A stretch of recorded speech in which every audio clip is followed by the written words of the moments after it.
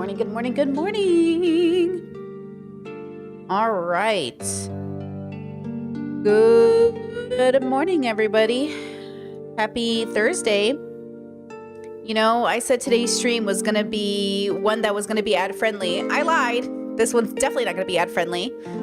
As I ended yesterday's stream, YouTube hit me with a big demonetize, but I took out some of the content, changed some of the songs around, and I got monetized again. So shout out to freedom, I suppose. Today, I'm just gonna take the risk. You know what? You can like the stream, you can become a member, you can send this to your mother. Either way, it's worth the risk today. I gotta do it. Tomorrow, I'll try to make ad-friendly content and try to get my bills paid. But today, I have an adventure I'm gonna take you on, okay? Let's pause Elvin's beautiful music in 1, 2, 3. We have 4-ish stories that I want to combine into one theme around what it means to be an American, around what it means to fight for a country that you're sort of in an abusive relationship with, because it really feels that way. It feels like America is like this abusive boyfriend we've been dating for years, hoping it will reach its potential, but it just keeps hitting us in the face. And at the same time, you know, there's a part of us that doesn't want to let it go. Okay, there's 2 main stories I want to cover at the beginning about people who have died because of ICE that I feel like their stories weren't as publicized or heard. So I want to talk about those. We want to talk about Miss Shirley today. Rest in peace, rest in power to Miss Shirley, who, if you don't know Miss Shirley's content, I'll show you Miss Shirley. But I came across her content, you know, I don't even know when, but it always really was, it was just really beautiful. You know, her work, her place in the community, her attempt to help people. I've never heard anything bad about Miss Shirley. I certainly don't plan or assume I will hear anything bad about her now that she has passed on. But the community is devastated, as they should be. She died very young, 58, super young. And so we're going to go ahead and talk about her as well. Before we jump into those topics, let's just focus on ICE for just a second here. 2 communities are reeling and 2 stories are not getting enough publicity, in my opinion. Not enough conversation is had. The Arab community is devastated. The Black community is devastated. A lot of us are devastated because our minority communities aren't getting the same. I understand. I keep saying publicity, but that's really what it is. When your story isn't perfect, when your story isn't good on camera, it doesn't get pushed out even in the name of activism.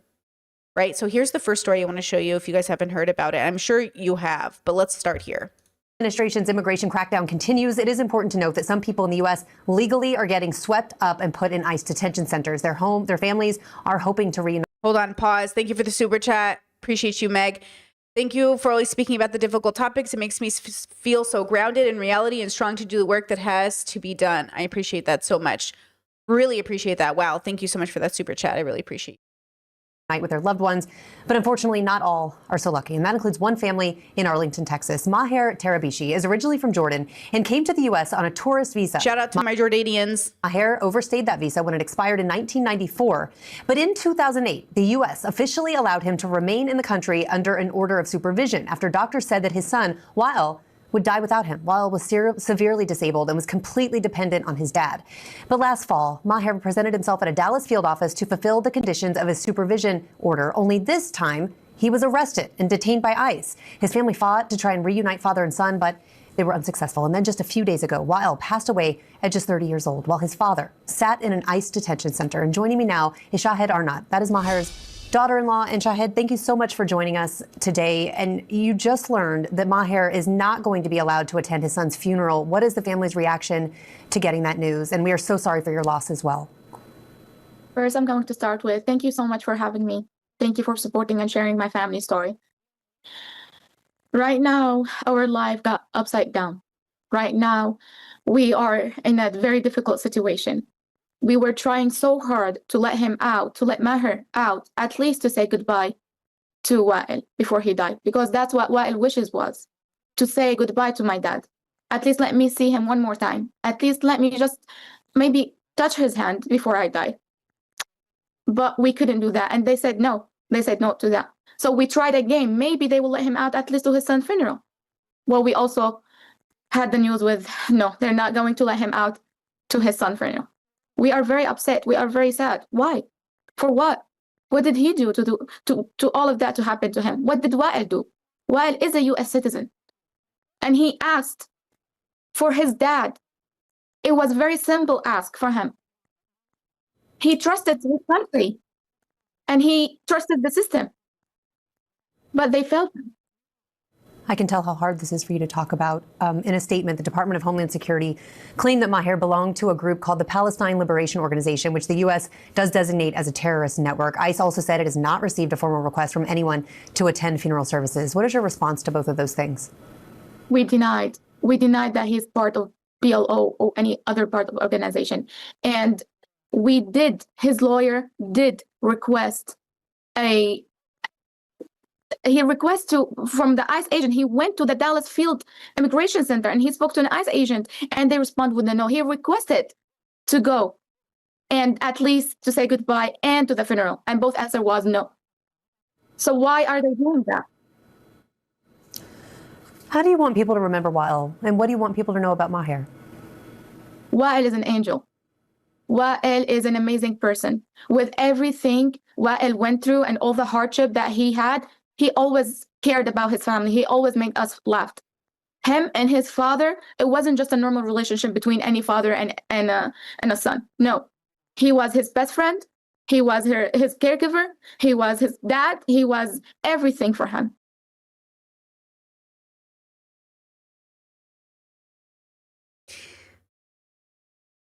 Do you see the Dragon Ball Z poster behind our boy? Do you see our Dragon Ball Z poster behind our boy? This pisses me off so bad because he's just like any one of us who loves, his house, even his house, bro, was all my family's house looks like that. Same couches, same decorations.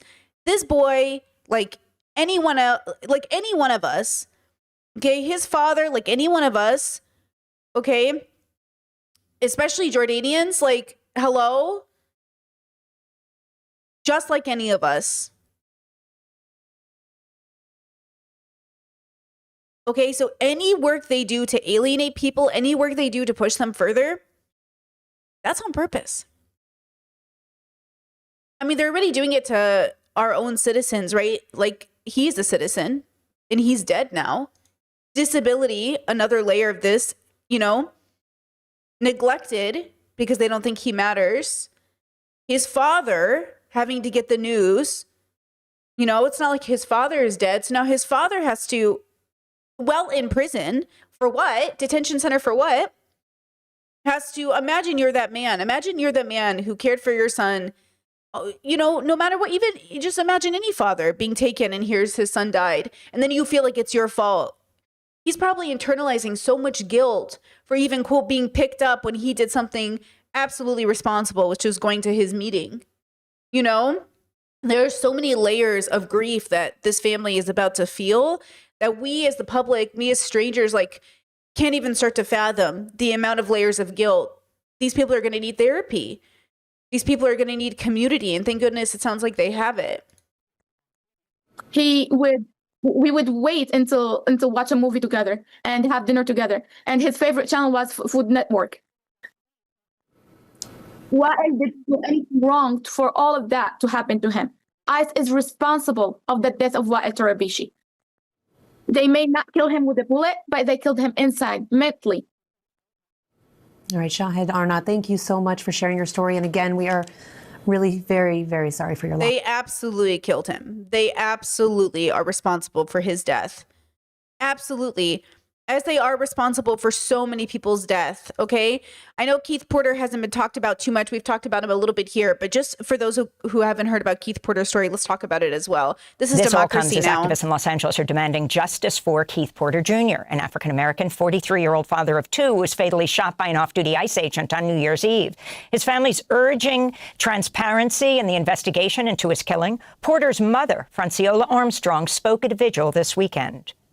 From day one that he was born, I knew he was my joy. When he came around, people looked for him. He was a joy to be around. My son, the biggest heart, sympathetic, appreciative, so much gratitude.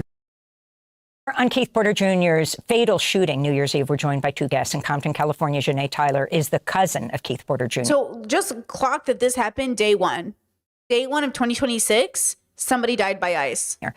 She is the parent and family organizer for Students Deserve, and she's a Black Lives Matter Los Angeles member. And in Los Angeles, we're joined by Melina Abdullah, co-founder of Black Lives Matter Los Angeles. She organizes globally with Black Lives Matter Grassroots, also a professor of Pan-African Studies at California State University, Los Angeles. We welcome you both to Democracy Now! Melina Abdullah, let's begin with you. What do you understand happened on New Year's Eve when Porter was killed by an off-duty ICE officer with his ICE weapon? Yes, thanks for covering this, Amy.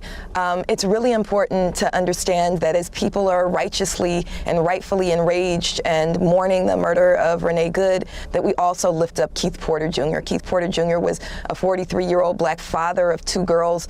On New Year's Eve, he was celebrating at his own home, and like thousands around the country, we understand that he may have stepped outside of his home and fired a celebratory shot in the air, which many, many people do, and which is widely acknowledged by city officials. His apartment complex is fairly large, and an ICE agent lived in that complex who went inside, put on his tactical gear, came back outside, and shot Keith Porter dead in front of his own home on New Year's Eve.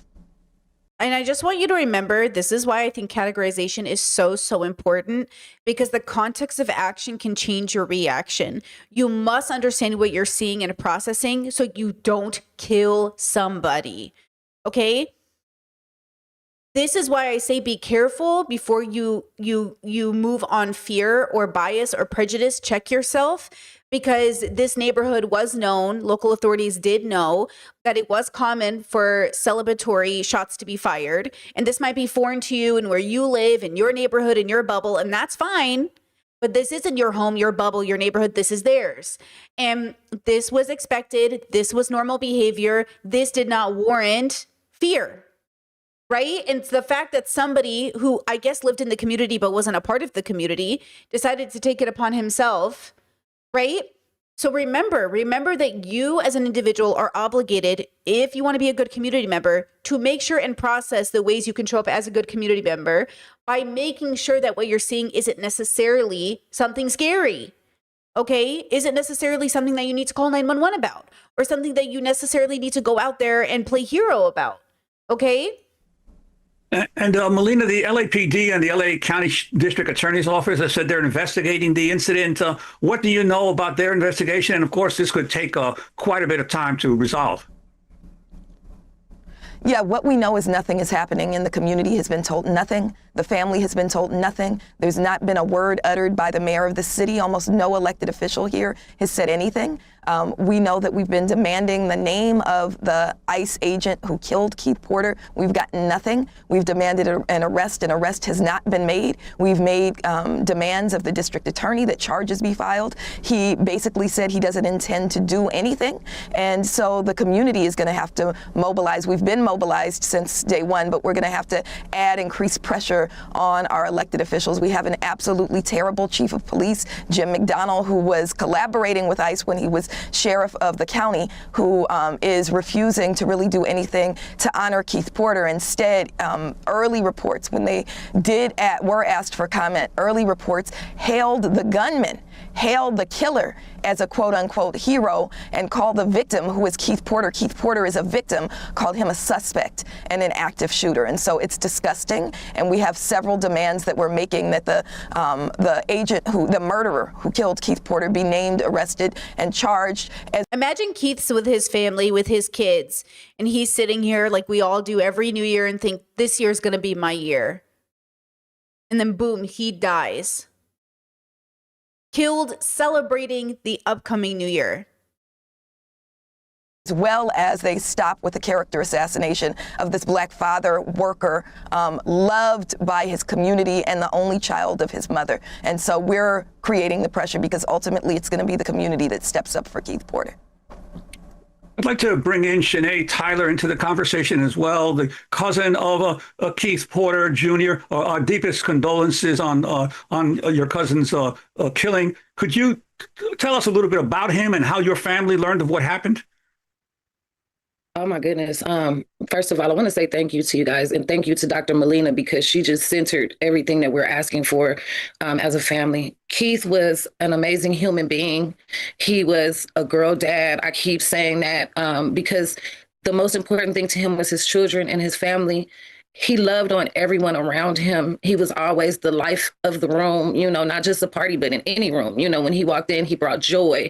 He always had a laugh, a joke, a smile. He was the one that uplifted others, you know, and unfortunately, he's been stolen from us. And what information has your family received since the killing? None whatsoever. We've not received any information in regards to whether there'll be a full investigation or not. Again, like Dr. Abdullah said, they've not named the suspect. They've not arrested the suspect. What we do know is that night procedure was not followed, you know, even after the ICE agent finally went ahead and called 911. I had to sit and watch video that was shared privately by a neighbor of them calling for him to surrender or shelter in place, which is an oxymoron. You can't do both. And as it stands, he was already presumably dead. There was no medical aid or emergency services on site that could have maybe saved his life. And so we know that night Keith was celebrating. He was waiting for, you know, company to come. His girlfriend, the young lady that he's been dating for a long time now, the reason that he moved to the Valley, he moved out there for love, to be close to her. And, you know, he sent her for the food pickup that evening. And she got a call, when the place wasn't open where they decided their New Year's Eve meal was going to be from. She tried to call Keith. And when he didn't answer, she immediately returned home. And by the time, just that quick, that she had left and come back, unfortunately, he had already been stolen from us. He had already been murdered. And so what we do know is that everyone in that complex has said that they loved him, that he was, you know, even amazing towards them. He had only been there for 11 months and they knew everything about Keith, but they knew nothing about his murderer. What we know is that there was no sobriety check, a sobriety test given for this. I want to know that too. Listen to what she said there. Everybody in the complex knew Keith. Nobody knew his killer, but his killer was living in the community. I want to know, when this ICE agent moved in, did he bother to learn who his neighbors were? Did he understand the vibe of the community? Because this is why I say, like, I try very hard to understand the vibe of the community I move into. Like, in America, some of us do live in like community complexes, so it's a little easier to understand. Like, there's even gated communities that aren't gated the way you might think. Like, a lot of apartment complexes have gates, but it's not like fancy schmancy. It's just to symbolize where the community is, because there's a HOA, or there's like an apartment complex is owned by a company and then they rent out. Nobody owns, they just rent. I don't know how to explain it to people who live in different states, but in California, there was probably a community vibe. That's usually what happens. And then when somebody moves in, you usually, it's not that you become buddy-buddy, but you kind of understand there's a vibe to the community, you know? So that's what's so frustrating to me is, like, when did this guy move in? Did he understand who his neighbors were? Did he talk to anybody first? Because all of this is, like, to me, very confusing. I think that he would be in the community, but the first thing he thinks is to go shoot somebody in the community. You know, very, very strange to me, you know? Just says, Bray, is it also possible that the community doesn't know anything because they don't want to get involved? Well, maybe, obviously, but I think that the community sounds like they would rally. They're rallying behind Keith, right? Which means that they would probably want to share if they knew something, right? Like, they might not know anything about the ICE agent because he literally did make himself known. I'm thinking he's more isolated. Like, he already thinks the community won't like him, so he made no effort to know the community. Versus Keith, I'm assuming, because he has got girls too, they're probably friends with neighborhood kids. He probably knows other parents in the neighborhood. You know, they all probably go to, some of the kids in the complex probably go to school together. You know, he probably knows parents, you know, he probably knows people, right? His girlfriend might know people, you know, they might be friends with someone. That's the impression I was getting, but I don't know, right? Officer, we don't know what state of mind he was in. We don't know what he was in his home doing as he was celebrating New Year's Eve. He could have been on drugs. He could have been under, you know, 5. So we don't know if the ICE agent, that's what they're saying. We don't know if the ICE agent themselves was intoxicated. Bottles of vodka.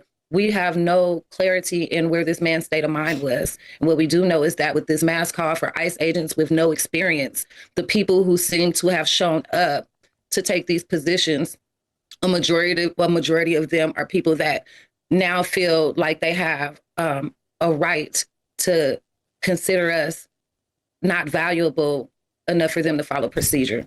They're, these are people who have had G.I. Joe dreams, I call them, Right. For a long time. And they're, Right.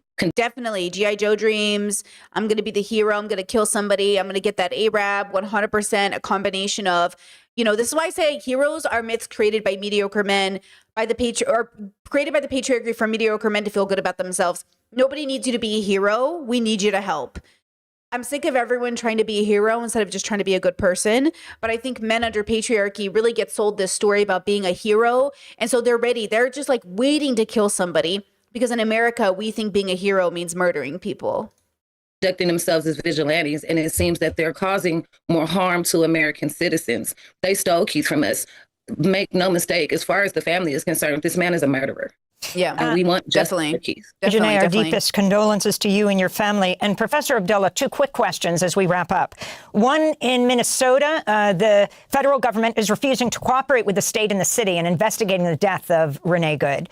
And I'm wondering how it's playing out in California right now with the investigation of Mr. Porter's death. And also this connection between the Abolish ICE movement, around the country with that play on words, ICE out for good, referring to Renee Good, and the Black Lives Matter movement. Of course, she was killed just blocks from where George Floyd was killed 5 years ago. Professor Abdullah. Yeah, I think that when we talk about abolishing ICE, it's really, really important, and we're grateful to Keith's family for saying that this is systemic, that they stand with abolishing ICE. And we also have to remember that what we've seen in Minneapolis with at least local officials stepping up and being outraged by the murder of Renee Good, we have not seen in Los Angeles. The Los Angeles leadership, with exception of City Council member Ionesis Hernandez, has not said anything, has not made any demands of federal government around Keith Porter's murder. And we need to see that. We need to see leadership. So the conflict really that we see is the people versus ICE, and the people versus the police, with very little support from local elected officials and local government. And that connection with the Black Lives Matter movement all over the country right now. Absolutely. So from day one, as soon as Trump took office, Black Lives Matter grassroots put out a statement about ICE. When ICE invaded Los Angeles, we put out another statement. We said this is bad for Black people, and we hate that it was shown to be true so clearly. In our statement, one of the things that we've said is never in the history of this country has more police been good for Black people. And we foretold the murder of Keith Porter, that when you have ICE agents who are police on steroids, living in community, plaguing community, claiming our community is under siege, Black people are going to catch the brunt of it. And that's what's happening with Keith Porter. One, if there's a silver lining, it's the solidarity. And so we're really, really grateful that Black community and brown community, as well as visionary and progressive and courageous white allies and allies of color, have stepped up. And we've all said ICE out of LA and ICE out of everywhere, as well as an end to policing that steals the lives of our people. I want to thank you for being with us, Professor Melina Abdullah, co-founder of Black Lives Matter Los Angeles. Okay, this is Democracy Now! If you guys don't watch Democracy Now!, they are one of my more favorite news channels. I'll link them in case you guys have never seen them before. This moves us right into the story about Miss Shirley. Miss Shirley, if you do not know, is an icon. I've never heard anything bad about Miss Shirley. I don't expect to hear anything bad about her now that she has passed on. She's died at 58. So far, she was found in her home. They did a wellness check on her.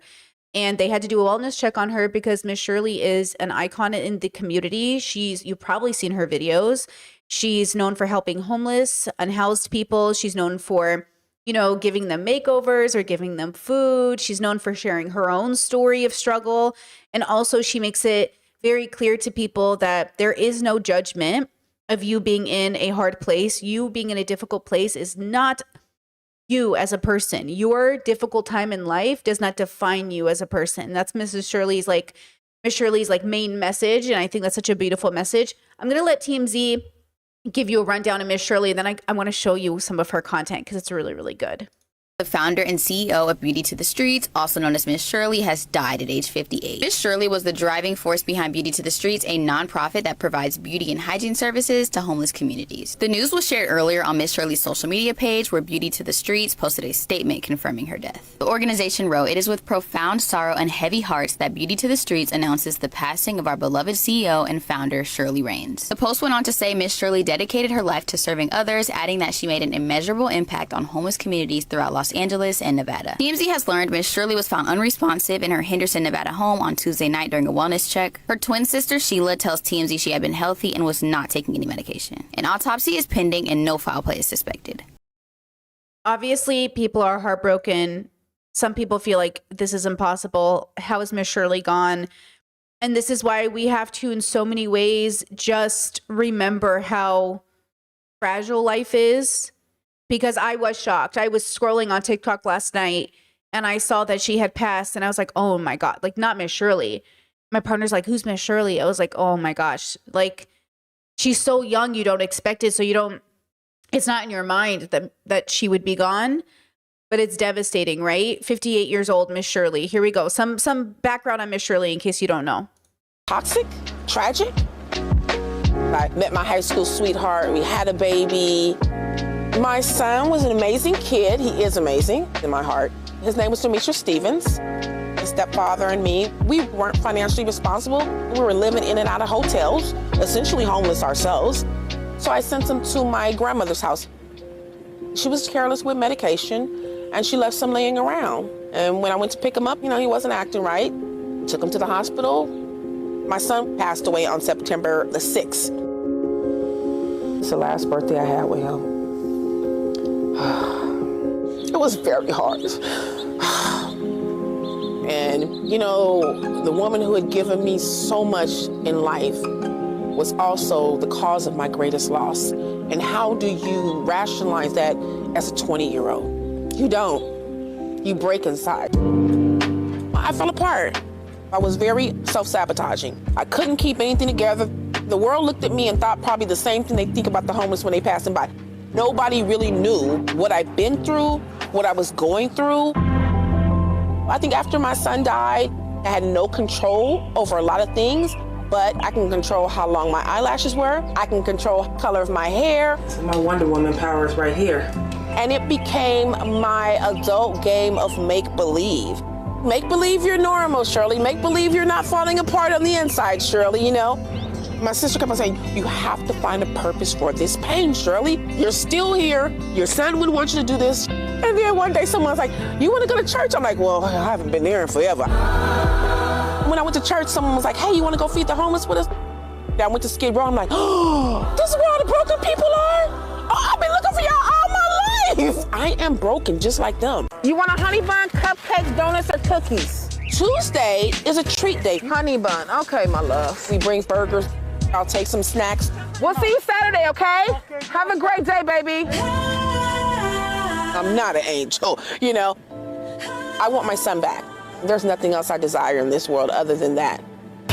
So when they say they're broken, I am too. They're like, how did you get fixed? I'm not. I take Prozac 20 milligrams every day. What the heck? I ain't fixed, child. I ain't fixed at all. Come on, you guys. I need some energy. Energy, people, energy. I'm not going to lie to you and tell you things are going to be better now.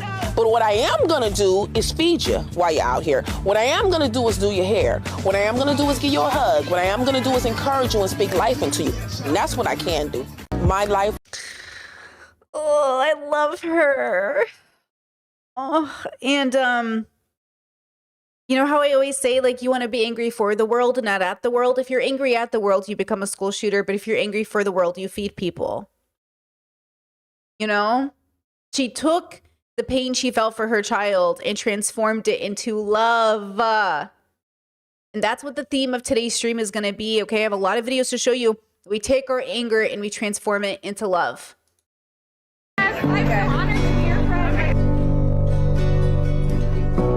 People who knew her are posting about her, just saying they're so grateful to have known her.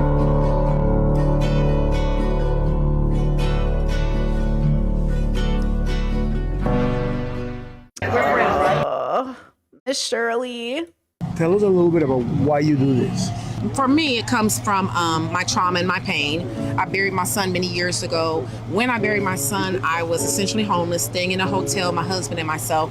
And I remember the night he was so restless, and I felt so bad for fussing at him. I sent him to my grandmother's house, his great-grandmother, and she left some medication lying around.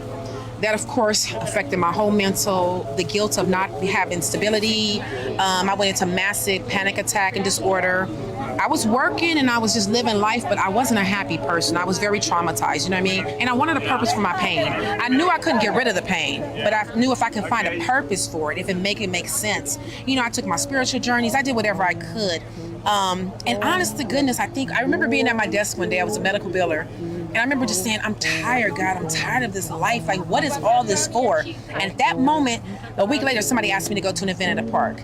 And then somebody said, hey, you want to make bags for the homeless? And I helped make bags for the homeless. And then they said, would you like to come out with us and pass them out? Well, when I went to Skid Row into the streets, people were saying, oh, I love your hair. I love your makeup. I love your nails. I'm like, oh, I could do that for you. So I became the beauty lady. All the young kids found me in Skid Row in the back streets of LA. I started doing hair and makeup. And of course, like I was saying, we talked about cultural. We're not going to get people stuff without feeding them. You know what I'm saying? So I'm like, let me get some pizza. Let me get some food. So we started bringing food and I started feeding people. And it kind of began my journey on helping people, having a purpose for my pain. You know what I mean? Like, I can't bring my son back. I can't change my circumstances, but there's so many single mothers struggling who are in my position, whose children might be at risk as well. You know, and the community needed something that I had to give. And it, honest to goodness, it healed so much of me. Like, I get so much credit for doing this work, but I don't think people know I need to do this work. Like, it heals me. Without this work, I think about everything I've messed up in life. You know what I'm saying? All my faults, all my errors. And this work just, it stabilizes me, it normalizes me. It also lets me know that everything has a reason and a purpose, and nobody wants to be the one to bury a child. Nobody wants to be the one that has that diagnosis. But if you are chosen, what do you do with that pain? Don't get me wrong. It took me 20-something years to come out of the poor me, I buried a child. A lot of people have buried a child. What are you doing with the pain, Miss Raines? I wasn't doing anything with it. Now I take care of my community with my pain. All of this comes from my pain, not my healed places, but my broken places. That's the crazy part. This is the broken me working. This is the broken me working. Oh, Miss Shirley. I really love her. Oh, I just really love her.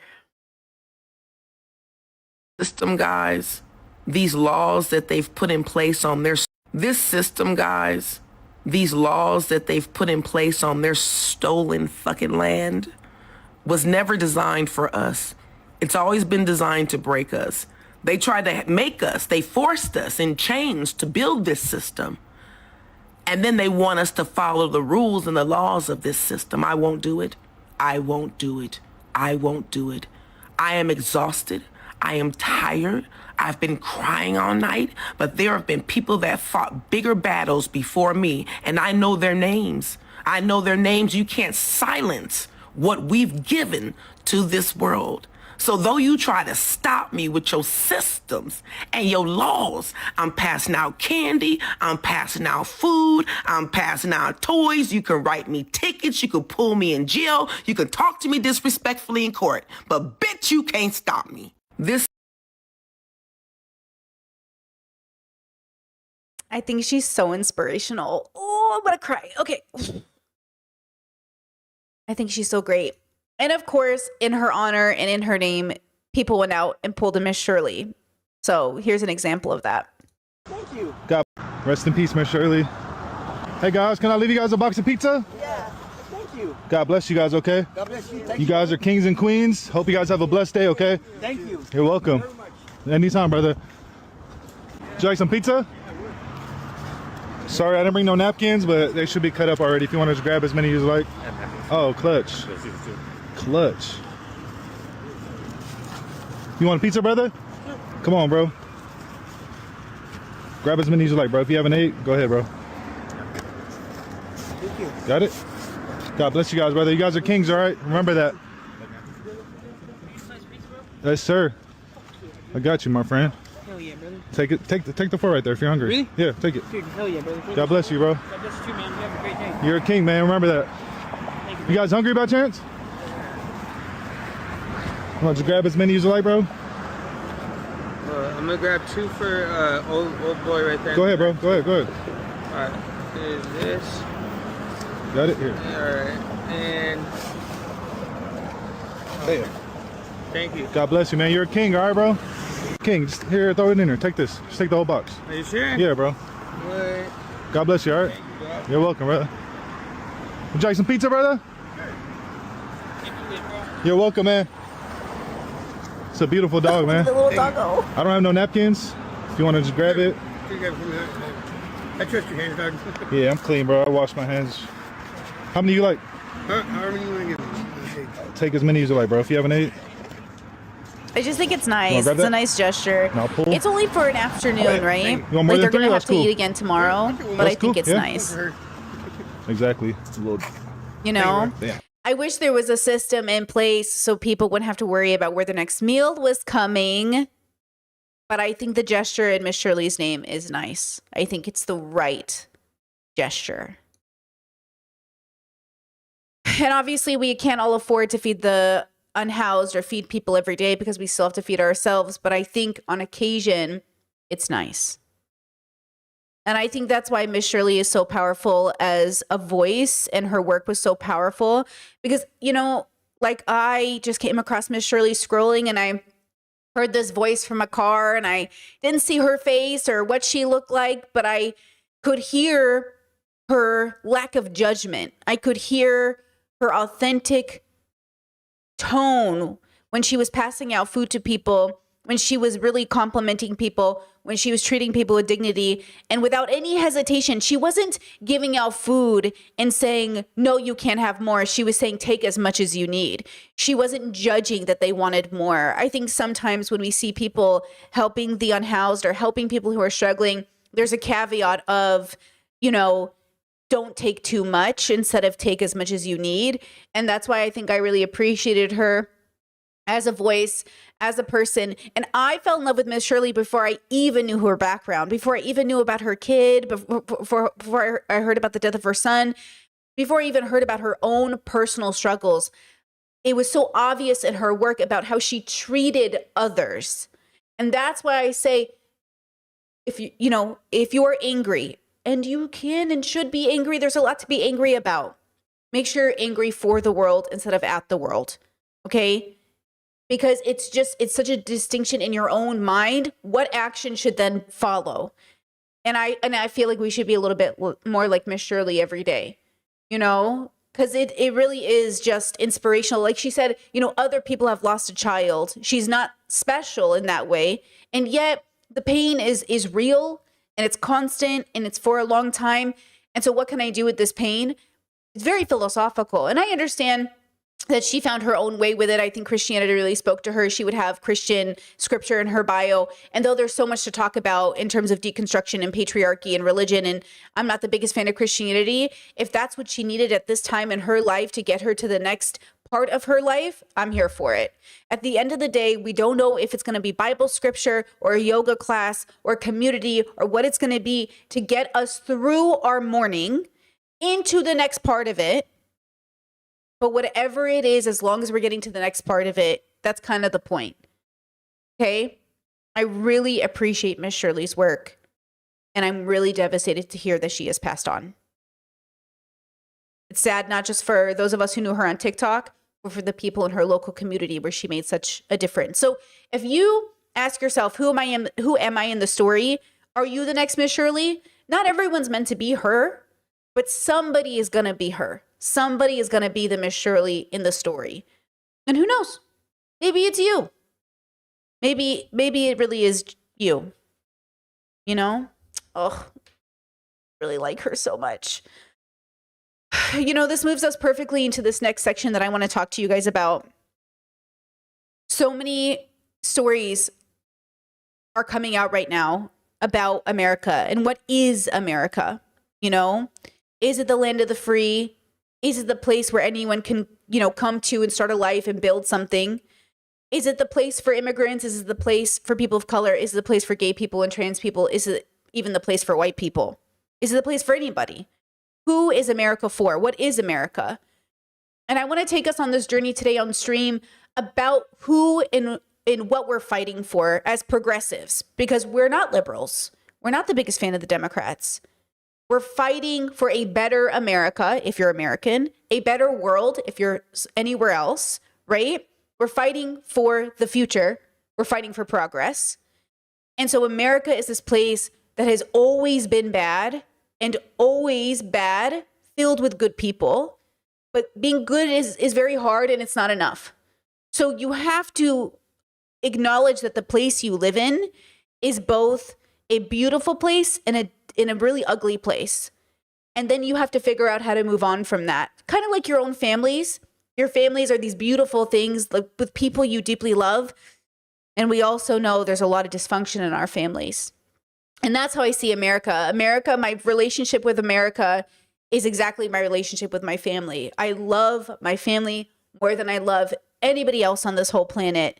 And yet the struggle I have with my family because of dysfunction and bigotry, it is something that I will be fighting for the rest of my life, right? So when we talk about like, what is America? She is both of those things. She is something that you probably love and you can't just leave. And so you stay to fight, but also what are you fighting for? It's really hard to, process like, what are you even fighting for? Okay. So remember that when Republicans go, well, if you don't like America, you can leave. No. If you love America, it's okay to stay. It's okay to seek refuge in other countries, but it's also okay to stay and fight for a country you believe in. Because your family's there. Your life is there. Things that are familiar to you are there. And for a lot of communities, you were always there. You're from that land, you're of that land. So you certainly aren't going to leave, right? All right, let's start off with a little montage of videos I have for you to have this conversation, okay?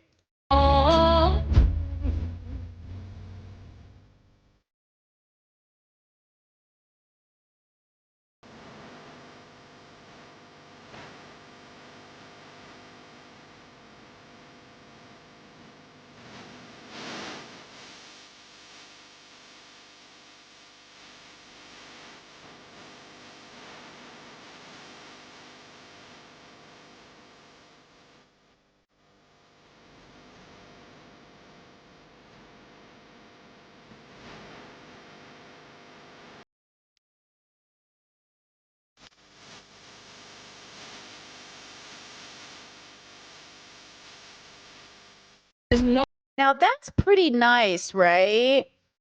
But it also feels a little bit like propaganda, right? But it also really is the alphabet of it all, right? If you watch Wicked Part 2, it very much is the story of Elphaba fighting for a country that will never humanize or love her. And her time in that country is done and she moves on. That could be your story. Your story could also be to fight for the country that is against you. Your story could also be a reminder that every plot of land has been swarmed by human beings and we do destroy it. We could be talking about patriarchy and its need to threaten nuclear war on the earth. We can talk about people in uniform who don't even really know why they're there, even though a lot of them know why they're there. Who do you protect? Who do you serve? Who do you protect? Who do you serve? Who do you protect? Who do you serve? Who do you protect? Who do you serve? Who do you protect? Who do you serve? Who do you protect? We got 666. Like, this guy has to go home and think about that. Now, I take that song, There's No Place Like Home, and I kind of think about it as the spirit of humanity more than just like the land that is America. And to be true, like, to be honest with you, I think that's what we're all seeking. This feeling that there is a place that is home. That's why I think we seek community. It's why I think, especially those ostracized in our families when we're young, we're seeking community. But what does that community really look like? What is that community made up of? And how do you find home on a planet that's so hateful? Defending us. I'm like, no, you misunderstand. It's my boots. It's mine. I voted for them. I'm wearing the boot. I'm stomping on the ground. I ain't licking anybody. I'm clapping for these people that I said, please go out and enforce the law. And anybody else who's cheering for it, who voted for it too, we're all wearing the boots. You're the one crying. This mindset is genuine. Right? Like, you have a Tim Pool who's sitting there and talking about like, this is what we wanted. Is that the home that we're supposed to be fighting for?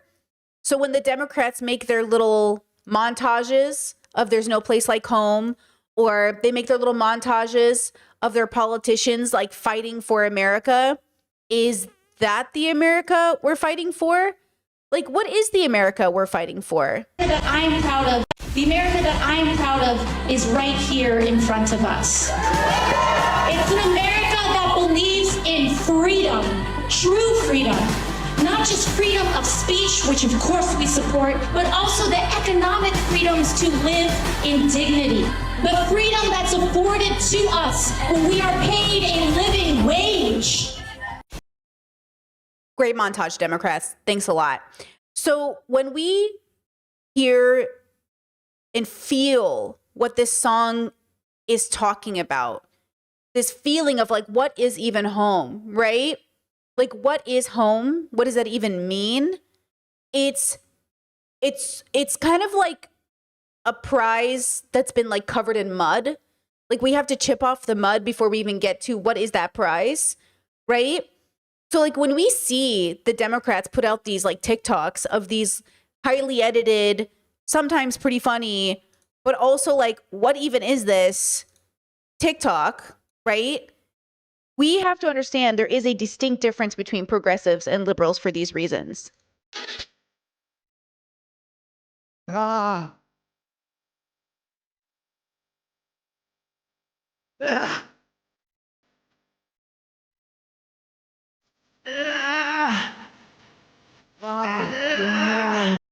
Okay, look. Okay, I did giggle a little bit. Okay, but the Democrats will not distract me. I will not be distracted by their funny TikToks. Okay? Okay, if you saw the Nicki Minaj speech this week, you know. We've never. People are coming in and they're killing our citizens at a level that we've never seen before. They are unvetted. We don't know who they are. They are released into the interior of the United States. These are the kind of deranged individuals that are on our streets in America. They shouldn't be walking the streets with our children. This is a preschool, you stupid motherfuckers! Rapacious gangs and ruthless criminals are terrorizing our streets. There's no place for organized street violence in America. Every American city should be safe and free. We're literally an uncivilized country now, and we have to get a lot of these people out, and we have to get them out fast because they're going to destroy our country. People are coming. So that's from The Daily Show. That's a Daily Show edit, right? But I want you to understand something that I think is really hard. And I'm going to whip you guys around back and forth, okay? Like I whip my hair back and forth, okay? Because I need you to process all of these conversations that we're having all overlap with each other. So let me just stay with me here. Okay? Do you know who this woman is? ICE can't find my husband. My husband was granted voluntary departure out of the United States, and a judge ordered that my husband was going to be able to take a commercial flight, a regular flight, out of San Diego to relocate him to Brazil, where we were going to start our new life. However, I signed on to the app this morning that we have been able to use to communicate, and it says that he is no longer in the system. Now, this is Hannah. This was 2 days ago. This is 17 hours ago. My husband has finally been located. My husband has finally been located. This was proven very difficult because they sent him again to a facility that he was not supposed to be. Okay. Hannah has experienced something devastating. Her husband was taken. That is so sad. She's gaining traction. People are sharing her story. Here's another way to look at Hannah's story. Silvera. This is Hannah Silvera. Her husband was arrested by ICE in the middle of their green card interview. Before anyone extends their sympathy, resources, time, energy, people are asking, well, who did you vote for, Hannah Banana? Hannah said, I didn't vote for this, which is often code for, well, I voted for him, but I didn't vote for this to happen to me. This is Abby, the lovely attorney, who quickly went to Hannah's repost, scrolled all the way back to 2024, and found ample evidence. Reposts of people saying Democrats are being crybabies about this laws. Kamala didn't have an economic plan, so duh. Please watch her video. Abby does a wonderful job of presenting resenting all of Hannah's problematic reposts. In her comments, eventually Hannah does say, I didn't vote for Trump. And Abby has come to the conclusion that due to her problematic reposts, Hannah probably voted for Trump and she's just lying, which is an absolutely fair conclusion to come to. I don't necessarily think that she voted for Trump. I think she either abstained or is a third-party voter. Lucky for Hannah, I have the same smoke for those who abstained or voted third party. You might not be in love with a pedophile, but you are breathtakingly stupid and an albatross around the neck of democracy, okay? You're not just not like other girls. You are a dumb fool. This is your fault. You did this to your husband. I didn't. My hands are clean. This is on you.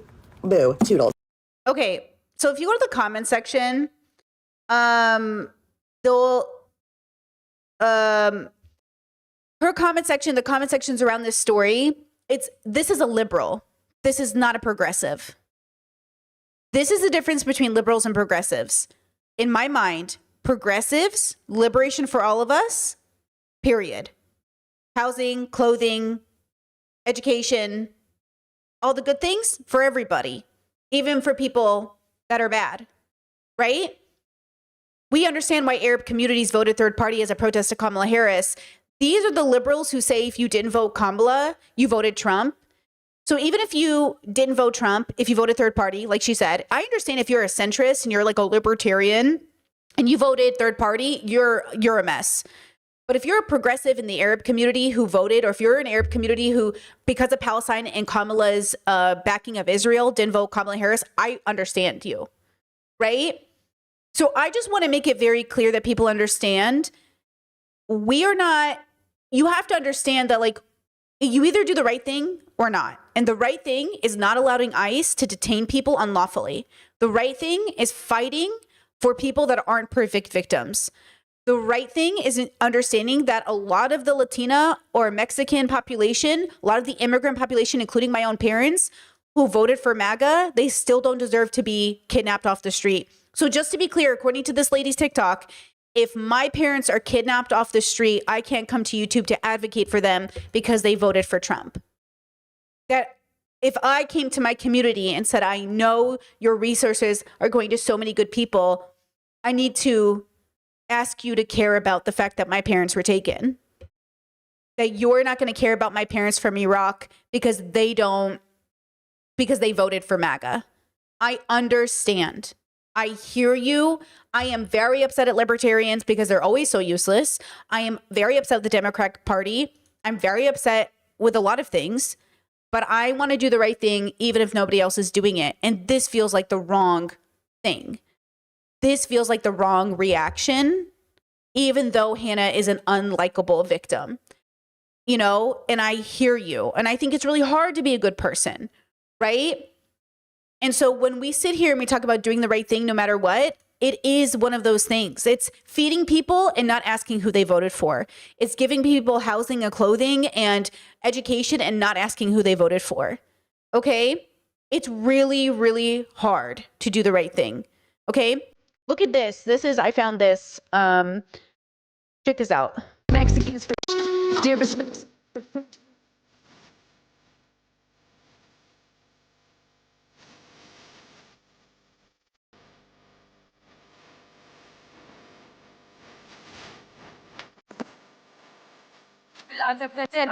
This founded by immigrants, but still they do what's dirty.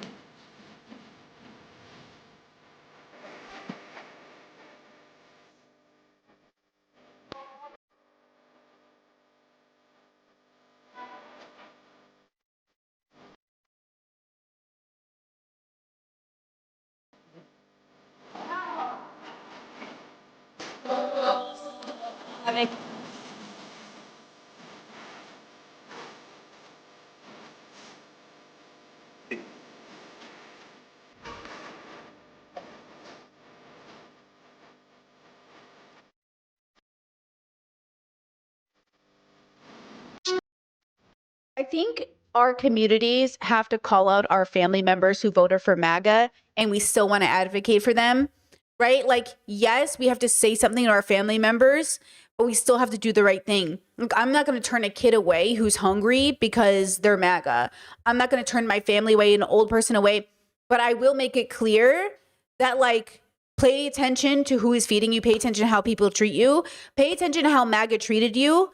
And I understand, and this is the hardest part, we're all going to have to understand, like, this is the hardest part. There are going to be people who are going to be kidnapped by ICE and come home and still support Trump. Do you understand that? Are you ready for that? America building bridges with people, they have to meet you halfway. But when you feed somebody who's MAGA, you're not building a bridge. You're just doing the right thing. When you advocate for people kidnapped by ICE who happen to be MAGA, you're not building a bridge. You're just doing the right thing. Building a bridge and doing the right thing are two different things. Building a bridge is about coalition. Okay? That's different than doing the right thing, which is advocating for people who have been kidnapped by ICE. Right? So if you go back, okay, now here's an extra whiplash, because I know what you guys are thinking, right? You're thinking, okay, because right now when I'm talking, this is very important. Reminder, okay? Because when people say things, they can sound like the same thing, okay? Here are the Republicans. Let's make a chart, okay? Hold on, let's make a little whoop. Okay, you got the Republicans. You've got, let's say the Libertarians, the centrists, the Democrats, the liberals, and then maybe like the progressives. Okay. And then we want to keep going. We don't want to stop there, right? So Republicans will say, we just want you to come here legally and do things the right way. Okay. Well, that's bullshit, because they don't even do that. Doesn't. Okay. You'll have the libertarians who are like, states' rights and the government has too much power. Oh, the Republicans will also say that. So the Republicans say too much power. Libertarians, too much power. The government has too much power. Everyone thinks the government has too much power. But the libertarians will say, okay, so Trump, MAGA, okay, Republicans will say we vote MAGA. Libertarians will say we vote maybe nobody because everybody sucks and Democrats suck. Centrists will say, I'm not a libertarian, but yeah, like both sides suck, like whatever, and probably vote MAGA because they fucking suck, okay? The Democrats will vote Democrat, but they won't actually call out Harris for supporting a genocide because they can't, right? They feel like it's too much. The liberals, the people who are liberals but not Democrats, but not progressives, they sway in either direction, okay? They're like, well, you know, I'll vote Democrat, but I don't really like them. But the progressives are too much for me. It's non-binary who? Oh no, too complicated. Eek! Then you have the progressives who are like, hey, we fall into multitude of camps. We fall into, I'm going to vote Harris, but I'm going to remind you every day that she supported a genocide, okay?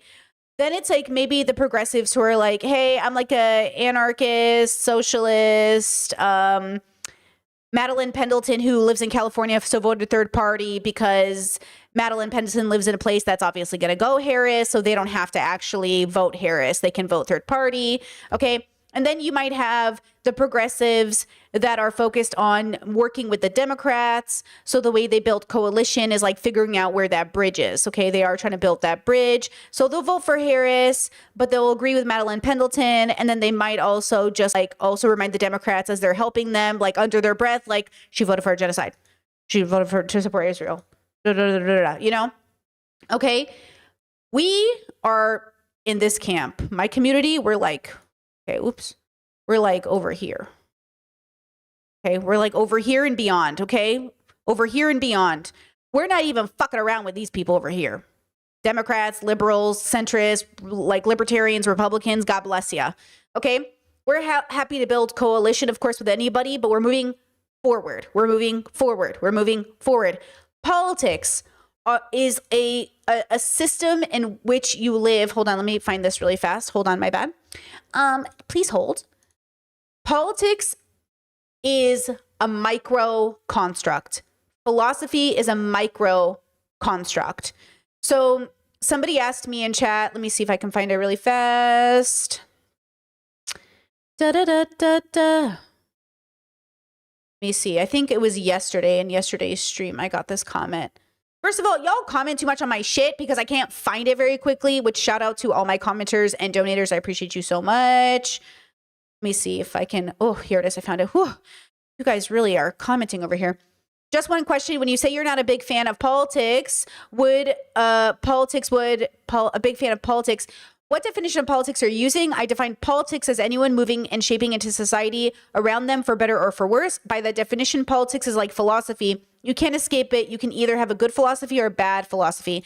Then one of you responded, said, yes, she agrees politics encapsulates our lives. She's just saying it's not everything in relation to the universe. An ant has no concept of politics. The microorganism attached to the comet floating in space has no concept of politics or Earth or humans. At about 3 minutes, she clarifies she thinks politics ends up coming down to winning more than making people's lives better. Politics in practice versus the concept of it. Stick around. The language can be a bit confusing, but the longer you watch, the more sense it makes. Hey, true. True. Yes, leftist is for sure anti-capitalist and anti-imperialism. Absolutely 100%. So we're anti-structures and systems in place that are absolutely coming at the cost of everybody. Very important. So Democrats move within the system at play. Democrats think, oh, well, the system just needs to be reformed. And a leftist is like, what system? Start again. Like, let's just start again because it's not working. Like, this is not going to be good for us. This is not, like, capitalism can't be reworked to be better. ICE cannot be reworked to be better. Apparently, allegedly, Warren came out and said, maybe fuzzed some answers here, allegedly, about saying, oh, like, I'm not going to get rid of ICE, but we're going to, like, make it better. Get rid of ICE. Okay, get rid of it. So Democrats, very important. Now, here's, again, the reaction that liberals and, in my mind, Democrats are having to Hannah, who is an unlikable victim, but still a victim. Her husband is still a victim of Trump's administration. Okay, here's an example. I explain how ICE took my husband and why we might lose. That's Hannah. She's originally from a very small conservative town in Minnesota. Now currently lives in San Diego, actually packing up to move back to Minnesota, to move to Brazil. Her husband... Also, I just want to say this as a California resident who grew up in Southern California, San Diego, Orange County, and Riverside County, where I spent the first 20-something years of my life, all conservative counties.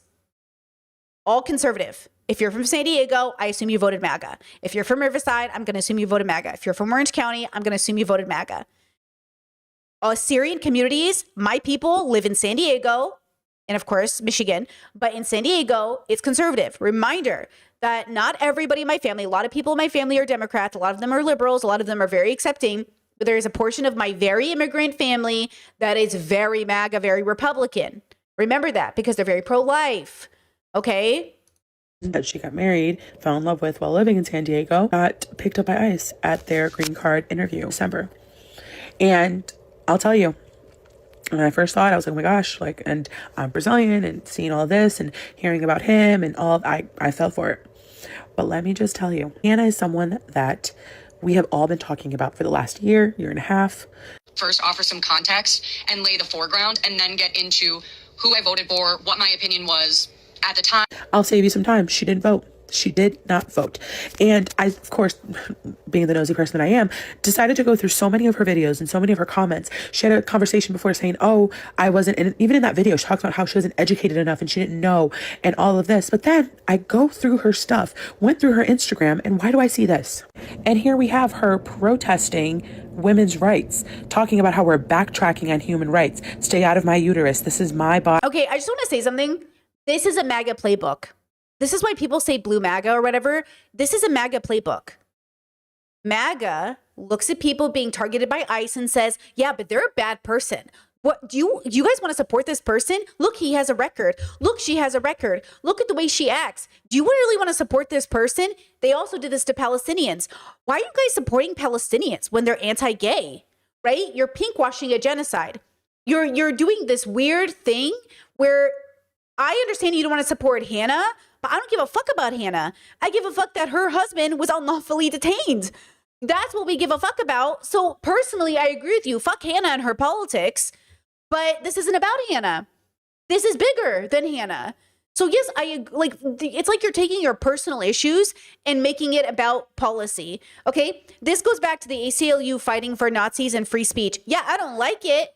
We would love to live in a country where that wasn't a part of someone's desire to have free speech. But at the end of the day, we fight for free speech and we still say fuck Nazis.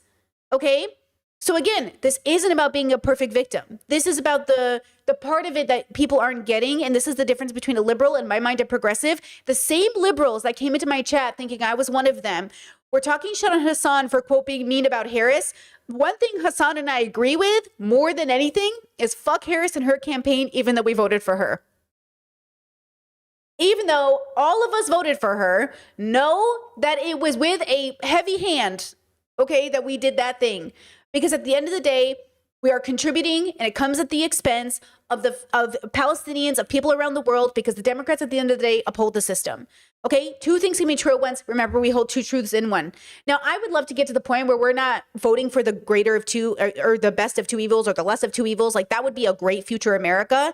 And we are going to get there, maybe. But it's definitely not going to come if we don't stay focused on the bigger picture, because it's exactly what MAGA said about all the initial men who got picked up by ICE. They were like, they have domestic abuse records. They're bad people. Okay, what does that have to do with anything? You can't pick people up off the streets. That is what Trump is saying. He's saying these people are drug dealers. Why do you want to help them? Do you like drug dealers? And we're saying it doesn't matter what they are. There is a process here. Okay? There is a process, right? Chet says, I don't get how we're supposed to change the system by ignoring the thought process of some of these people. Hannah knew what would happen. She just thought it wouldn't happen to people like her. That's everybody. You think Hannah's special, and I think Hannah's the status quo. So what country are you trying to save if you think most people are like Hannah? Why even fight? What do you think you're fighting for? You are fighting for bigots. You're just fighting for them in ways they don't even understand.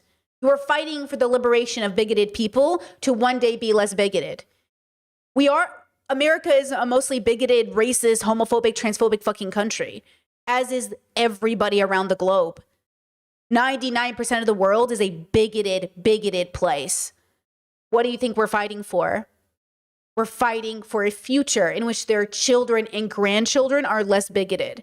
We're fighting for the hope that somebody doesn't press a button and nuke everybody, right? We're not fighting for the bigots to be bigoted. We're fighting for the bigots to live in a country that they might feel inspired to change, or their kids will feel inspired to change in a better direction, right?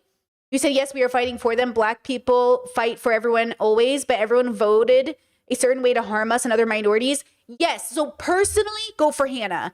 Go for Hannah politically, but don't say Hannah doesn't deserve our attention because Hannah voted for Trump. We should be using Trump voters and saying, look, he's even coming for you. Because you have to understand, MAGA still thinks it won't happen to them. Remind them it will happen to them because he's not loyal to them. Remind MAGA voters he doesn't care about you. He doesn't give a fuck about you. He will pick you up off the streets like the rest of us. They're coming for all of us, even MAGA. Remember that every day they're coming for all of us. And that's the point, okay?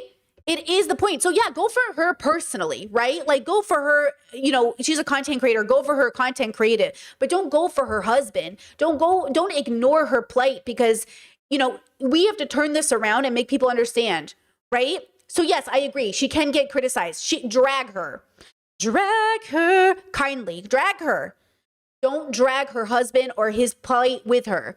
Don't throw away the baby with the bathwater. Drag her politically. Do it. You know what I'm saying? But don't drag the movement with her. That's the difference. Be angry at her. Be upset with her. But then turn it around and do it, Miss Shirley. Turn it around and feed people. Do it around and help people. Do it around and liberate people. Okay? That's the point. You said we aren't. When have we ever? Wait, who are you in this chat? Why are you talking to me right now, girl? I literally just showed you a TikTok doing just that. A TikTok who said, we don't care about her. She doesn't deserve our fight. We're not going to fight for her because she didn't fight for us. I don't know who you're talking to now. I just showed you the TikTok, right? Yeah, they said that. They're saying fuck Hannah. We don't give a fuck about her. We don't give a fuck about her husband. We don't give a fuck about them. That's why I'm showing it to you. You know what I mean? I didn't hear those words. What? Well, you're going to have to listen better, I guess. Let's keep going. Like all of these things. And I'm like, wait a second, but I thought you weren't educated enough on all of this. But you were educated enough because it affected you personally. That makes sense. As a white woman, that is what you were educated on because it was going to affect you directly, right? Like physically. You're here telling us I have multiple degrees, a law license, a full-time job. You knew all of these things. How do you not know? I don't understand this. Adding more context into the story, into the last week or so, they were getting ready to move back to Brazil. Her for the first time, him back to his family, and they were just going to start their whole life new there. Basically, he was requesting to self-deport, and then she was packing up their life in San Diego to move to Brazil. Well, he's been moved from the detention facility that he was in to a detention facility, horrible conditions in Louisiana. He was missing in the system for a couple of days. Horrible situation. But here is the thing. There is a video that Hannah talks about, and I think it's the first video that she's talking about, get ready with me because my husband just got picked up at our interview meeting. We were in our last stop where he was going to get like permanent residency and blah, blah, blah. She never thought it was ever going to happen to her. She never did. She was banking on her military affiliation because she's an army vet, her whiteness, being from a small conservative town in Minnesota, and him, I'm so sorry, he is not the type of immigrant that she thought would be in trouble. He overstayed his student visa. So now CNN, Sky News, Impact Now, and a major news network in Brazil, Globo News, are picking up the story and reporting on it, but they're missing a key point. She voted for this. And by she voted for this, I mean she didn't vote because she did not think it was going to affect her. See, what does that matter? What does it matter who she voted for? How are they? They're not missing a key point. All of those news stations are trying to bring awareness that he is kidnapping people off the streets. They're not missing a key point. That doesn't matter. Just like no domestic violence records or no anything else matters. I'm saying none of that matters. It doesn't matter who she voted for. It doesn't matter anything. The point is he was illegally obtained. That's what matters.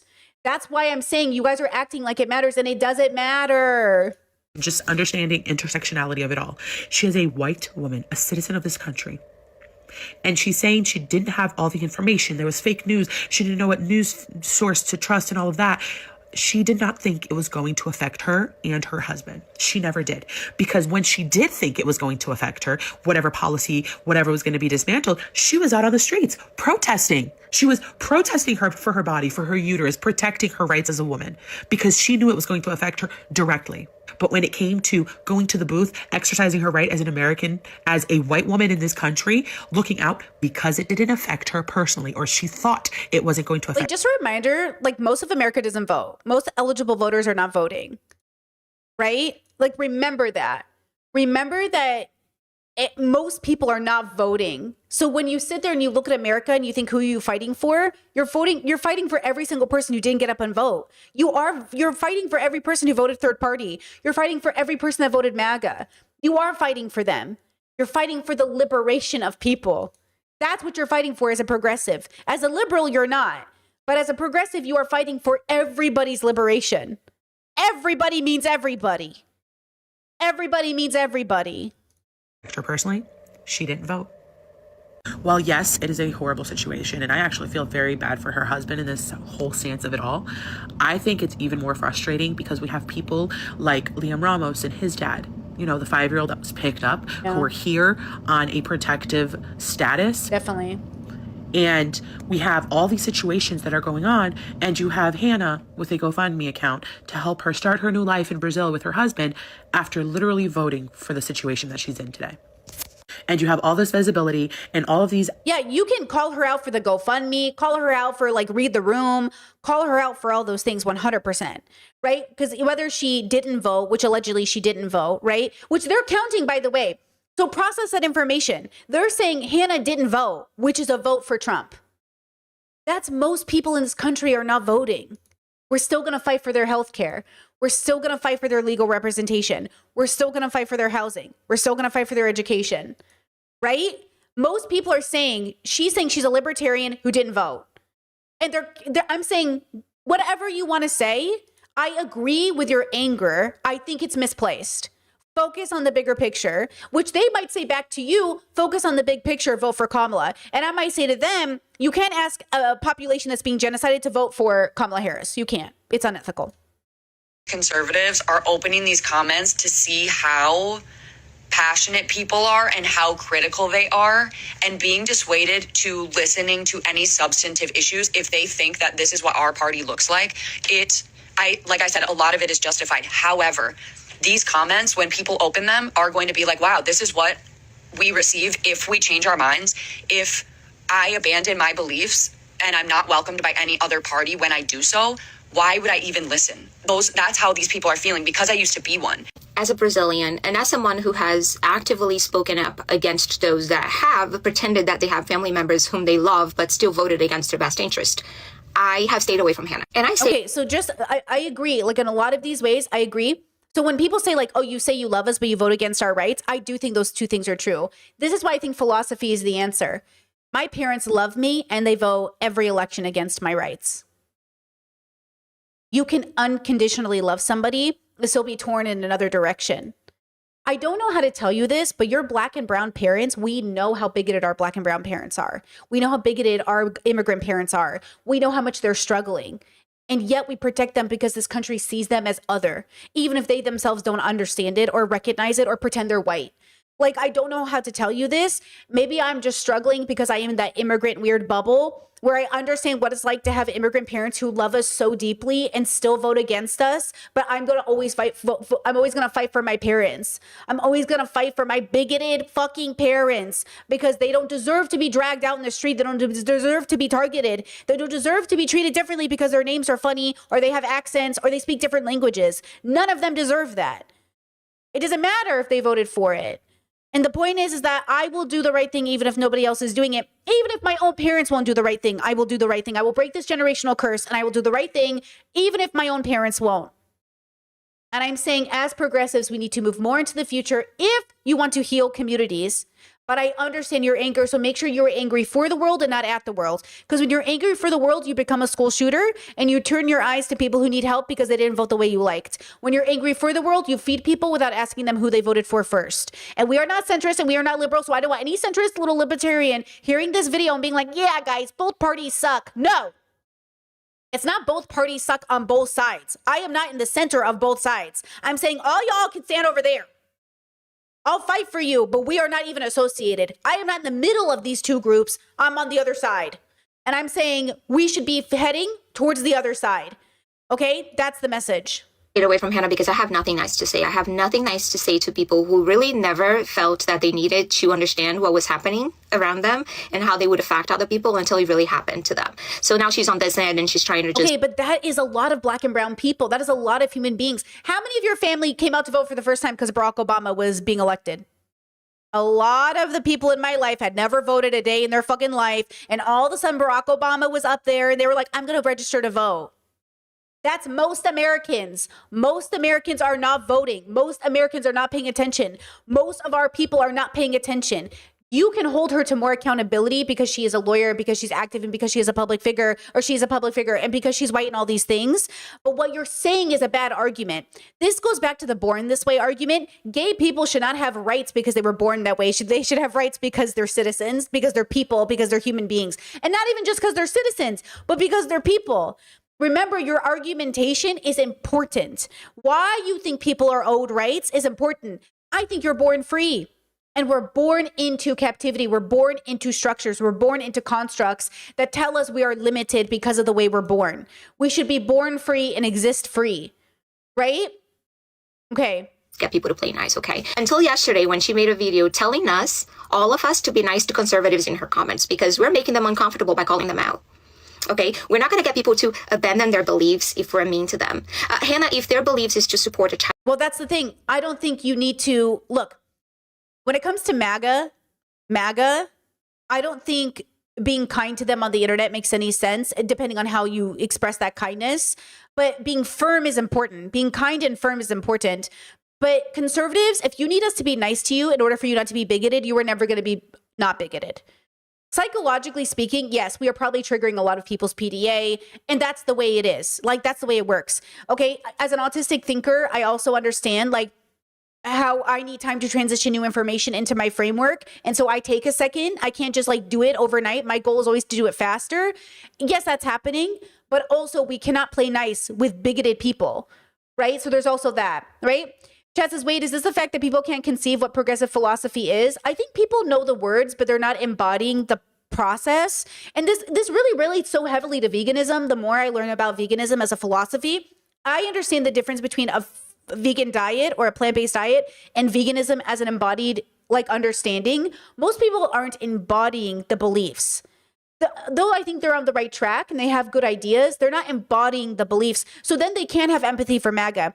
You have to have philosophical empathy for MAGA and meet them with tough love. You have to say absolutely not. You have to be, you have to mourn the fact that you might have to face them. You have to mourn the fact that you'll be on opposite sides when the families fight. If there's a civil war, understand that I will be on the opposite side of my majority, a big part of my family. How devastating that is. Instead of saying, oh, well, that's what they get. You should know how devastating this is. You should understand and be empathetic to the fact that we don't want to have to kill our family. So the fact that you're sitting here and acting like it's not a big deal to cut off your MAGA family or to have boundaries with them is the problem. You have to understand, right? You have to understand. It's very difficult, okay? Tao Te Ching, number 31, avoid war. This is complicated. This is definitely an advanced class. So if you feel like you're not picking up what I'm putting down, be patient and learn the way that I speak because it is a specific bubble. I am not a political content creator. I'm a philosophical one. We do philosophy here on this channel, okay? So if you're confused by the way that I'm speaking, be patient and learn that this isn't your average YouTube stream. We're trying to do something bigger, okay? And if in any time I speak and any centrist or liberal feels comfortable in this in this bubble, know that you're about to feel uncomfortable, okay? I'm not trying to both sides of this conversation, I swear to God, okay? Avoid war. Among all tools, weapons alone are cursed. All men come to despise them. Those who follow Tao do not need them. Weapons are not the tools of the wise. Only as a last resort do the wise use them. Only as a last resort do we use them. It's not saying you do not use violence to liberate. It's saying if violence is the first thing you move to, it's not liberation, okay? Peace and tranquility are valued by wise rulers. Even when victorious in battle, they do not rejoice. Even when victorious in battle, we do not rejoice. For they never exult over the killing of others. For they never exult over the killing of others. Those rulers who rejoice over killing others will never bring peace to their people. So long as you celebrate violence, you will never bring peace. These are different things. Okay, I want to move communities. I want to move myself. One day I hope to be wise, right? I want to move myself in a more wise direction. The killing of others fills the people with sorrow. We lament with tears because of it and honor the victors solemnly, as if we were attending a funeral ceremony. When you win your battles, remember to mourn. It will be a devastating time in this country if we ever get to a civil war. And should the good people win, right? Remember that it will be devastating, okay? And just a reminder, what have we even learned about our former Civil War? What did we learn about Civil War? That the North was no better than the South. The myth that the white man liberated enslaved people is indeed a myth. That white people have been able to curry favor with minority communities up until today. Did we not learn from the original Civil War that it still was fucked and it will be fucked again the second time around? If we have a second Civil War, know that you being on the right side of history still means it's fucked. It's still fucked, right? So in the future, we will learn. We will look back on this and think, oh, okay, all right. When we had another Civil War, yes, we were on the right side of history, but damn, there's a lot of people on this side of history who are also bad people. Because remember, you can be on the right side of history for one moment of your life and be on the wrong side of history for the rest, right? So when we have these conversations, just know you don't get to sit there with your big ego and pretend you're better than everybody else when we are all complicit in the harm that the world experiences. All of us are complicit in the harm that the world experiences. You have to hold the contradictions together. Yes, hold MAGA people accountable, and yes, still fight for their liberation. Because even though they won't fight for yours, they're wrong. It is right to fight for everybody's liberation. It's also right to call them out. But it is not right to see Hannah struggling and dismiss the legality around her husband's case. It is also not right to think that under white supremacy, Hannah might not do a little bit better in the media because that's how it goes. And so, of course, they're picking up her story. Look at her. She's a sweet white woman with a law degree. And if ICE can pick her up, ICE can pick any of us up. I don't like it. You don't like it. None of us like it. It's bullshit. But it's exactly why her story, quote, resonates. And then what's better is that if we make it clear, oh, and she's MAGA, they are picking up MAGA because remember, they were already picking up Mexican or Hispanic or Latino MAGA people and nobody gave a fuck because they were brown. The fact that they're picking up white MAGA, once again, because they don't care about blue. white. They don't care about Renee Good. She's a terrorist, right? That's what they say. Okay, well, what are you going to do now? What's Trump going to say now when it's white MAGA, white blonde MAGA, right? White blonde MAGA is being picked up. What now? It's like we need every tool we can to get people generally to see the problem with this, but that doesn't mean you have to support Hannah. I am not about to have, I'm not about to DM Hannah and be like, Hannah, you know what I mean? We are not teaming up with Hannah. But we will use her story to make it clear to everybody else, like, he doesn't care about you. He's going to come for you too, bro. Nicki Minaj and all these minority people playing, friendly with Trump. He's just using you. He's going to throw you under the bus the moment it's convenient, right? Yeah, I heard Renee's parents were huge MAGA fans. Trump said that. Trump said that Renee Good's parents were apparently MAGA. And he's like, I'm really sorry about what happened to them because apparently they're huge fans of mine. Just process that information. Okay?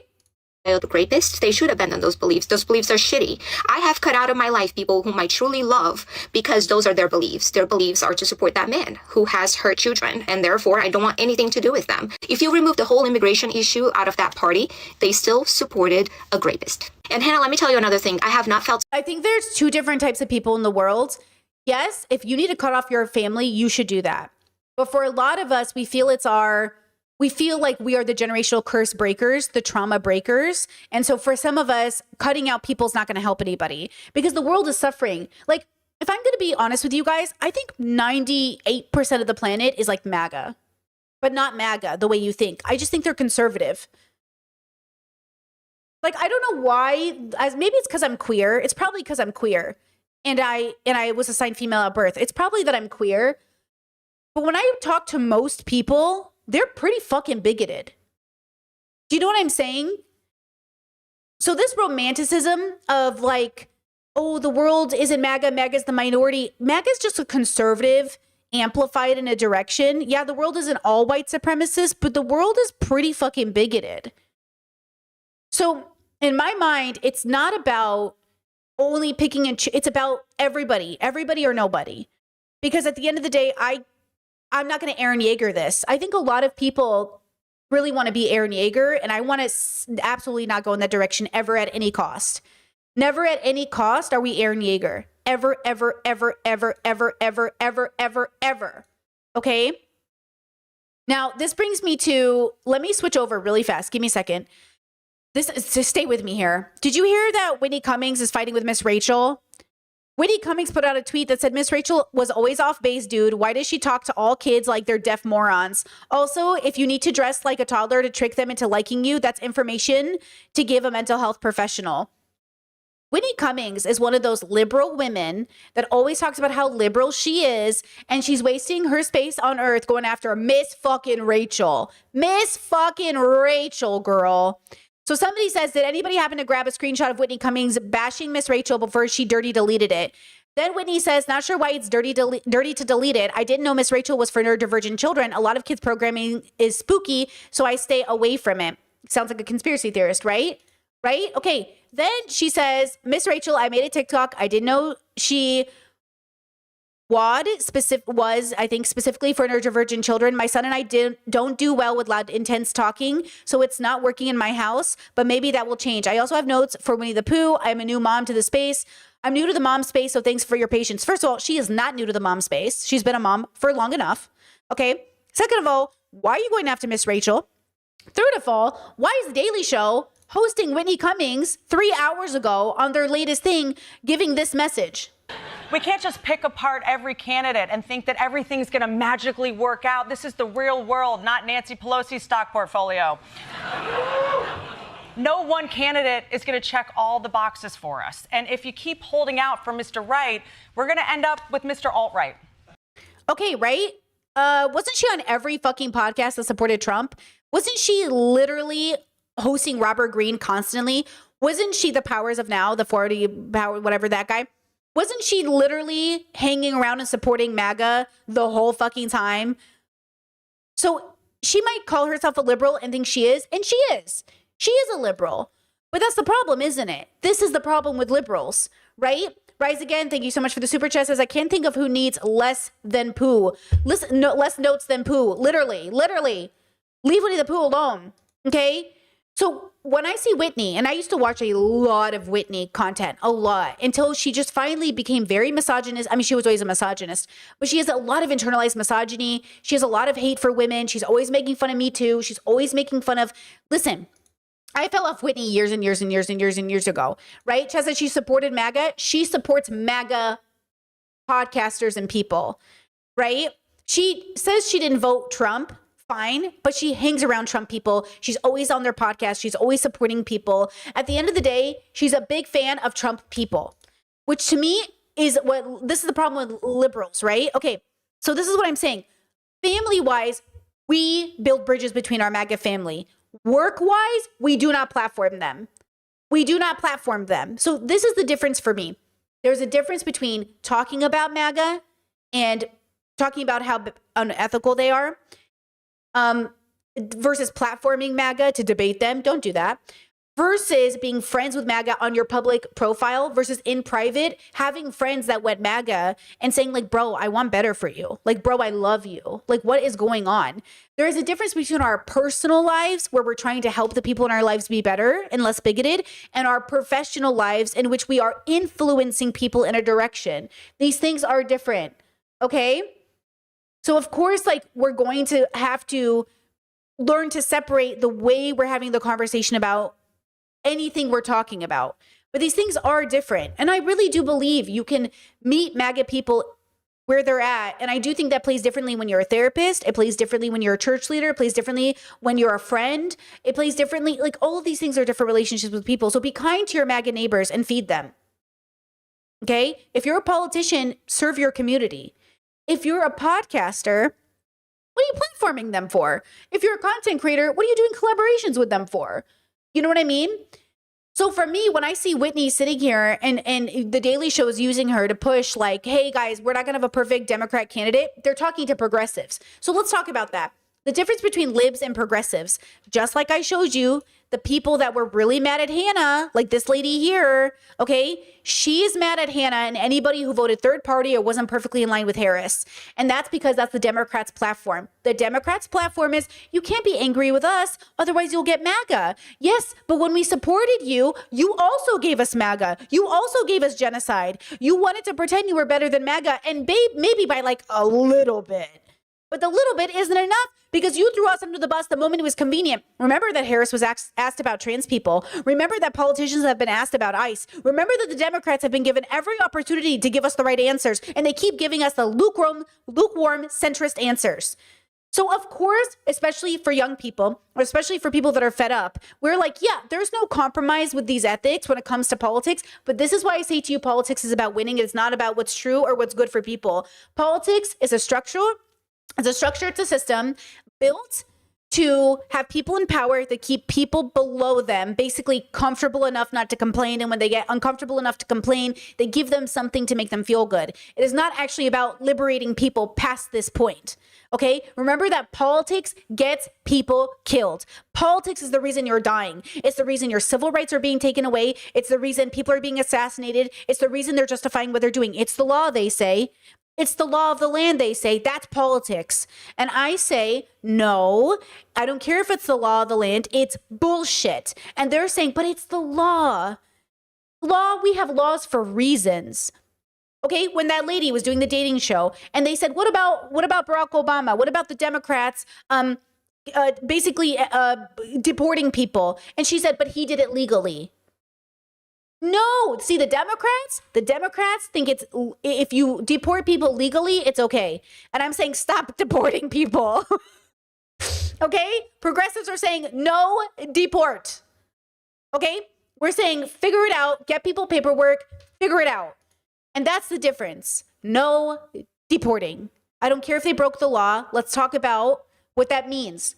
Okay? So that's what we're talking about. Okay? So they didn't file some fucking paperwork. I'm over it. Figure it out. Make it possible for them to stay if they want to stay.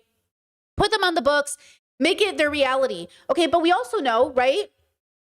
We also know that legal U.S. citizens are also being targeted. We also know that's the case.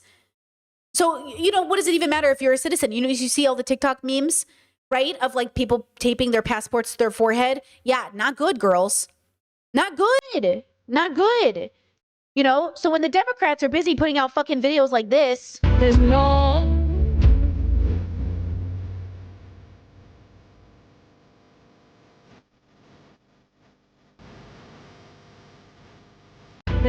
I'd really like it to be backed up by something helpful. Because damn, we love a song, we love a vibe, but I don't know, could it maybe mean something? I don't know. Could you maybe stop trying to get me all emotional because you know the song is from Wicked and all that? Could you maybe actually, I don't know, do something?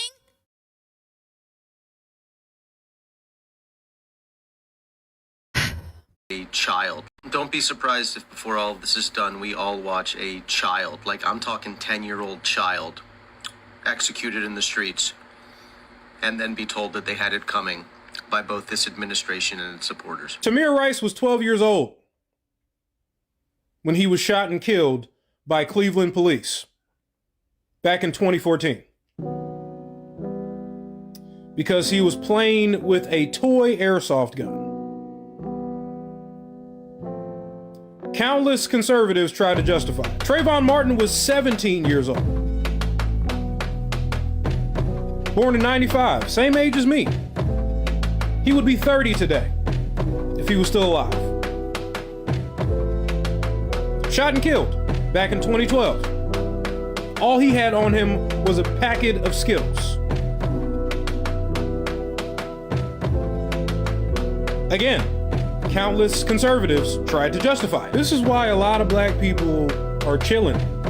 This is why a lot of black people are sitting this one out. This is why a lot of black people don't trust y'all and can't take y'all seriously, because we have been sounding the alarm on killings like this happening in our community for centuries now. And it took a couple of white people being shot on camera for y'all to finally wake up.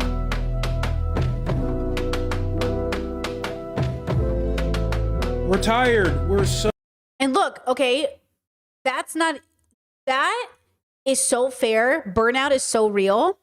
But this is the part that I think is so difficult because I think it's hard for people to understand. When you talk about a revolution, most people think violence, without realizing that the real content of any kind of revolutionary thrust lies in the principles and the goals that you're striving for, not in the way you reach them. This is Angela Davis. What is the goal? This is why I don't like politics, because you guys change the goalpost every day. What is the goal? Tell me what the goal is and we will move in a direction. But until the goal in my mind is liberation for all, until the goal is less bigotry, until the goal is holding adults accountable and actually talking to them without pulling punches, what's the goal? Because right now I'm seeing the biggest leftist content creators posting MAGA parents that are so lovable while pulling punches, and you guys call it accountability. Okay? And I'm saying, stop playing around with these people. You're at work. Do your job. Okay? Do your job. And tell these people, hey, you are too goddamn old to be acting this ignorant. And if you're going to act this ignorant, someone better take your microphone away. Because this is serious. People's lives are on the line. This isn't funny, okay? It's a little too jokey when we're at work. You be jokey at home. Be jokey when you're in your family room. Use whatever humor you need to do to calm your MAGA father down. Don't bring it to work and make me see it, okay? It's too jokey. People are literally dying. And on the other side of it, the community is supporting each other. The community is coming together. You remember when Alex got shot, people were inside of a business, filming from inside that business. Here's an update about that business owner. Some water. some water? God, I am so sorry. Customers are coming in droves to support My Hung Kitchen after Tracy Wong's kindness went viral. She opened up her restaurant for refuge to me and so many others on Saturday. She's a block away from where Alex Preddy was killed, and during the protest, there was tear gas, chemical spray, and people just needed to get away from the area. On Tuesday, she opened up her restaurant again, and it was busy. Thank you so much. Thank you for being you. Steve, how you been doing? Okay. Wanted to try to come here as often as possible now. Tear gas was in front of me, behind me. Somebody was here holding the door open saying, come in, come in, come in. That's why I came back. I've never eaten here before, but I thought I have to come back and at least give them a big tip for allowing us some safety on Saturday. Yes, I see Tracy. Oh my God, make me like, oh my God, I am like famous, like overnight. You know, like overnight, I don't believe it. I don't believe it. I'm Sammy Solina. Follow to meet more of your neighbors. That's so important that we recognize. So when you see a video that says like there's no place like home, I think that's true. And this is the home that I want to come home to. The home is in all of us. Of course, we know this, right? That's the story of every song about home. We are the home. It's us, the people. So make sure when you say that you are a home for people to come back to, whether you are parents or citizens or family members or streams or YouTubers or whatever else, they're coming home to something. It's not just propaganda. It's not just a song that makes you feel good. It's not just a sound you recognize, because all those things are what a home is. But it's really about feeling human when we're together. It's really about that. And that's why the propaganda works so well. It's why it's wrapped up in a song. Because music really is a community building tool. Music is culture. Music brings us together. Music makes us cry from just the way that a vocal, a note can go up or down, or a sound feels familiar. Music is how they get you, but music is also how you liberate yourself. It's why it's so important. So make sure you know why music is so important and why it works so well to push propaganda, and also how we can use it to liberate people instead. I want to show you a classic. I think we all remember that this country failed and killed Whitney. Every time I think about Whitney Houston, I remember how the patriarchy, how the destruction of that industry, how the entitlement of the people around her took from Whitney her literal life. Remember that Whitney Houston should be alive with us today, and she is dead. Okay? Remember, when you see this music and you see those men in uniform, they also count for an incredible statistical rate of rape and assault, divorce rates in this country, terror caused around the world globally. We are both things all in one. We are a beautiful community and one of the most destructive forces on the planet. But that's not unique to America. That's everybody. But America is uniquely that. We are indeed the Fire Nation. And if we've learned anything from Avatar: The Last Airbender, the Fire Nation is also just a group of children and women and sons and fathers and men who either believe the propaganda, push the propaganda, and or need to work on their own bigotry. Human beings are not unique. We are all the same everywhere. We want family, structure, community. We want somewhere to call home. We want to come home. We just don't know where that is. Every time you guys ask me, how do I find a friend group? You are asking me, how do I know if I'm home yet? Home isn't just a place that exists. It's a place that's nurtured and curated and taken care of and loved. It's a place that's built on a ton of memories. And it's also a place that moves with a goal. A home should be better than the last time you saw it. A home should grow. A home should be something you literally make better. Okay, the home is within you. Yes, chat, home is where the heart is. And home is a place. And home is a people. And home is a smell and a sound and a feeling. I think humanity has an incredible ability to have a much deeper relationship with its biological experience. But right now, its greatest enemy is itself, and we should have no enemies. But for as long as you guys harbor hate in your hearts, whether it's at yourself or others, you feel lost in the universe, right? There are people who take that feeling and turn it into bitterness and hate, and it comes at the expense of everybody else. Those people should be stopped. But they were you at one point. They were all of us who made a different decision. All of us could be bad. All of us have been bad. The point is, why did they go in that direction and why did we go in this one? Because you probably want to give yourself like maybe a credit of saying, well, I've never been that person. Everybody has bias and prejudice. The question is, how do we prevent it in others at the rate in which they become Nazis? To the extent in which they bludgeon children to death. Okay, that's what I'm saying. So hold people accountable. Be upset at Hannah for what she did. Be upset at Whitney for what she says. Right? Be upset at people for what they do. But then do something about it. And make sure you stay focused as you fight this battle. Because if you're in politics, remember that it's about winning. Not about what's right for people. But if you're going to play the game, you might as well win.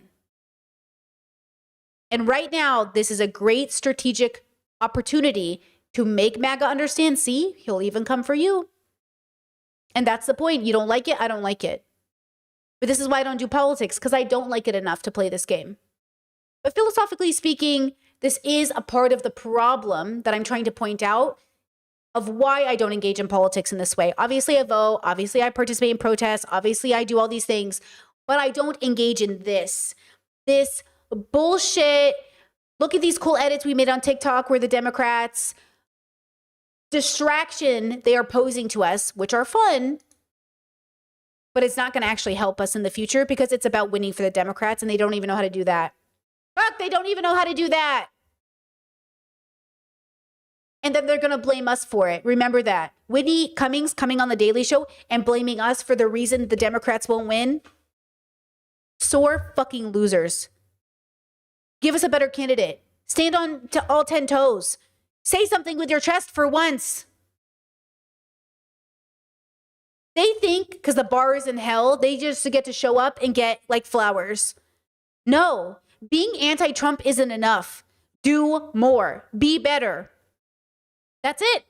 But that's what it is, isn't it? For a lot of people, being anti-Trump, they think that's all it takes. Absolutely not. Absolutely not. We should and do deserve better than that.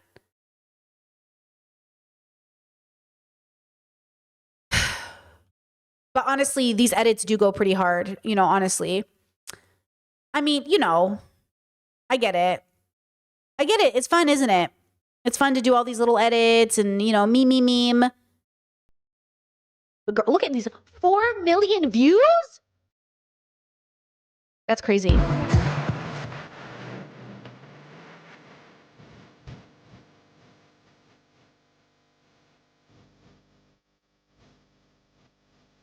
Six days ago, Democrats. Thanks, bros.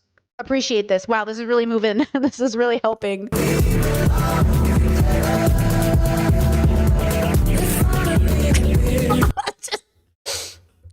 Okay. Listen, no, stop. Wait, let me find it. The Anna Kasparian edit is it's great. The web, what is it, fan cams, the whatever. Anna, you talk for a living. It's kind of rich for you to come at me. Is this the one? Bitch, what do you do for a living? I also talk, but I can acknowledge it's not that hard of a job. Talk a lot of bullshit. Thank you, Dolly. By the Barbie, I can admit I likes the party. I spent the grip, I swipes the cardi when the high summer drips like pricey. Listen. One part of me can think it's pretty funny, but the other part of me is like, can we please lock in, girls? Please lock in. Please lock in. Be serious. Liberals, Anna Kasparian, Democrats, liberals, the problems. Oh, Lord, fuck me, bro. Honestly, guys, this stream was actually pretty okay. Okay, we did pretty good. I'm not done. I'm going to come back. But I actually did what I thought I was going to do. And actually, we did pretty good. I thought it was going to be much more intense. But I actually think I killed that part of the stream. I thought we were going to be out here like crying and shit. I mean, Miss Shirley was so sad. Rest in peace and rest in power. But we did pretty good. Okay, let's take a break though. Let's give ourselves a breather. Let's shake it off. Shake it up. Just kidding. We don't talk about Nazis here. Just kidding. We do. Okay, let's take a break. We'll come back. We'll cover other content. Jesus Christ. Be right back.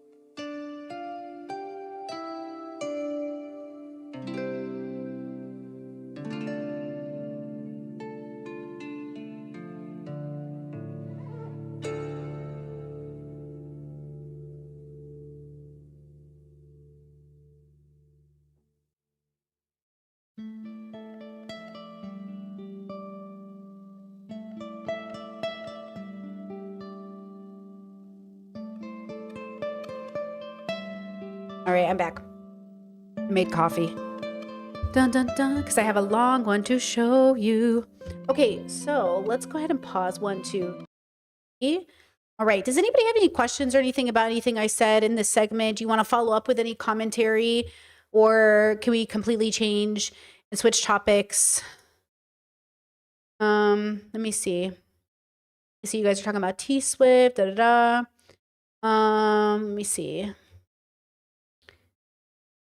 Yeah, let me know if there's anything while I find the video. We're complaining about rich white ladies. Hey, my favorite topic. Okay, let me see. I want to watch this with you. Let's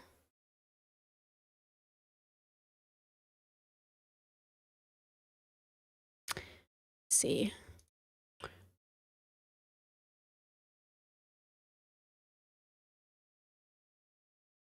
Hold on. No place like home. No place like home. No place. Let's see.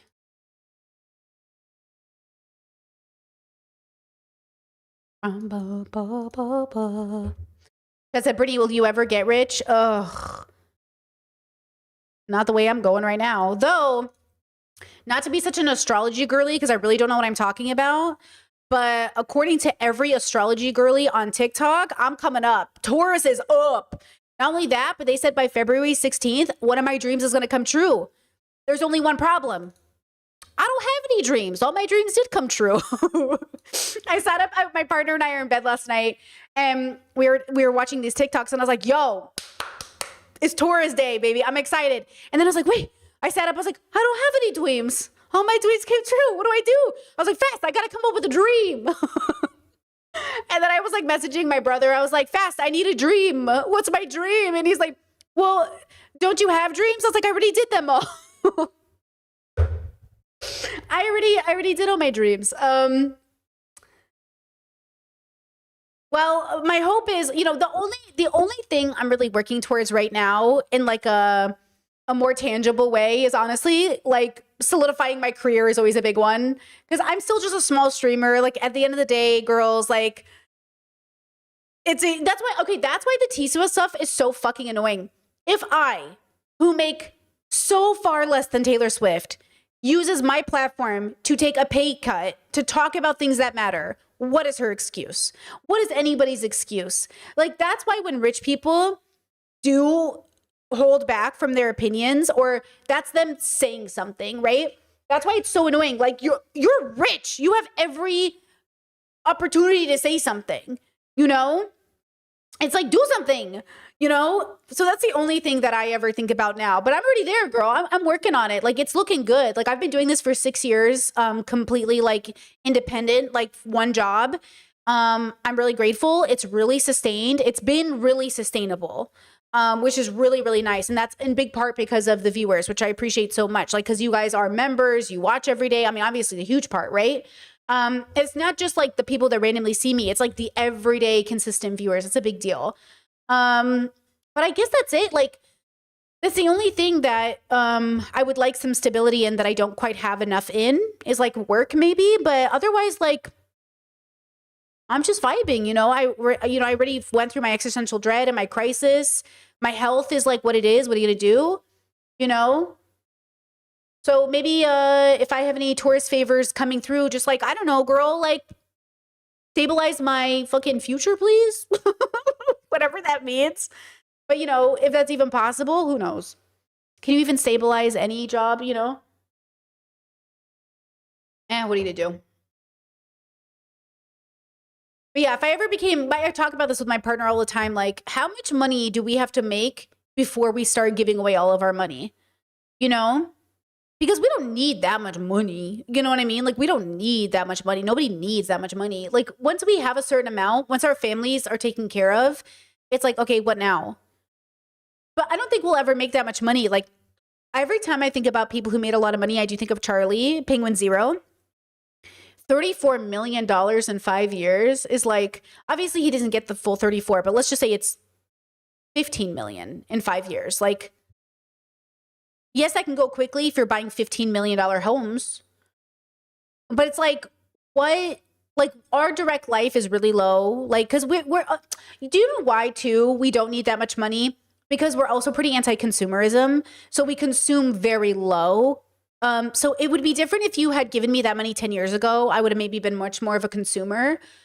So that's why I think money is interesting because like, depending on when it comes into your life, you don't need it the same way as another part of your life. Like, it's not like we're going to go buy cars now with it. We might buy one car because we don't have a car. We might buy some new clothes, but we're not going to buy like, you know what I'm saying? It's like, if when money meets you, it's also very different. Cause I watch a lot of these finance shows and these couples call in, they're making $250,000 a year. Great money. Holy shit. But they just spend it. They spend it on everything, every new thing. And I'm just like, yeah, our lifestyle doesn't relate to that, So it makes sense. Like I can see why people do struggle to maintain a budget because if you're always trying to keep up with the Joneses, you're getting brand new cars for $60,000. Like I get it. I do get it. You're not paying attention. You're not budgeting. You don't even know how much money you make, right? I totally get it. Yeah,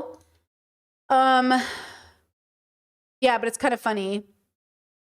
Chat.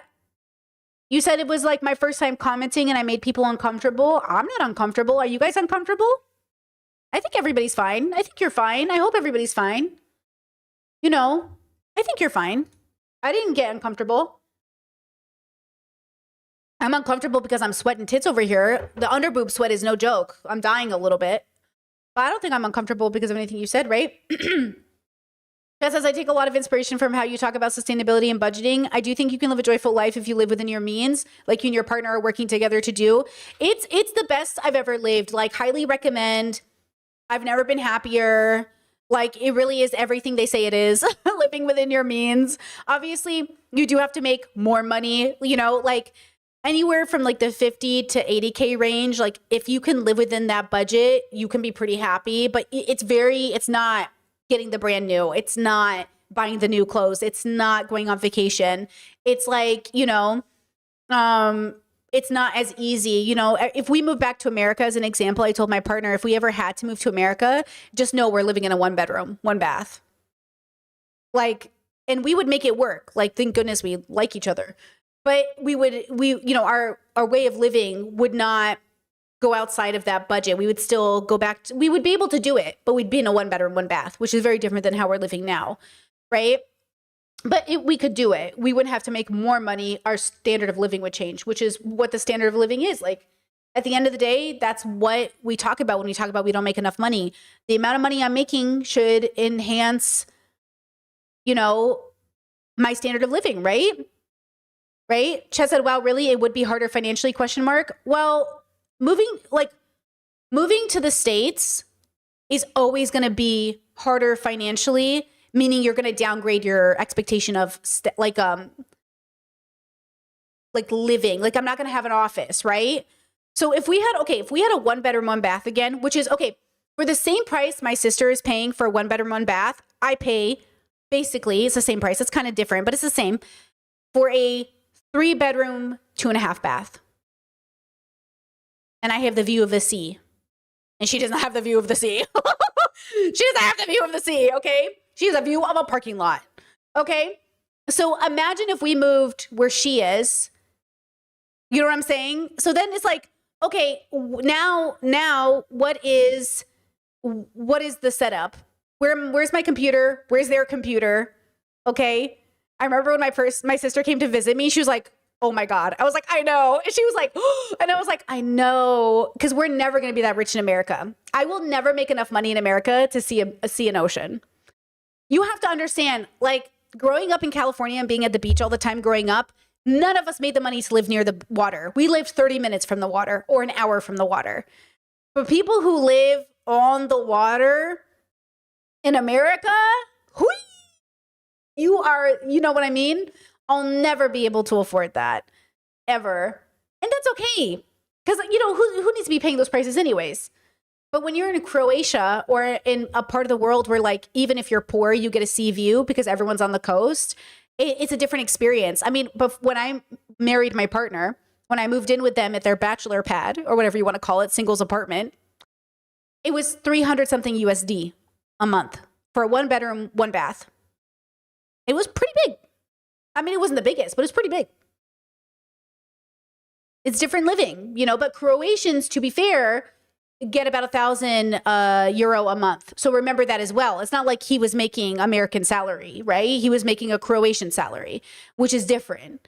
Okay, so that's also different. So his rent was still pretty renty, but you know, I move here. I'm still here on an American salary.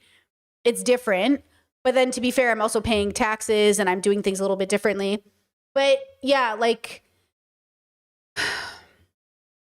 life, you know, the quality, I think what isn't going to change is our relationship with life. I think that's what's not going to change. We are not all of a sudden going to turn into Bugatti people.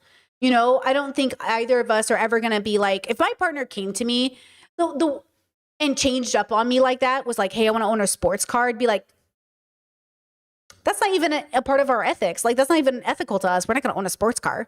Right? Like, what are you talking about? Okay. The one thing we did talk about before getting married, which I think you should talk about, is what are the biggest expenses in our life going to be other than rent? And we both agreed our computers. This thingy right here, this is our, other than a house, this is going to be the expense that's the most intense because we're both married to our computers. Okay, we're in a polyamorous situation with me, them, our computers. And this is serious. This is serious business. Okay? Serious business. Okay? And again, I'm not going to sit here. I'm at the stage of my life where I'm making more money than I've ever made. And I still like am not making enough not to think $500 is a lot of money. Because that's the other thing. Like, I know a lot of people, and I used to be this person. I used to be so poor in terms of like, not having any money in my account. I'd be like, oh, what's $200? It's so weird that when I made less money and I had negative dollars in my account, I would think $200 is no big deal. And now that I have money in my account and a good paycheck, I'm like, $200? Now I know why rich people seem cheap because I'm like, $200? I don't know. I'm like, $30? I don't know about that. It's kind of crazy. It's like, you know why? Because to be fair, when I was younger, I figured I was going to kill myself anyway. So who fucking cares? $200, who cares? But, you know, now that I'm not going to kill myself, I have to like retire and stuff, whatever that means. You know? But yeah, money is a funny thing. And then where you live, I see you guys sharing in chat a lot of like where you live and all that stuff. Absolutely can be a game changer. Honestly, so one of the things we worry about the most is internet connection. That has to be very good. And we just worry about accessibility to hospitals and stuff like that. Because, you know, but that's it. Like, that's our requirement. So who knows? Croatia has a lot of really cute village towns. My father-in-law took me driving through the mountains because there's a lot of obviously skiing and snowboarding in Croatia. And we were driving through the mountains and I kept thinking like, oh my God, in another life, I would have loved to live here. But like, it's so secluded and you have to have a car. And how would we get around? Because right now we're bus people. We don't have a car. So one of the other reasons I don't see a lot of Croatia is because like, I'm not about to get on a bus for 4 or 5 hours. I'm not young. I'm not doing that. Okay. If we had a car, we'd probably see more of the country on the weekends. We'd probably go on my Sunday day off and jump into the car and drive around the country. But we don't have a car. So, you know what I mean? I'm not about to do that. So that's the other part of it that is interesting is like, if we live in Croatia a very long time, if I learn this language and really vibe here for 15, 20 years, like we'll probably get a car and then we'll probably really live here in that big way. Because right now, one of the commitments we haven't made is like a car. We're probably not going to make that commitment for ever. We're probably going to buy a house before we buy a car if we're lucky enough. Because like, you know, it's just unnecessary. We can take the bus. We can walk. Having a car would be nice, but it's really expensive. You know, what side do they drive on? Just like America. So Croatians drive on the right side of the road. So it would be very similar. Like I could drive here. I could drive here right now with my license because it's still obviously valid. Like all my IDs are valid, of course, you know. But yeah, it will be interesting to see what we decide to do. I mean, eventually we'll probably help to have a car. But right now we feel pretty good about it, which is cool. I've never not really had a car. I mean, not really, not like this, you know? It's pretty cool. And Croatia and other European countries are trying to encourage people not to buy cars anyways. The taxes are different. They're a little bit more expensive. Like if you buy a luxury car like a Tesla, a very expensive Tesla, you pay 100% tax. So on the sports cars that are like a lot of money, like the unnecessary kind of cars, you pay a lot, you know? Tesla, would you be nervous to drive? I am nervous to drive because I don't speak the language and I can't read the signs. But once I can speak the language and once I can read the signs, I think it'll be fine. So I'll be very confident because it's, you know, I really love driving. I'm a very confident driver. I feel very good driving a car. I'm only nervous because I can't read the signs. That's it. You know, so once I have that down, I'll be good. You know? That's it. Let's see. Discord says, I think when you choose to have a relationship with your finances, you empower yourself to actually reach your goals. Once you're aware of what $200 can do, you choose to use it more wisely. 100%. Oh my God. Yeah. Yeah. Discord. That has been my experience. Like even $20, like, we have a food budget and recently I'm so autistic. I'm on this I've been on this fucking spaghetti kick for how long, guys? You know, pasta's not that expensive, y'all. And I have just been eating pasta. And yes, I have vegetables and I have like variations of things in my diet, take my supplements, you know, but I've been just on this fucking spaghetti kick, like, you know, this burned, yes, still burning it, frying the fuck out of this spaghetti. Okay. And I'm just enjoying the fuck out of it. So I've been saving a lot on my food bill. Or at least I was until this last week. Okay.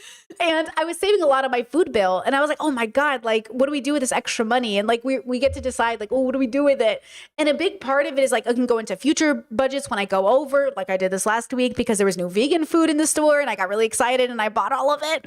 But you know how cevapi, you guys know how Croatia is like really big on cevapi? They just introduced the vegan cevapi and I've been obsessed. I've been making tacos with it.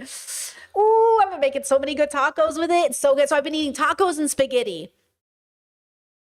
And it's been absolutely delicious, okay? Just absolutely delicious. Those are my two main meals I switch between during the day. So I had tacos for breakfast. I'm going to have spaghetti for dinner, okay? So good, right? Chat says, wait, burn fried spaghetti. I got to know more. Yes. Oh, my God. Look. Let's watch a cooking video really fast. Burn spaghetti. There's no place like home. There's no place like Spaghetti all'assassina, or killer spaghetti, also known as spaghetti bruciati or burnt spaghetti, is a pasta that is so good, I might kill for it. But why the murderous name? I'll explain later. For now, we gotta prep some essential ingredients, so let's jump into it. I got 5 garlic cloves here. Hold on. There is this really great, hold on. Give me a second. There's this really great, where is this old Italian guy I learned from? Oh, this is Binging with Babish, did it too. There was this old man, he was cracking me up. Is this him? No. Oh, I really wanted to show you him. Oh, wait. No. Okay, but look at his video. Okay. No. I want to show you. Hold on, girl. Give me a second. I'm going to show you. This old man. Probably not even going to find him. Oof, that looks really Spaghetti good. all'assassina, the pasta dish you burn on purpose. Hailing from Bari, Italy. Wait, look at that. Spaghetti all'assassina, the pasta It's so good. And then you put some liquid smoke in there. It's even better.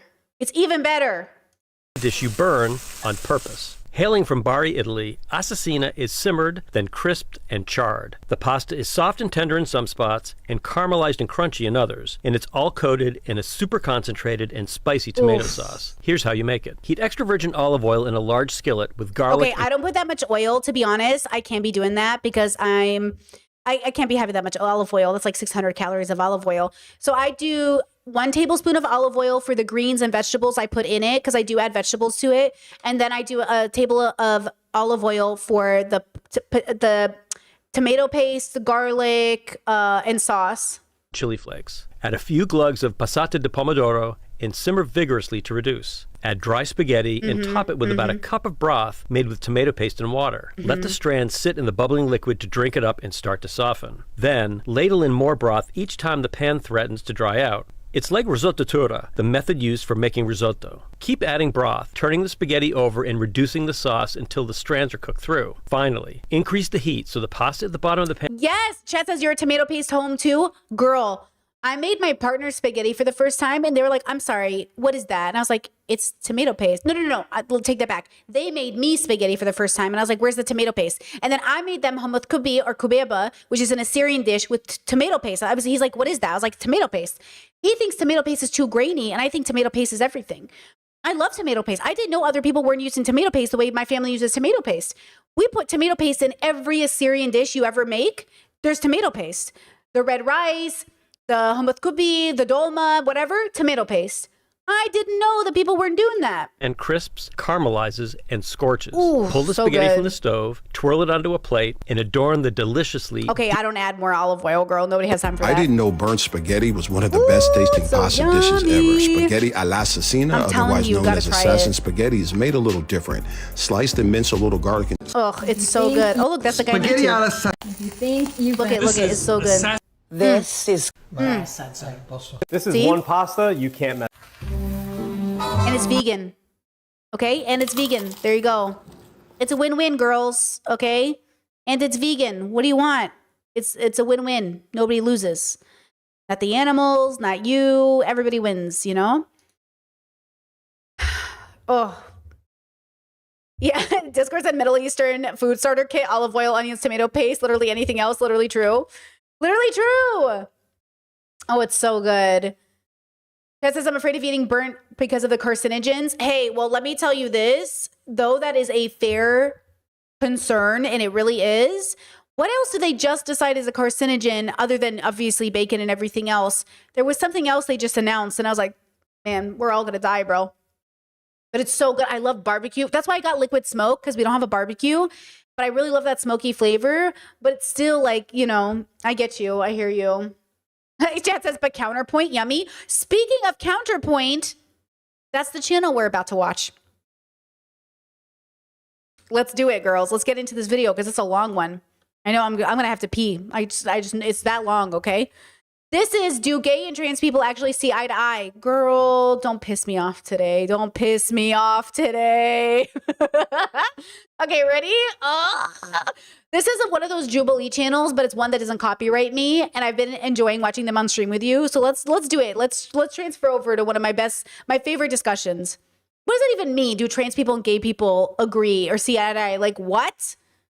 What? Specifically in America, we have seen it better and better for both trans and gay people slowly throughout time. Trying to take trans people away and act like the T never existed, like be so for real, come on, right now. Just the fact that we're sitting here right now having this conversation is a true testament of progress. Yes, and you said that minors are not going through surgery. They have. I'm surrounded by hardcore Republican men, some my age, some older. I've never once been misgendered. I've never once been treated poorly. So gender-affirming care is not only for trans people. That is one of the biggest misconceptions and one of the biggest stigmas around it. When I think of my kids, I'd rather be the one teaching them that. But I do not expect my entire community to want to teach everybody every single day because it gets... Damn, look at this like group of people. Look at all the different bubbles mushing together. They really got an interesting collection of people. It's exhausting. It is exhausting for both trans and queer people. It is exhausting to like to see what sides they're on. I mean, like, so the guy in the middle is the host, but then look at this blue-haired lesbian on the conservative side. I'm shook. Or maybe not the conservative side. I mean, I guess they're all gay, lesbian, well, LGBT. I don't know if they're queer. Is she on the conservative side? Wait, let's see. Playing ourselves every single day. Welcome to Counterpoint, where we've made it our mission to share conversations that are honest, Maybe it's like liberal v progressive. unscripted, and grounded in real experience. We bring people with different perspectives to the same place for open debate and conversation. I'm your host, Ryan Price. And on today's episode, we have transgender... Ooh, Discord said these shows are not helpful for community. Would love to hear more, because one of the things we talked about the other day is the difference between platforming people and having the discussions. I do think there's a difference between collaborating with certain people and then bringing people on. One time, I remember There was a friend of mine was like really upset at Jubilee because they're like, hey, they're bringing on debate bros to like debate regular people. But like Jubilee brings on celebrities all the time. Most of the people on Jubilee are trying to be famous. But I do think there's something about, can regular people have real conversations with each other without it being platforming bad people? And I think that's a thing I've been trying to figure out. Like, where's the balance in this, you know? People and gay people. We now present to you No, this is not Jubilee. This is Counterpoint. Hi, I'm Emmy. I'm a trans woman. I'm representing the trans side. My pronouns are she, her, and I work for Local 22 as an electrician. Hi, I'm Lex. I'm representing the trans side. I'm trans mass non-binary. I grew up in... Oh my gosh, I called her a lesbian. I'm so sorry. It's a they, them. Thank you, Lex. We love you. In Omaha, Nebraska, so I just wanted to represent. Hi, my name is Ty. I'm representing the trans experience. I'm FTM and... Oh my God, they're literally all trans. We love you all. But I called them conservative. Did I slander the team? I don't know. I live in Iowa. Hi, my name is Paige. My pronouns are she, her. I'm here representing the gay side of things, and I want to learn more and represent the Omaha community. Hi, my name is Ethan. I'm fighting for the gay side because I'm gay. Hi, I'm Yuli from Omaha, Nebraska, representing the gay experience because I'm here, just like everyone else, to slay. The views expressed in this episode belong solely to the participants. Our goal is to give people a space to share their Wait, did I say it's a they, them? They, them. They, them. perspectives openly. America is more progressive towards LGBTQ+ than ever before. We'll start by having everyone that agrees come up now. Okay, wait, what is the question? I was laughing at myself. Than ever before. Space to share their perspectives openly. America is more progressive. America is more progressive towards LGBTQI+ people than before. Ever before? I mean, technically. LGBTQ+ than ever before. We'll start by having everyone that agrees come up now. I mean, yeah, compared to like the 60s? The reason I stepped up is specifically because we've never had... This video was just posted. How's the audio too? Is it loud enough? Can everyone hear it? This amount of identities openly discussed, talked about, and expressed. Not saying they never existed because they were always there. It's just not something I think that was talked about. And I think social media, though it has a lot of negative things, the one good thing that came out of it, at least for the queer community, like LGBTQ+ community, I think, is that it was taught. Like, I didn't know that being non-binary was a thing I could be until I saw that other people other people identified that way.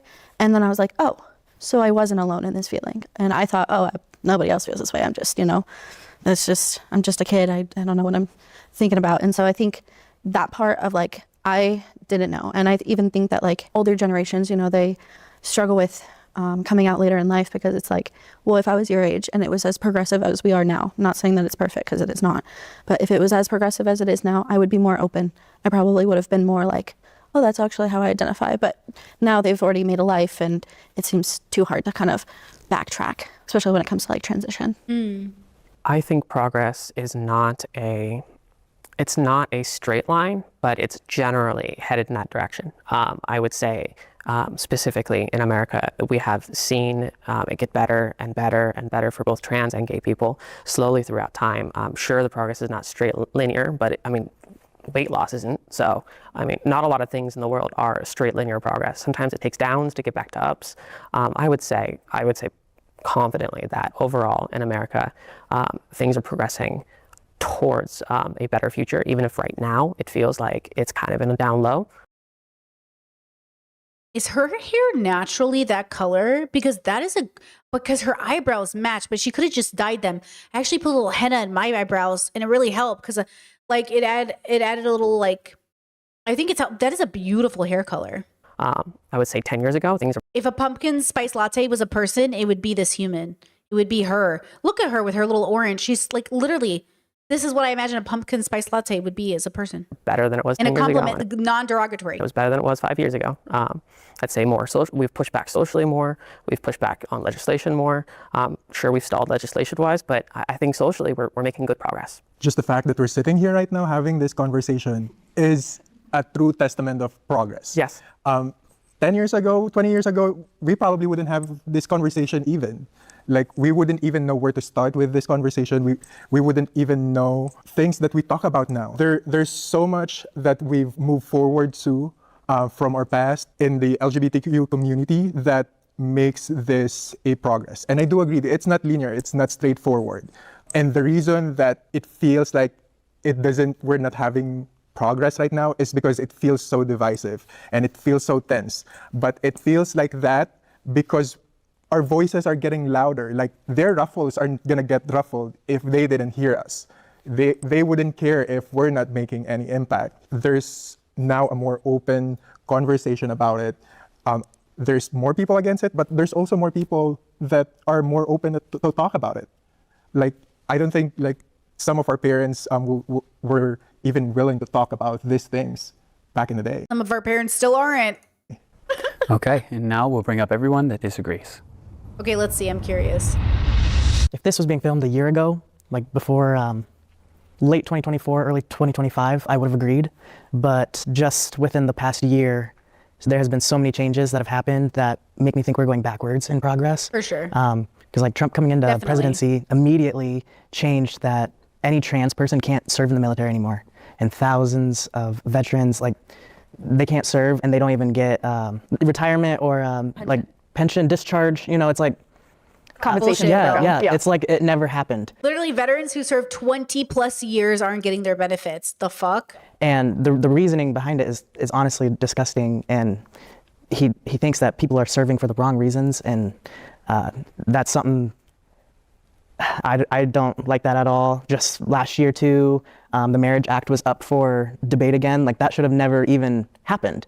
Like, you know, so. That's a good point. Chet says, are we talking about big picture history? Now we're both. I was thinking big picture history, but they are right on the micro. We're obviously going back, but I don't really consider the progress we made to be real during like Biden Obama was a big deal 2012, but like the progress we made between that time and now doesn't feel as real. Like also America's weird because like we definitely could go calling it, I don't even know if the word is back. Maybe that's the mistake we keep making. We keep saying we're going backwards, but the truth is we're going forwards into bigotry. We want to move forwards away from bigotry. But maybe the issue is we keep saying going back, but if we had gay marriage before and then we go gay marriage and then we go gay marriage again, you know what I mean? Like I want to really move. You know how we go to 3 steps forward, 2 steps back? That's what I think happened.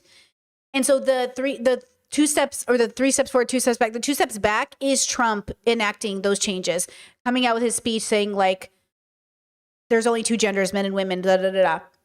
So, That's why I think we're so progressive. Like, I feel like now any gay or lesbian couple like can most likely just be out and about, not receive much hate, definitely. But when it comes down to government stuff and the nicks and crannies, any gay or lesbian couple like can most likely just be out and about, not receive much hate.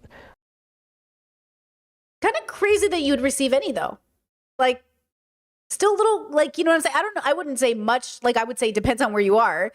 Like my brother's at a conservative state right now. And I tell him like, hey, I'm terrified that you're dating in that area.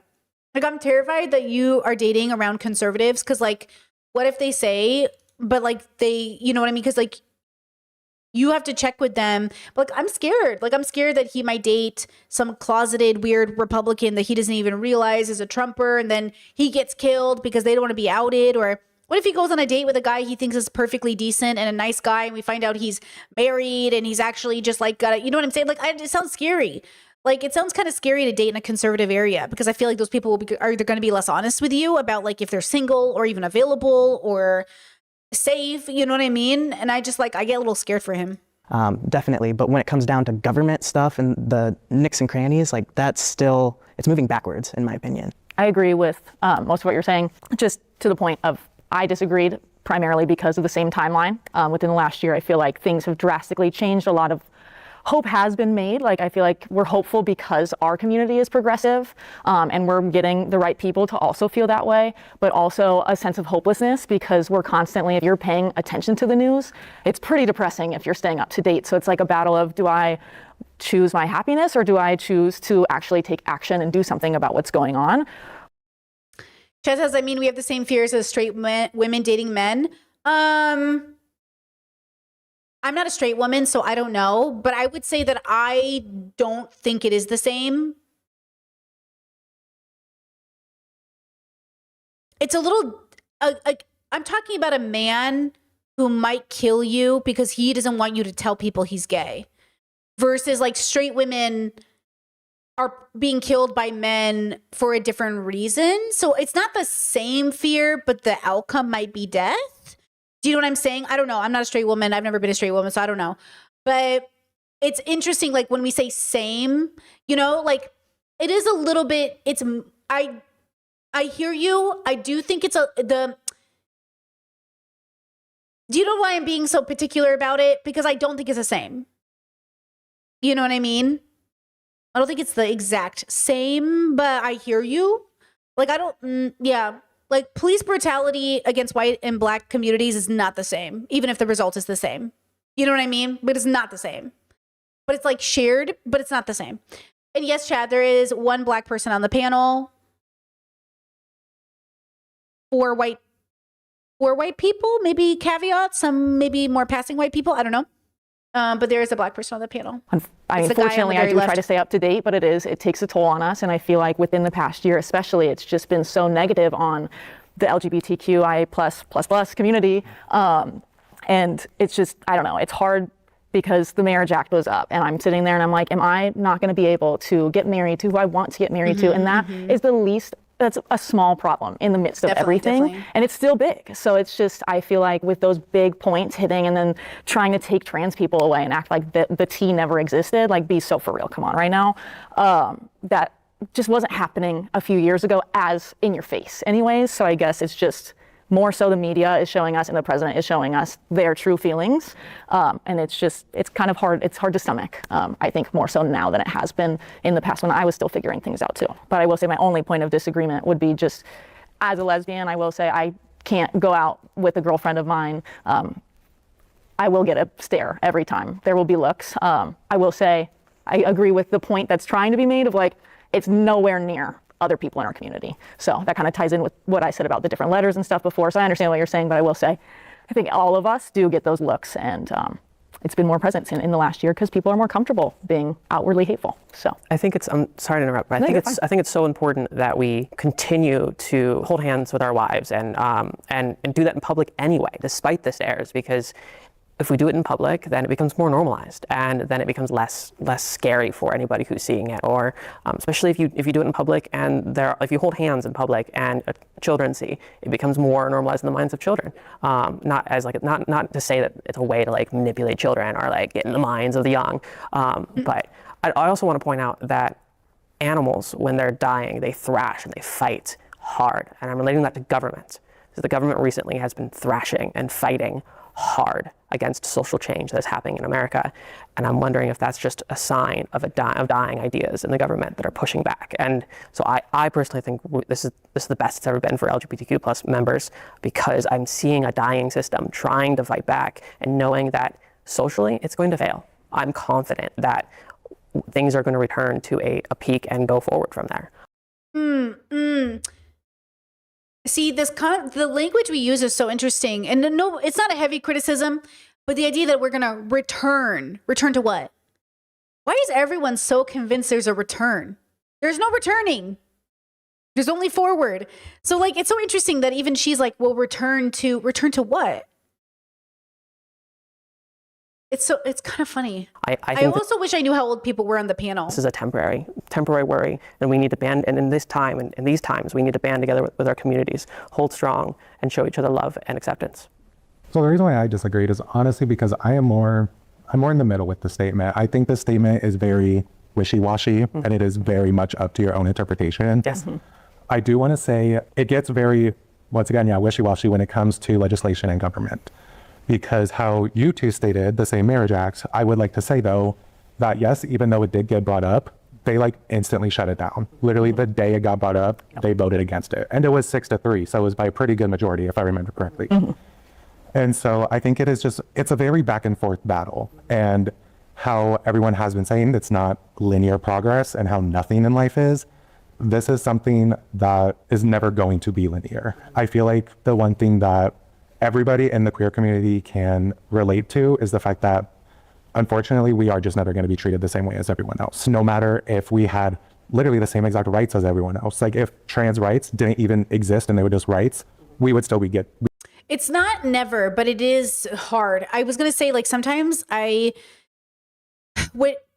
you have bubbles and you're in like a very progressive bubble and you're just so accepted and people just go, okay, cool. And then you hop back into a different bubble or you go to visit another bubble that's like less accepting. Sometimes it can feel like really, really intense whiplash or just like a shock to the system because you almost forget like, oh shit, like I forgot. Like I'm literally, I've been so spoiled in a way. I'm so privileged to be around other gay people or around queer people or it's so strange. Like even amongst the siblings, like the 10 siblings, when the 3 gay siblings get together, totally different feeling. Like just uncensored, ourselves, unafraid, talking about everything. And even amongst our siblings, we're like, another person's here. And they'll say, like, what, are you guys not talking? What are you not saying? And we're like, no. And they'll no, tell me, I'm cool. And I'm like, but you're not cool, bro. And they want to be like, there's a part of the other siblings that they want to be cool. They want to be like, no, I'm good with it. Tell me. It's like, it's so different when you're just so free and there's no backlash. Like you're not saying something and you're going to be questioned on like, oh, but like, are you like, but what does that even mean? You know, there's none of that. And so it is, that's the future that I think would be so nice to be able to make that more commonplace, that feeling of just like, you're not going to get questioned. You're just going to be like, they already know what it means. Like, oh yeah, cool. I know what that means. You know? You would still be treated differently.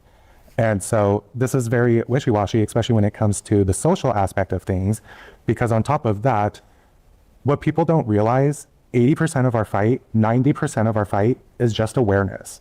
Like the way New York City at their ball drop, they showed a gay couple kissing for literally 2 seconds, and it was like mind-blowing and people freaked the fuck out. People were just like, oh my God. Like everyone was like, oh, that's so nice. And then other people were like, the fuck? It's the end of the world to people. What people need to realize is, yes, that's like a gay couple, but they're not a gay couple. They're just a couple. They're just together. Yeah. And I feel like that's the main problem, is not our progress. It's the other people's progress. Yeah. They are the ones that need to change. We are not. And so it becomes very, like said, yeah, back and forth. Like we're pretty much just playing ping pong with them because that's all we can do. They give us one hand and we just have to do what we can with it. And it'll just, unfortunately, probably always be that way. I think over time, it will be better once newer generations come up, and they're growing up with this now. Like I think of my little sister. Like gay people don't exist to her. It's just people. Like she doesn't see it as like, oh, you're attracted to the same gender. That's weird. No, like it's just a crush. And that's the next generation coming up, and I'm excited to see them kind of step in the fields. And it's kind of the older folks that are around now, that they are the ones refusing to change, because it's they see it as the abomination, and that's not what they're used to, and it's disgusting and blah blah blah. So 20 years from now, once the younger kids are up, like I'm excited to see how life is different. I think everyone's going to be a lot more open and accepting.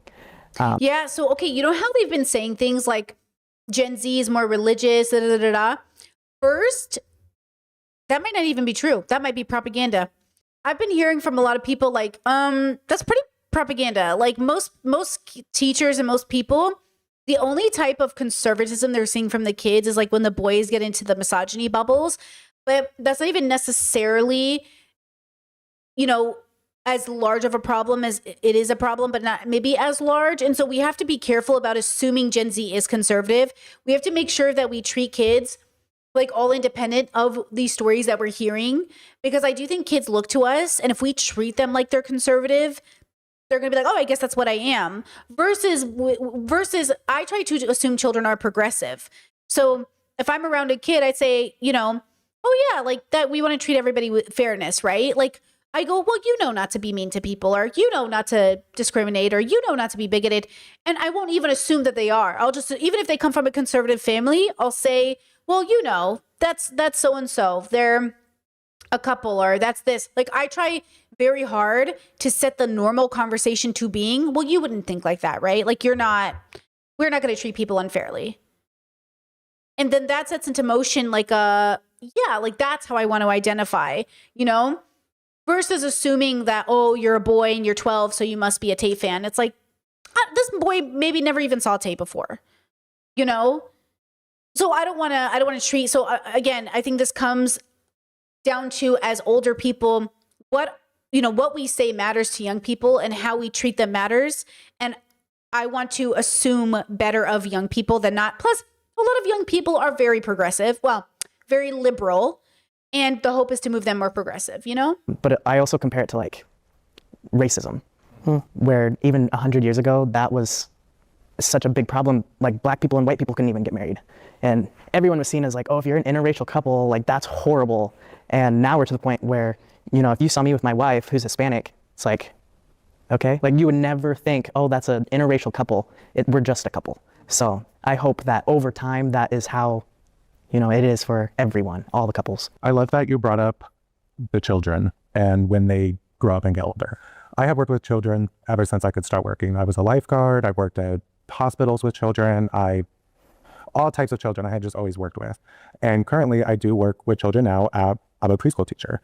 And all the time I would always get questions from them like, why are your nails painted? Why do you wear earrings? Why do you look like that? Why do you have long hair? And I'm just like, I just like it and I just want it this way. And it is so simple for them. They literally just say, okay, and they move on. And I feel like that is going off of what you said again too, where it's the older generation and them that need to change and not us.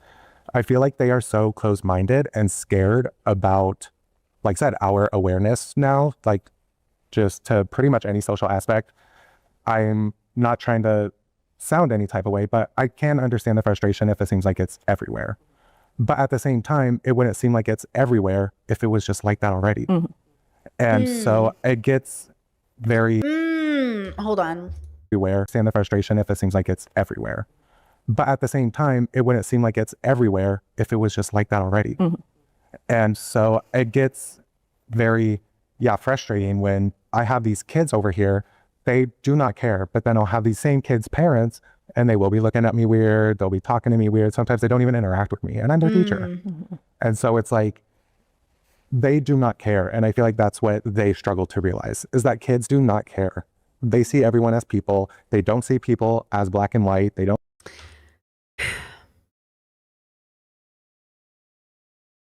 Hold on. Don't see people as hetero and homo. Like they just see people. So I feel like that's.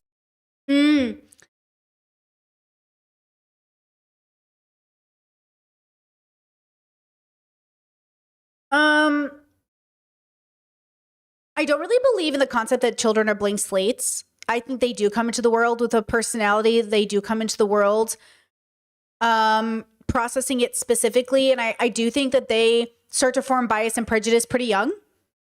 And I do think that's normal, and that not normal good, but normal reality.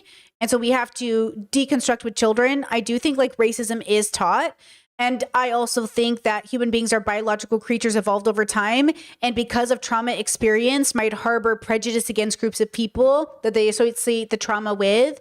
So I do think like children can parrot bigoted thoughts, and they can, as a child, believe thoughts. But that's why you meet children where they are like troubled teens, right? You do preventative care. And so I do think like we have to treat them as individual people and responsible for how they are. And we need to interject as fast as possible. They are not just parroting what their parents think, and they only have so much capacity to come to conclusions. Like two things can be true at once, where yes, we say what we're raised with because we think it's normal. And yes, somebody still needs to intervene and be like, no, like, I don't know what you're hearing at home, but we're going to be kind to people. Right. So there is some like part of it. So children need to be met in an appropriate fashion. The accountability needs to be appropriate for the person you're dealing with, no matter their age, no matter who they are. Every single person needs to be met differently. So this is a little harder because we work under systems that want a one-size-fits solution for everybody, but I don't think that's appropriate, right? So, I struggle because I also worked in childcare and I worked with children directly. And I would say, yes, children are taught things, but children also are little biological creatures. They hit, they bite, they yell, they get triggered, they say things, so they also are going through something too that needs to be like valued and sort of like seen as their own personal struggle. And then they need to, make sure to rework those feelings in a different direction. Right. So yeah, there's like something here that I think is a little deeper than like, you know, kids don't care. Kids, I think, care a lot. Because, listen, nothing changed the way I thought about being a kid than when I heard adults say, like, oh, I was like 6 years old when I realized the adults around me were fucking idiots. I was like, oh, yeah. Like, I was really young looking at adults like, you lying. Like, you're lying. And I was like, oh. And then you have to remember, all those kids are thinking. They are real people. They have thoughts. They're 6 years old and they're looking at you like, you're in charge? You're the one in charge? So you have to remember, like, kids aren't just like these cute things, even though, but they're not also malicious. It's not like I'm saying kids are, because there's a whole bubble where people think kids are like demonic or evil or manipulative. I do not think children are manipulative in the way that adults are. I don't think they're like Machiavellian little, like, you know what I mean? Where they are judging you, as they should. And they are sitting there like, I don't know about this. Okay. So I do think we should value their judgments. You know what I mean? But I don't think they're like manipulative generally, right? You said some are, they can be. I think that's a very scary line to cross. You have to understand the bubbles that think children are manipulative are the bubbles that also neglected those children. Your child being manipulative is that means it's conscience. Like but not just like, oh, kids are trying to be, you have to understand the word manipulative it's doing a lot of work. Okay, like it's doing a lot of work. So be very careful, because the same parents in growing up that I heard call kids manipulative, we're talking about 6-year-olds who were molested by 16-year-olds. Well, 6-year-olds, they're very manipulative. So be very careful about adults who are willing to put manipulative on a child. Okay, so I caution you. A really big. Yeah, and to second with that, I worked at a special needs daycare, and the kids did not care. They loved that I had colored hair. They thought I was the coolest person ever. I had one kid, she thought that she saw me at a Walmart because there was somebody else with blue hair. It was not me, but blue hair meant that it was me in her head. So she was like, that's my favorite person. Let me go talk to him. And like the kids would be like, what color are you doing next? Can you do this color? Can you do that color? And they were 3 and 4, and some of these kids were on the spectrum, and some of these kids were, wheelchair bound, and they didn't care. But the parents, they would yell at me, and that's why I ended up leaving, is because parents got mad that I was open. And those kids do not care. They don't. And I think hate is taught. It's not something you're just born with, Mm-hmm. So I think it's important. And you said that it's like a thrashing dog, like it's a dying animal. And I think that's true, because we hear about all the problems more because people are pushing back. Hold on. Chad says, or they're taught to get what they want to throw a tantrum. Isn't that manipulative? No, that's not manipulation. Manipulation isn't learning how the system works and getting your reward, right? Because like, you're not, when stores say customer is always right, it's not manipulation to take advantage of the policy. It's just rude. It's probably not kind. Kids aren't manipulative. They're doing what you taught them to do. Manipulation is knowing and tricking and doing the opposite. It's different. Manipulation, maybe I'm just from a different bubble. Hold on. How do you use the word manipulation? The action of manipulating something in a skillful manner. The action of manipulating someone in a clever or unscrupulous way.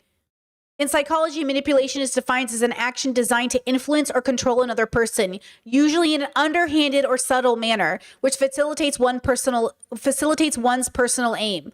Methods someone may use to manipulate another person include seduction, coercion, blackmail. Manipulation is like, it takes a level of intelligence, a level of forward thinking, a level of like you have to, it's calculated. Yeah, Chad, it's calculated. Manipulation isn't a child throwing a tantrum. You're not being manipulated that your kid throws a tantrum and then you give them a popsicle. You're being undisciplined. The child is doing what they know to do to get the popsicle. You're the one who's just undisciplined. Your child, you know what I'm saying? So like, your child isn't manipulating you. You taught them that if they throw a tantrum, they'll get a popsicle. That's not manipulation. That's learned behavior. And also kids throw tantrums because they're little people who don't have the communication skill. They also need help communicating. Throwing a tantrum I throw tantrums and I'm 36. It's called an autistic meltdown, girl. I'm going through something. Not all tantrums are bratty behavior. Some tantrums are when you're unable to communicate clearly, you just kind of melt down. So you need to understand, and this is my frustration, I think, with parents and people who look at children. Children are neither innocent little beings, nor are they manipulative little creatures. They're just people on a journey, my bro, and you keep treating them like all the same. They're just little biological creatures growing up the rest of, like, be kind, be patient, be understanding. They didn't ask to be here. You're the one who brought them here. You know what I mean? So, like, chill, okay? But yeah, like, I get it. It's frustrating. I get it. Sensory overload. I get it. Like, I grew up in a house with 9 kids. I get it. But also, you know, it's just like, you know, Chet says, developmentally speaking, children don't really become self-aware, understand other people's perspective until the age of 7 or up. Tell that to 3-year-old Brittany that was very self-aware and knew not to talk to the police and knew how to navigate strangers and knew how to navigate things when she got lost at Big Bear. With peace and love, tell that to 3-year-old Brittany that was self-aware that she liked pink and remembers her puffy jacket and has distinct memories of her childhood. Okay? Like, I don't like this idea that we are like, old kids don't know. I don't know, bro. I've worked with children my whole life. I feel like they know a lot. It's like with animals. It's like people always underestimate animals. But like if animals do not have preferences, I don't even know what's going on. I don't even know what's going on, you know, but maybe that's just my radical stance on consciousness in life, you know. More than they ever have before, which is why I stepped up, is because we're pushing back more than we ever have, and more people are pushing back. The people who said they weren't political 3 years ago are. Hold on. Chat says children can exhibit manipulative behaviors to get their needs met, test boundaries, and gain control. That doesn't make the child manipulative. Like, using skills to learn is not the same thing as being a manipulator. Like, adults who are manipulative are calculated. Children that are learning and figuring out things are different. Like, you're talking about people that are just the first time in their life, they don't know what to do, and they're testing boundaries, which is normal. Okay, we're talking about 35-year-old men who are manipulative. They're different. Okay, children testing boundaries and adults that's 2 different levels of awareness. Are now political, and they are saying this needs to change. And so that's where I think that it's, you know, kind of why we're more progressive, because more people are starting to realize, like, this isn't just something that will go away. From the beginning to now, have you experienced better treatment or worse? And then Hold on. What are these questions, chat? You said, isn't that the same thing as adults then? No, that's completely different. Adults learn those behaviors when children. And then you said when they don't outgrow it, does it then become manipulative? Okay, guys, hold on.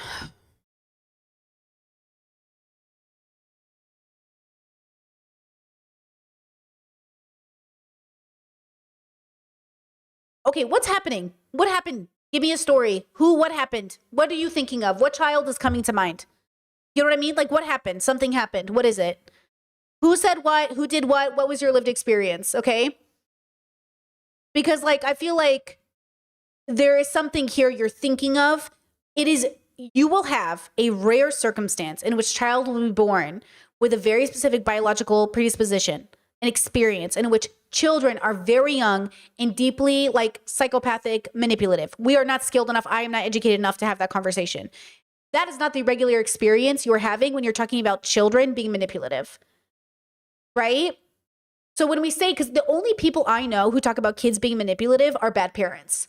So I'm going to need some understanding of where you're coming from, because usually it's adults who feel out of control in their life and they go, those kids are so manipulative, right? Like, they're so manipulative. Bro, they're not manipulative. You're just tired and you don't understand they're testing you and you're exhausted and you don't have the spoons to meet that kid's needs. And so you're just like, they're throwing a tantrum. They're manipulative. They know what they're doing. They're hiding things from you. That's different than being manipulative. Yes, your child can lie to you because maybe you're a bitch and they don't want to tell you shit. Okay, with peace and love, no, not derogatory. Okay. Maybe your kid is hiding stuff from you because you're going to beat them if they tell you. Okay, that's not manipulation. That's survival. Okay. Maybe they're telling a lie and blaming another kid because they're, again, afraid of consequences because you don't let them come to you. Okay. manipulation is very different than a kid lying to get their way. Okay? Lying is a very normal part of growing, and then you learn to pick and choose when you lie. So again, I'm just trying to figure out like what happened that would ever make an adult person called children manipulative, even generally. Because throwing a tantrum too, like even a child who's spoiled, that's not the child's fault. It's not the child's fault that it's spoiled. That's not where the blame lies. You know what I'm saying? That's the problem I'm having with the language. Is like the responsibility only falls on the child as far as the responsibility can. And then the rest is on the environment that raised that child. Yes, children are responsible, but again, responsible in which way? So when we say manipulative, we're putting a big responsibility on those kids, right? Like a big like a word here that usually comes with the consequence of saying this child outsmarted me, this child tricked me, this child is evil, this child is demonic, right? Like this child is, you know what I'm saying? I would be careful with that word. Use a different word if you would. Like if you are trying to explain a behavior, say something different. Because if you came to me and said, no, for real, like, yeah, Chad said, I've heard people claim that babies and infants crying is manipulation. Exactly. Like, oh, let the kid cry. He's just trying to manipulate you. He's saying what he wants, right? Like they're saying what they want. This is what they know how to communicate. They're not manipulating you. They just really want out of the crib. They're not like, ooh, I'm going to cry. It's like, oh, the baby's crying and then I pick it up and it stops crying. What a manipulative person. They're not manipulative. They're having like a biological experience with communication. A baby that fake cries isn't manipulating you. It's a part of their biological experience of communication and survivability. But they're not manipulating you. You know what I'm saying? Like, you can call it manipulation, but it's a part of their experience. Like, I heard coyotes mimic the sounds of babies crying. And it's a part of like, I don't know if this is even true, but it's like they sound like babies crying in order to, like, some animals sound like humans and babies crying to convince you to come see them, and then they attack you. I wouldn't even say that's manipulation. Just sounds like survivability. You know, you could say it's manipulation, but I just think like, it's like, oh, it's like, that's how they survive, which is different to me, right? Chad said original sin coded. Yeah, it feels original sin coded to me too. Yeah. Yeah, they're not manipulative. They're just communicating. But like, again, there are children that are seriously suffering and they are manipulative. They can be dangerous. They're really rare. And when you start attaching, and those kids need help too, those kids deserve intervention. But those kids, I think, are rare. And I think when you start attaching those words to all children, I just think it's wrong. And I think it's bad. You know, I do think it's bad. But I think it also takes away the responsibility from the adults, because then you're saying, well, the child's manipulative. I'm not. I didn't raise them to be that way. They're just manipulative. But you didn't think about intervening or getting them help. You know, I think that's my struggle. I think that's my struggle there, if that makes sense. So I didn't mean to, like, you know, I just to answer your questions. I guess I hope that helped, right? You know, a child, someone said a child can be manipulative. A child's behavior can manipulate a parent's response, but that's not because the child intended it. Or like, what is even this word like, oh, you're manipulating me? Like, again, I really struggle to, I'm very cautious about the words we use, just because I think, like, imagine you're a 6-year-old and your parents like, you're so manipulative. You know what I'm saying? Like, what are we talking about? Oh, you're so manipulative. Look at you tricking me. Oh, look at you trying to get your way. And people do. They talk around their kids like this. You know, people really talk about kids like this, and kids hear them and they're like, you know, I don't know if that's healthy. I don't know if that's good. No. But I think that the parents are tired and they probably don't have the skills to intervene and they don't know what better words to use. So they use the words they're taught, right? But, you know, what are you going to do? Okay.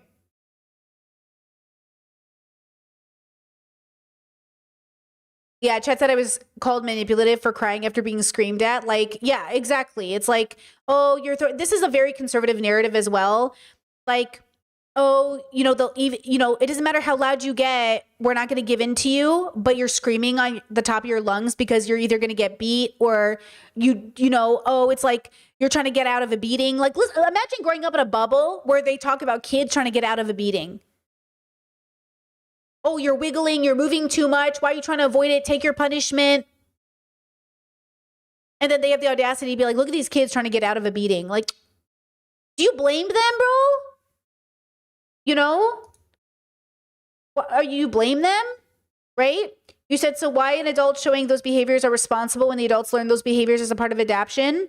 Oh, because as we get older, we're supposed to reach milestones of development that help us deconstruct our childhood and lead a more fulfilling and responsible adult life. So this is why I heavily believe everybody needs therapy. We need to go back to our childhoods, unlearn what we were taught because our parents are fucking stupid. I love them.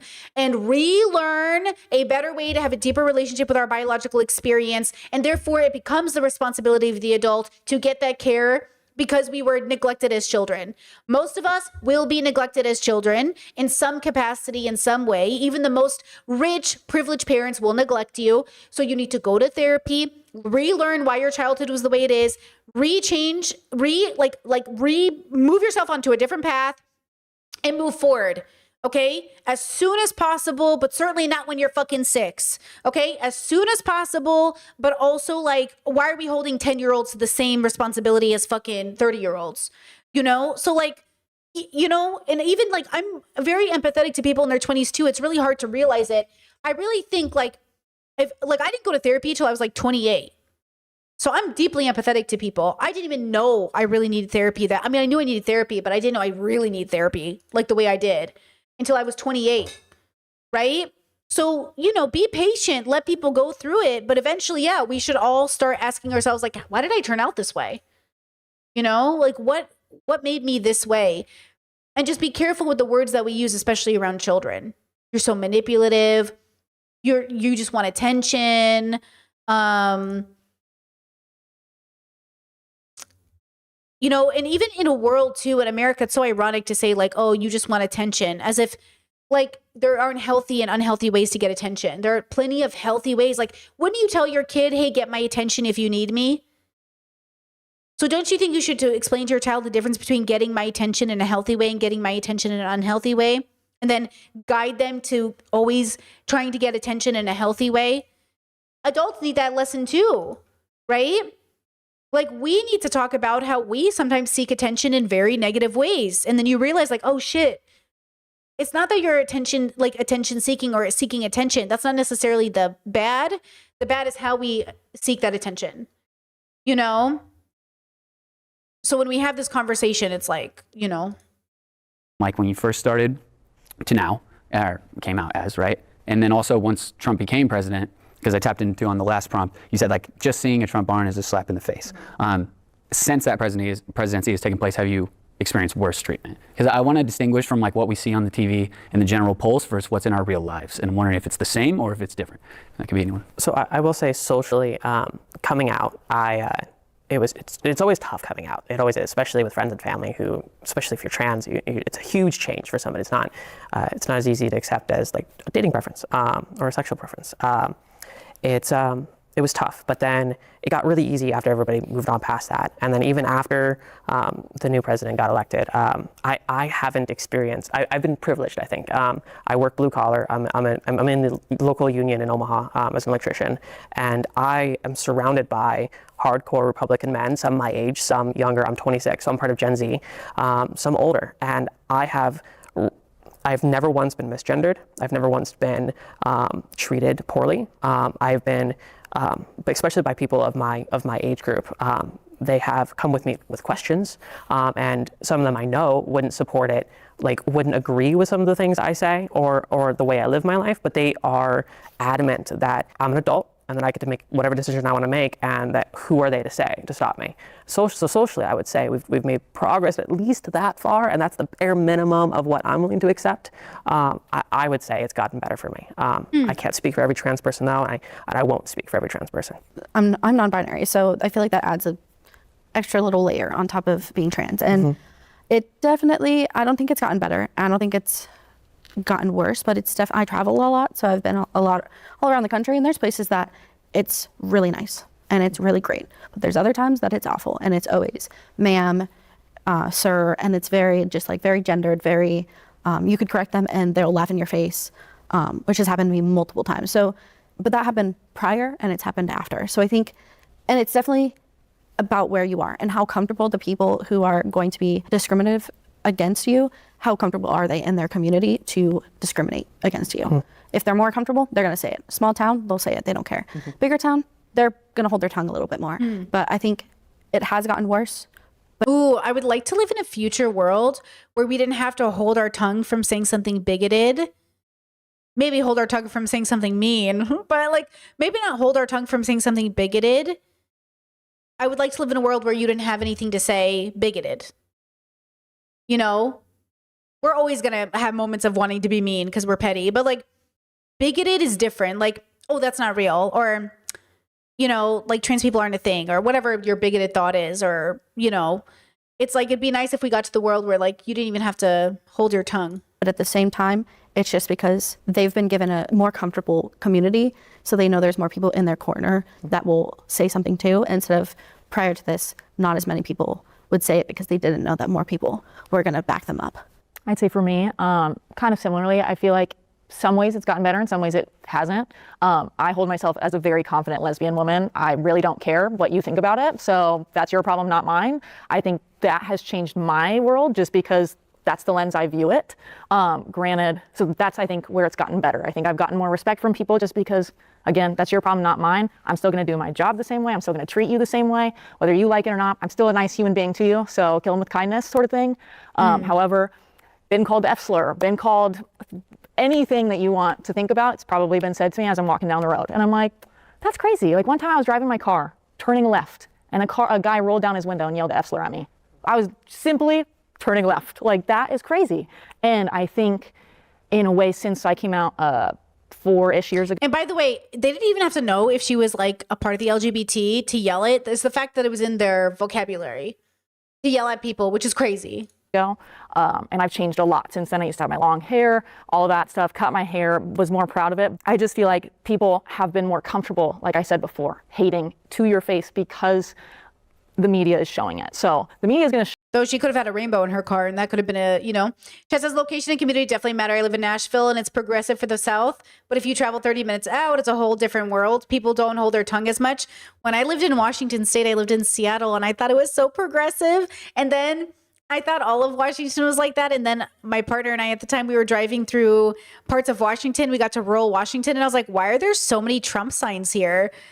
And he was like, yeah, like it's very conservative out here. And I was like, the fuck? Like I was not prepared. I just was under this like fantasy illusion. The Pacific Northwest was like progressive.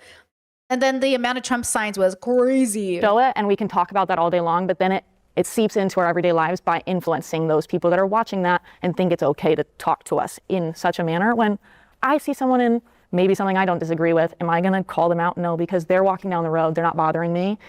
Just they should give us the same respect, and I feel like it hasn't gotten much better in that regard. Kind of what you were saying, having conversations like this, pissing people off to the point where they're scared and they're, you know, tearing stuff apart. I think that is indicative that we are moving forward and we are making a positive impact. So I want to be aware, you know, that's happening as well. But I think, kind of think you said it too, it's more so the outside of our community, or people outside of our community need to change that perspective. And that's kind of what our job is to help. You guys notice how calm this conversation is? Is this not the most, like, guys, I have them on 1.25. Are they not chill as fuck, bro? Now, tell me this, be honest. Is this as entertaining as Jubilee? Or are you like, oh, they're being like way too nice? But like, they are so fucking chill. It's crazy. Educate people. I love it. It's nice. In order for it to continue to get better, if that makes sense. Social media is one of the biggest negatives on our world right now, especially since it's designed to drive clicks, views, and what drives clicks and views is rage bait, anger, negative emotions, anxiety. I know that I engage more with the news when I see negative things about trans people in the news because I need to know. And so I think the news and specifically social media is designed to drive clicks and views. And because of that, it's divisive and it allows people. I agree. It's like, it's really nice how chill it is, but I can see why other streamers, like, it's going to be hard for these kinds of videos to be entertaining for people because like they're not going to have the patience to go through it without more arguing, which is like really interesting to me. Now, maybe they'll get into it later. Chat says, are they pulling punches, do we think? Well, I think for now, it does feel a little bit like they're, well, first it's gay versus trans. So I just want to say, like, when it's gay versus trans, it sounds like everyone's pretty liberal progressive. It doesn't sound like we have any MAGA people here, though I think we have a centrist-y, liberal-y girly. I think the girl who's, what did she say, electrician?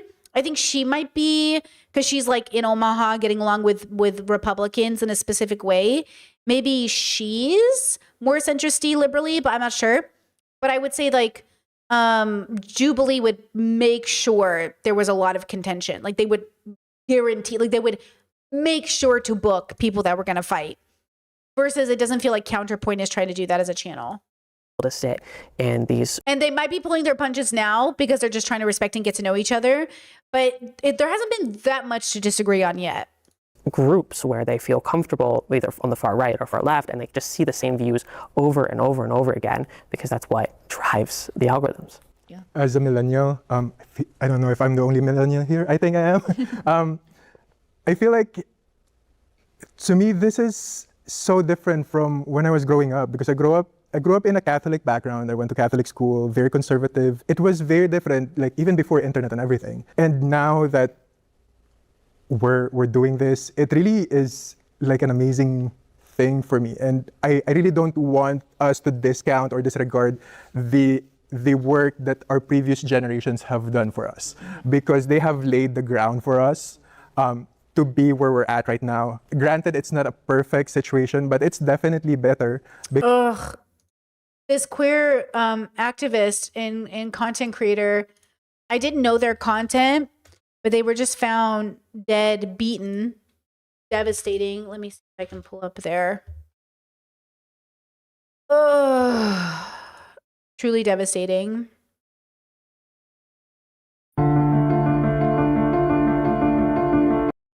This is Tin.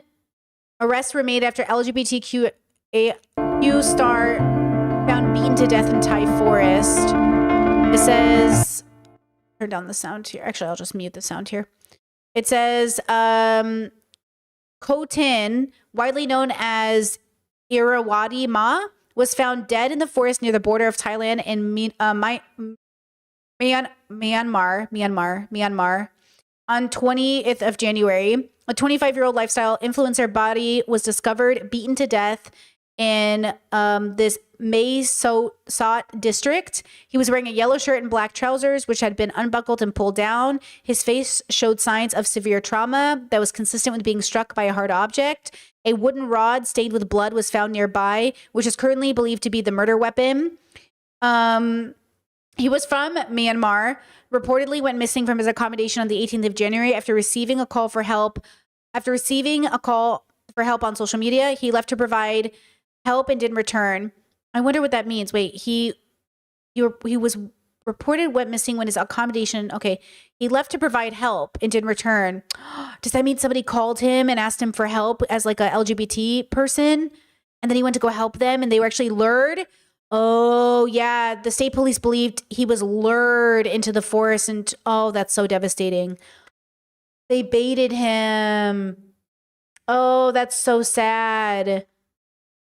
Oh, that's so sad. Oh, if I believed in hell, they would be in a special, there would be a special place in hell. Oh, that is so sad. Oh, can you imagine? He probably went to go do LGBT outreach.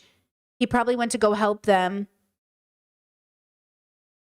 Oh, that's crazy. That's devastating. So when I say I believe the world is globally conservative, this is what I mean. It is not safe to be queer globally. It's not just the United States. We have a problem around the world.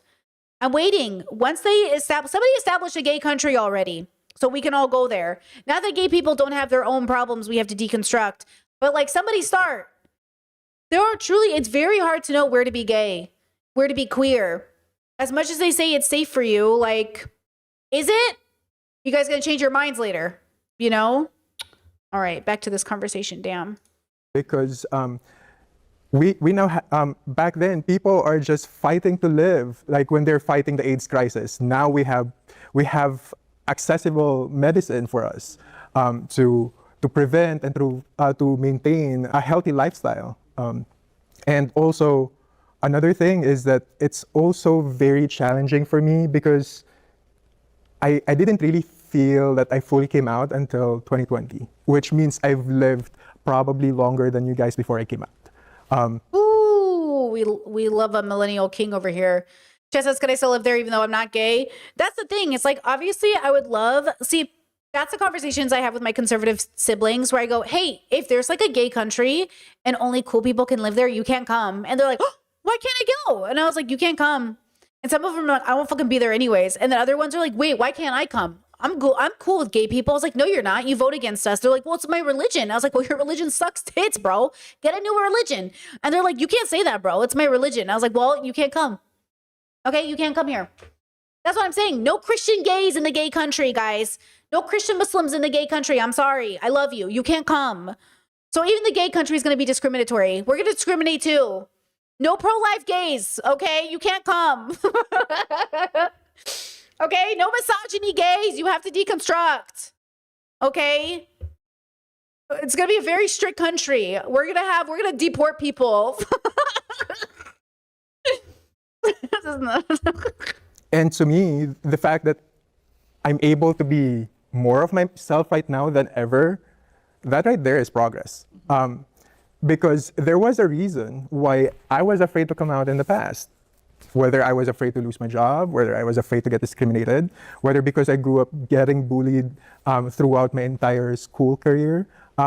Those kind of things, they still happen, but they happen very differently now. And it happens in a way where we can fight back, we can speak up. Back then, the things that we are able to say and do are very limited compared to now.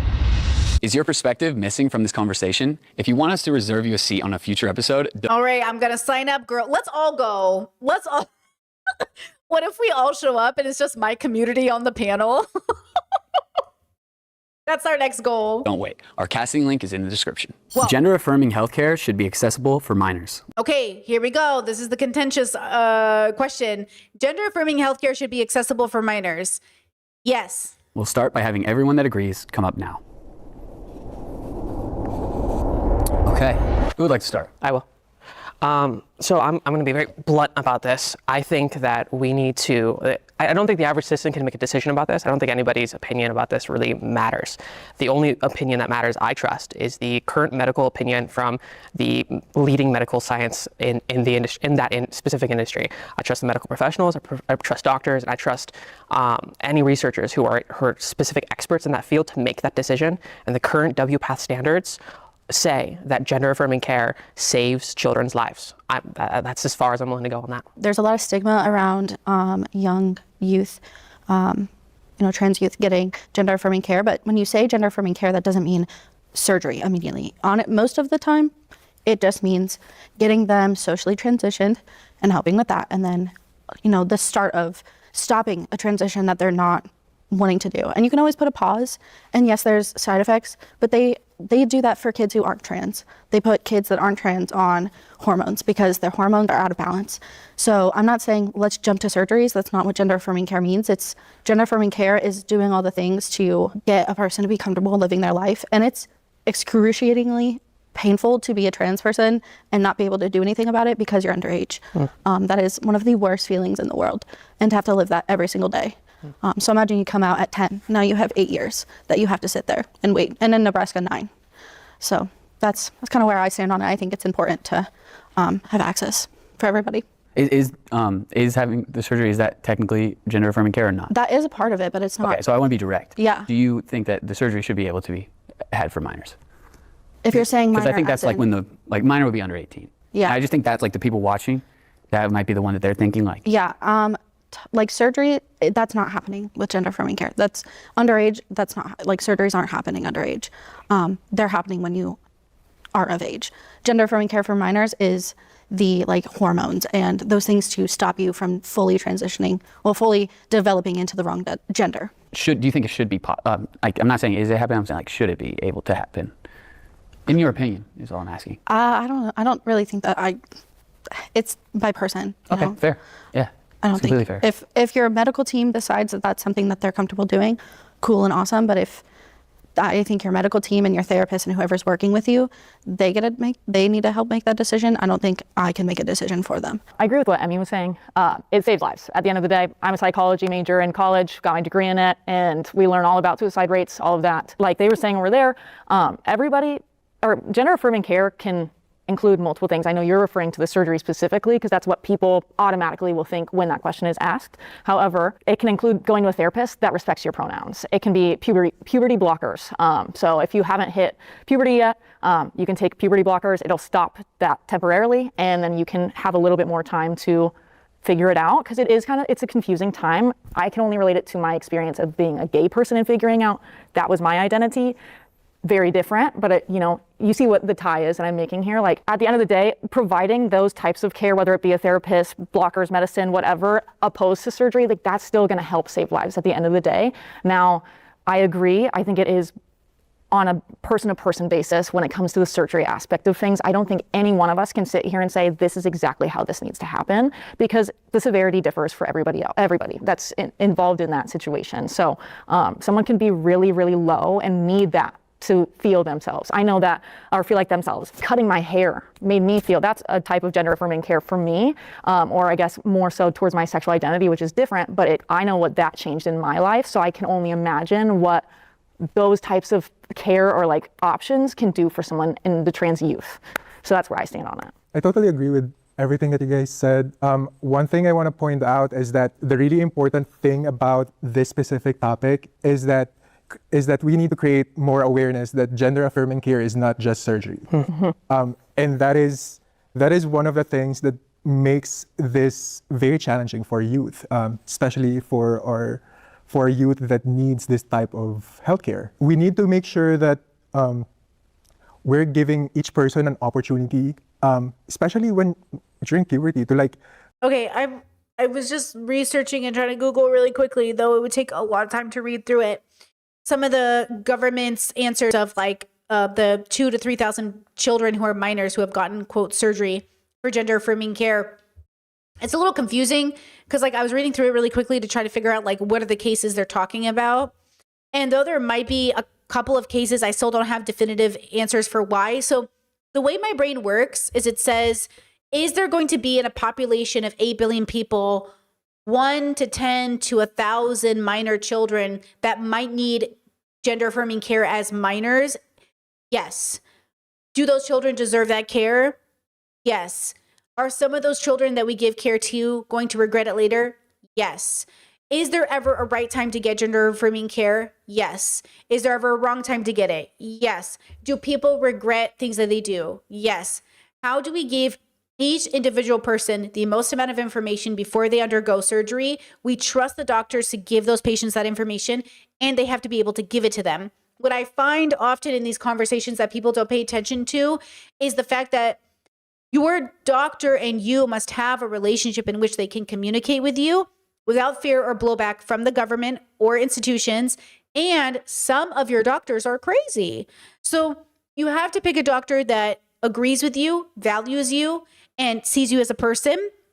And we have to account for the, quote, crazies. But what we don't do is we don't account for the parents who are raising their kids in religious environments that are also causing problems in their children. But we don't say get rid of religion. We say those are crazy parents. Okay, well, same thing with trans kids. Not all kids who have pro-trans parents are having good trans parents. Like some of those parents are crazy, right? We're not getting rid of trans people. So again, it's like we are all, the hardest part about recognizing, the hardest part for us to accept is that some people will have children and not care about them. Some people have children as an extension of themselves, as a toy to play with, as a thing to abuse. Like, not all people who have children care about those children, right? But I certainly don't think a population of people that want to argue with me about a God in the sky have any room to argue with me about what is factual about gender, right? So if you want to have a serious conversation about gender, let's have a serious conversation about gender. If you want to have a serious conversation about surgery, let's have a serious conversation about surgery. Okay? But to me, we have 8 billion people on the planet, all having a different biological experience, all having a different internal experience. And some of those people will need care, and some of those people will need surgery. Okay? So we need to talk about it, right? Chet says, Chet says, I'm not familiar with plastic surgery bubbles. Do minors commonly get plastic surgery for purely aesthetic reasons? I mean, yeah, like some kids will undergo like a rhinoplasty because they're getting so bullied in school over their nose. Some kids will undergo surgery because of disability. Like some kids will undergo surgeries and they get their ears pinned back, right? A lot of kids will get like their ears done, and some kids are mad at their parents for it and some kids are thankful for it.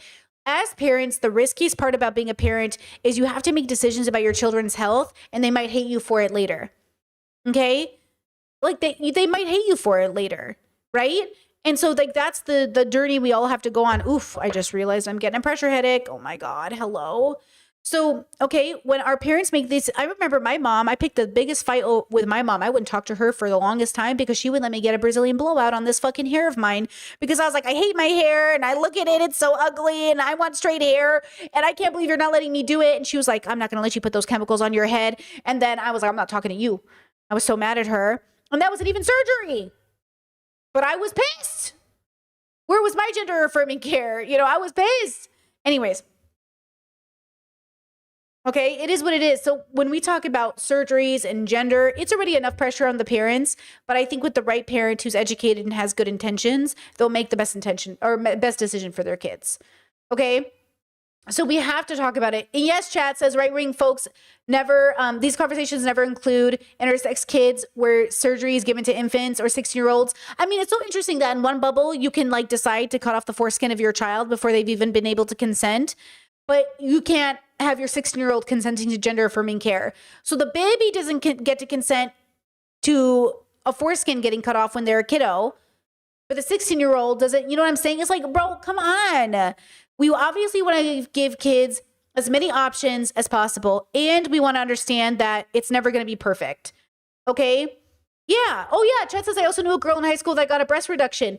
Obviously, a lot of people get breast reductions for a lot of really good reasons, like great example. Yeah. Okay. So again, the reason we can't have real conversations about these things is because we're not thinking about the nuances or the individual experiences people are having. We just assume every person's having the same experience, and they're not. They're not. Also, stop circumcising your kids, bro. It's fucking weird. It's unnecessary. Thank you. To like explore and understand ourselves, because that is a difficult part of our life, and adding the pressure of our parents and our community resisting our growth and our self-awareness is harmful. It can lead to losing people's lives at a young age, of which we could have prevented, or we can prevent by. Also, you should sit down when you pee, okay? If you have a penis, I'm just telling you right now, we should all sit down to pee. It's cleaner and it's better. Link from Rhett Link just talked about that. He's like, I sit to pee. You should. I can't believe in America we talk about emasculating men. Girl, stop peeing all over my floor and sit the fuck down. Making sure that this type of healthcare is accessible to them. Okay, and I think that's a good time to bring up everyone that disagrees. So I didn't come sit down because of the word healthcare. I think it was used. I do think trans kids are valid and, you know, their identity matters. But I put myself in the shoes of a 10-year-old, and like the decisions I made and like what I thought about myself when I was 10, I don't feel the same way now. It's just so funny when my parents go, you were so much smarter at 10, Betsy, when you knew God. Oh, so I was smarter at 10? So can I make decisions about surgery at 10? They go, no, that's different. Oh, so I was smart enough at 10 to know God was real, but I wasn't smart enough to make my own decisions about what was attractive to me or what was good for me. Talk about picking and choosing.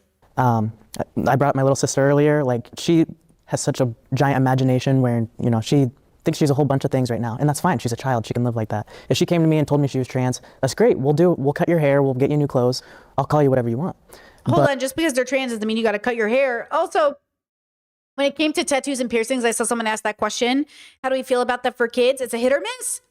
You either get your kids' ears pierced and make them go through unnecessary pain so you can put earrings on them, and they don't care when they're older. Like I didn't care. I got my ears pierced as a kid. I'm fine with it, but I maybe wouldn't have been fine with it. And as a parent, you have to risk the outcome of either. It wouldn't matter if my parents waited. If my parents had waited and allowed me to consent to that change, that would have been also great. And that's probably a better idea too, right? Like that's probably also a better option is just to let your kids wait to get piercings and tattoos. And also, let them get it when they're older.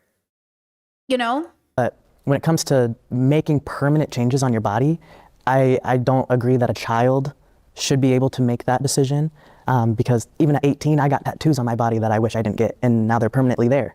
Like you just can't. Permanent's a big word.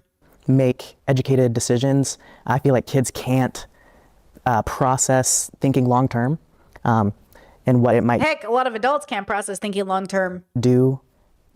It could affect reproductive systems. I think the only thing that's going to fundamentally change the way we have these conversations is if people really start having real ones. I used to do this with my callers, and I do think when I used to take calls, oh my God, guys, it's been so long. When I used to have callers, love you guys. When I used to do that, I think it, for most of them, was like a really safe space to say, okay, what do we really want to do? Like, no one can hear you. Do you really want to get breast surgery? Do you really want to get this done? And they'll be like, honestly, like, yeah. And I'm like, okay, why do you want to get it done? We'll talk about it. Or, honestly, like, no, bro. And I'm like, let's talk about it. Like, no one can hear us. Safe space. What are we doing? It's like making the space where the person can say and move through the motions and really talk about it and then make a decision and then also accept the consequences of that decision. Because, there's nothing wrong with there being a consequence. One of the, like, I think about all the consequences I've ever, or all the things I've ever done in my life that I regretted. And I'm like, man, my life would be so much better.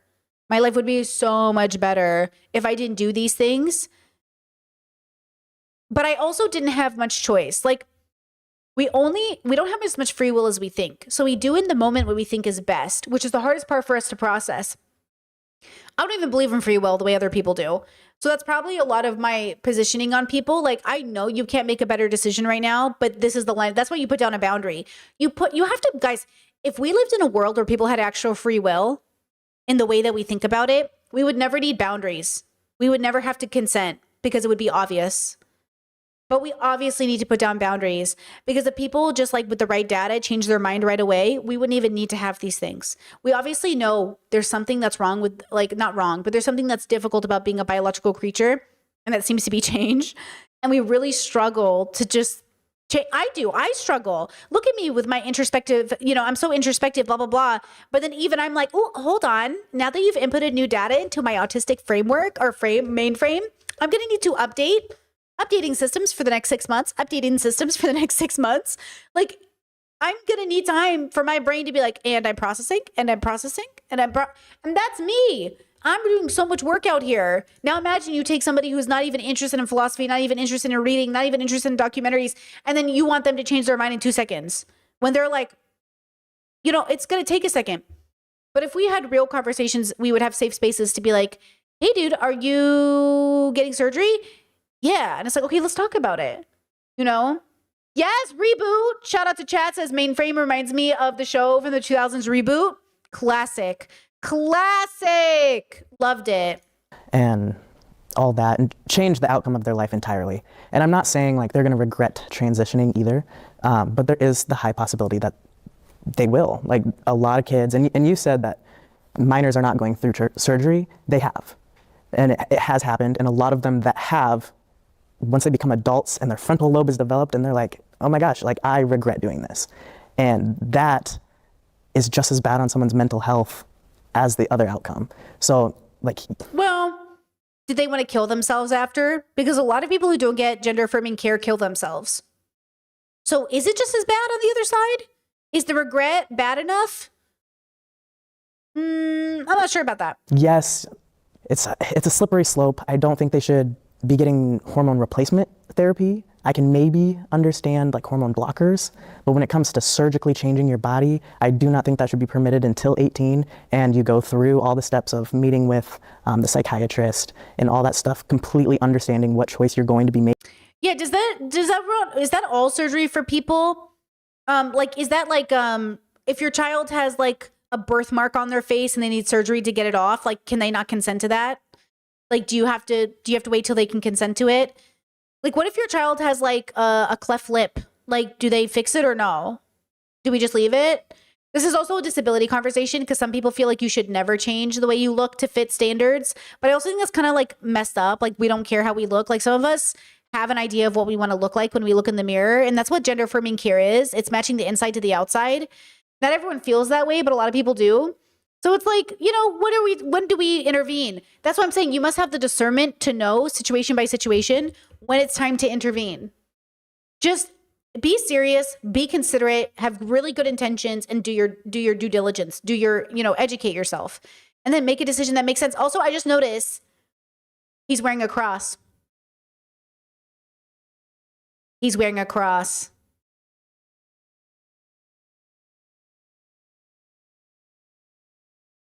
My bro.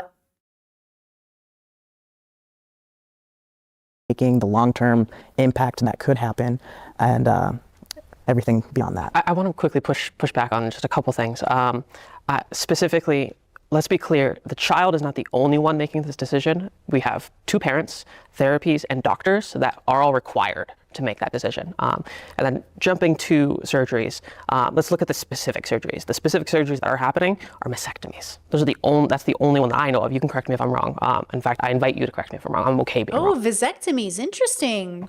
But as far as I'm aware of, in the research I've done, mastectomies are the only surgery that are being done before the age of 18, and that they are extremely rare to be done, and they need approval from the doctor, a therapist, and then both parents. And at that point, when a mastectomy does happen, that child has most likely been living that life for a very long time before a doctor is willing to sign off on mastectomies, because they're scared to. They're scared to sign off on mastectomies because of the very reasons you were talking about. And by the way, a lot of doctors have really good intentions, like the doctor who gave that abortion pill to that 10-year-old that was raped and impregnated.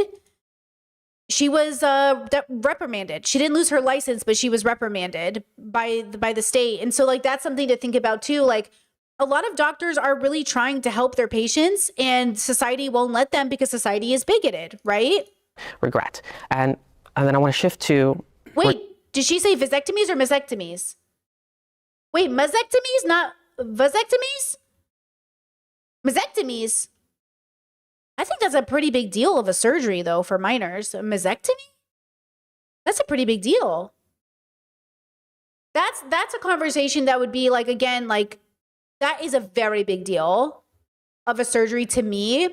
But I also say, like, that's why you have to really trust your doctor and really give your kid a space to have that conversation and not make your kid feel bad about what direction they take, right? That is a big deal. And it's also rare. Thank you, chat. It is also rare. But that's funny because I thought a vasectomy was less of a big deal. But some people would be like, oh my God, Brittany, that's like a huge deal. Like, whatever. They're reversible. Get over it. But also, even if they're not, you don't need to make kids anyways. Relax, But forced sterilization, bad. See, forced sterilization, bad. You can't be forcing people to be sterilized. Crazy, like they did to the Native Americans. Absolutely not. Indigenous people, absolutely not. Okay, a mastectomy is an intense surgery, but I think I really do think with the right people, you'll get less regret if you have the right information. That's funny. I just told my partner today, I was like, sometimes I hate that I have boobs.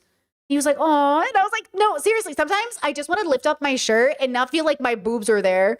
Like, sometimes I'm just like, oh, I'm so annoyed with you. Go away. And then I'm like, but not like I want to get them off. But like, sometimes I'm like, I wish you were there. You're so annoying. Anyways, I think the thing about my brain, though, is like, even though I regret things, I get over it pretty quick. Because, like, at the end of the day, if you empower people to regret, they will know how to cope with the fact that, like, I wish I didn't do that, but hey, what are you going to do? Because you remember when people came for Angelina Jolie? Oh, great example. Great example. Do you remember people telling Angelina Jolie she was fucking stupid for getting her double mastectomy, even though she had the statistical probability of breast cancer because she has the genetic predisposition? Do you remember? So even Angelina Jolie in her grown age was called fucking stupid by people because they thought it was silly for her to get a double mastectomy out of fear of cancer, even though her mother and I believe her grandmother died of or had breast cancer. Do you remember that? So remember, no matter if it's a minor child or a grown-ass woman, people will decide you're stupid for doing what you want with your body. Bam. Regret. The people who do detransition or regret, our population is 1% of America, but of that population that decides to detransition, it's another 1%. So 1% of 0.1%. 0.1%. It's extremely small. Exactly. And yes, chat, other surgeries like hip surgery or even, knee surgery have higher regrets. Margin of people who regret it. And I'm not gonna sit here and say, oh. Yeah, chat said it's because people, gross. People hate to see women without boobs. They do. They literally hate to see women without breasts. Isn't that crazy? That's what it is. They were so mad. Oh, I can't believe she did that. She ruined her body. Why would she ruin her body? Why is ruining my body removing my breasts? Why is that ruining my body? Why do you even think of it that way?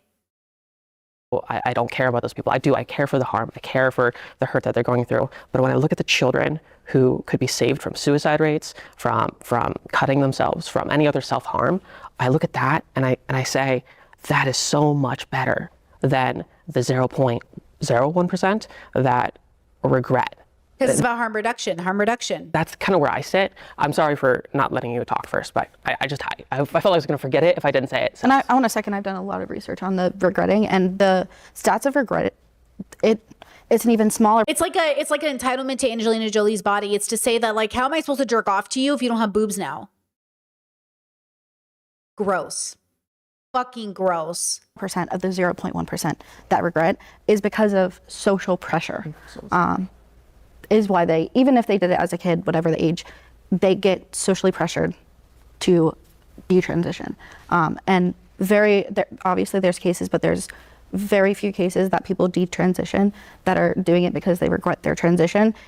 Mostly it stems from the outside world, making them feel like that's not who they are and that's not how they should identify. Usually family. Yep. Their mental health. Like, I do think that is something that should be targeted a lot. Like, these kids, they need to be in therapy, not for like conversion or anything, but just because, there's so much hate on trans lives where they need to have someone to talk to get through that.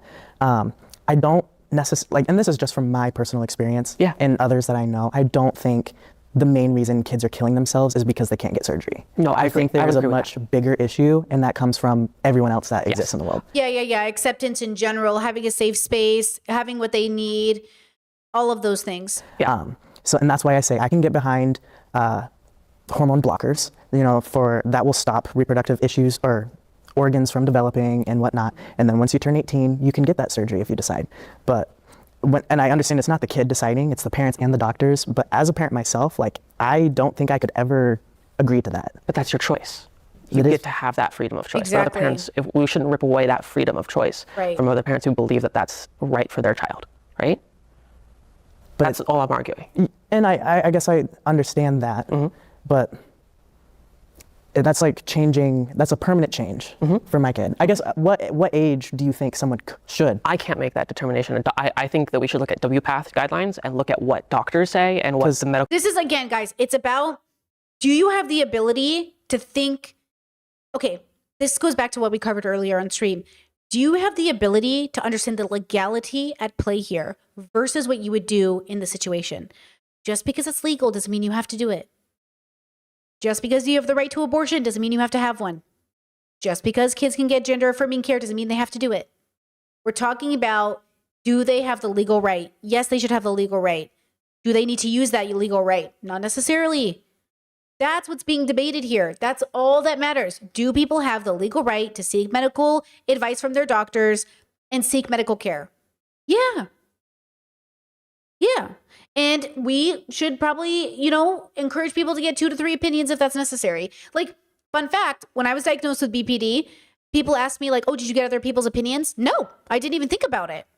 The truth is I probably could have seen 4 different doctors and they probably would have given me 4 different diagnoses. But the point is the therapy worked for me.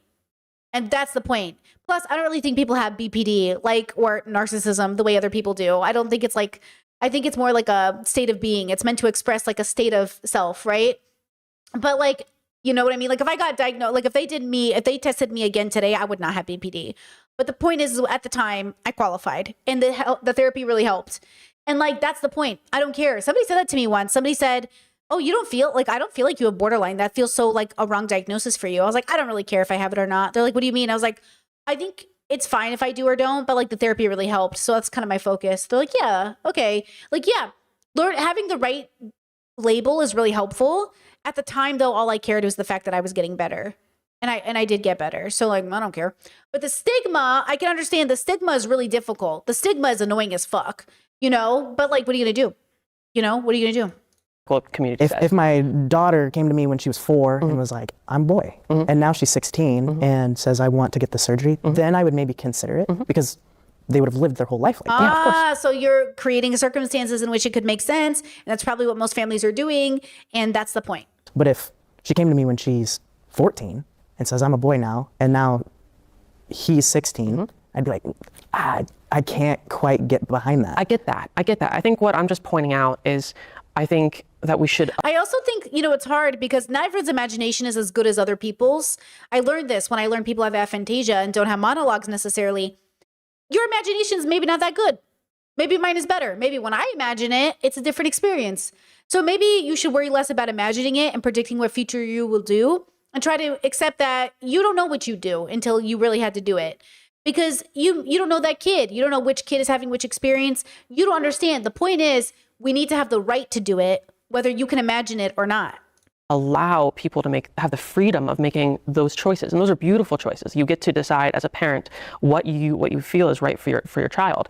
And I think that by saying, well, no, we shouldn't do any surgeries at all before the age of 18, it limits parents who may be in that situation where your child was 4 years old and she came out to, or he or she came out to you and wants to do the surgery.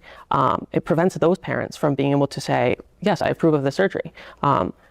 So what I'm saying here is you should be able to raise your kids the way you want to raise your kids, but so should other parents. That's all I'm saying. From a very personal perspective, this is kind of a double-sided coin. I look the way I look today because I've always struggled with my identity as myself too. So I want to set that very clear. I have also always struggled with my identity, and I still do.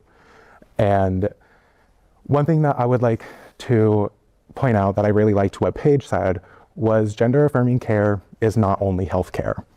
And I do also want to say though, gender affirming care is not only for trans people. And I feel like that is one of the biggest misconceptions and one of the biggest stigmas around it. Viagra, that's gender affirming care. Implants, that's gender affirming care. Literally anything that anybody can get to change the way they function or change the way they look is gender affirming care. And I feel like for men. Exactly. And I feel like that's the biggest stigma. Like I think Alex said, is that there's just a stigma around it. And I feel like if everyone can realize that it's not just for trans people, that will already just give a different understanding of it completely. And I feel like the biggest struggle right now when it comes to gender affirming care is the healthcare side of things.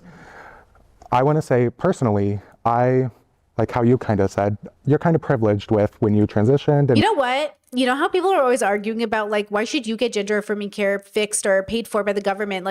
Why should mental health be fixed by the government? They only have this issue because we're not all just getting it through the system. The system should just be paying for our healthcare. We should all be going and getting physicals done. I can't tell you, so many things, and I understand it's a lot. I have this lump in my breast that lives there and I have to get mammograms done for it just in case it turns into cancer. And, I was like, oh shit, I got to do that. It's been a while. It's been 3 years and I'm supposed to get it done every 2 years, but you know what I mean? And I know I'm supposed to get it done every 2 years, but I have to take a day off work and I have to go to the doctors and I have to get a mammogram done and then and it's just a lot. But that's also because I'm such an American. It's not incorporated into my my brain yet. I know I'm still in Croatia and I'm still transitioning, guys. I know I've been here for 3 years.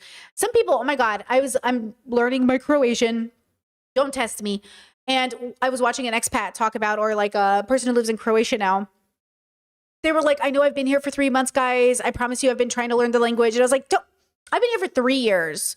Okay. Don't pressure me. I will get triggered. So like I'm working on stuff, but even that, like, I just want to be able to speak enough of the language to go to the doctors by myself. See? And then my partner has to go with me and I can't go alone. I'm not independent. I'm afraid of like hearing the wrong thing from the doctor. And I'm not just a visitor here. Like I have ID. I have a Croatian ID. I have health insurance. Like I'm a temporary resident. Like I have like, you know, so it's just like all of these steps and all of these things that come, and then I'm just like, ugh. Like that, like, never mind. I'll just do it later. I would just love a world where it was so normalized to go to the doctor.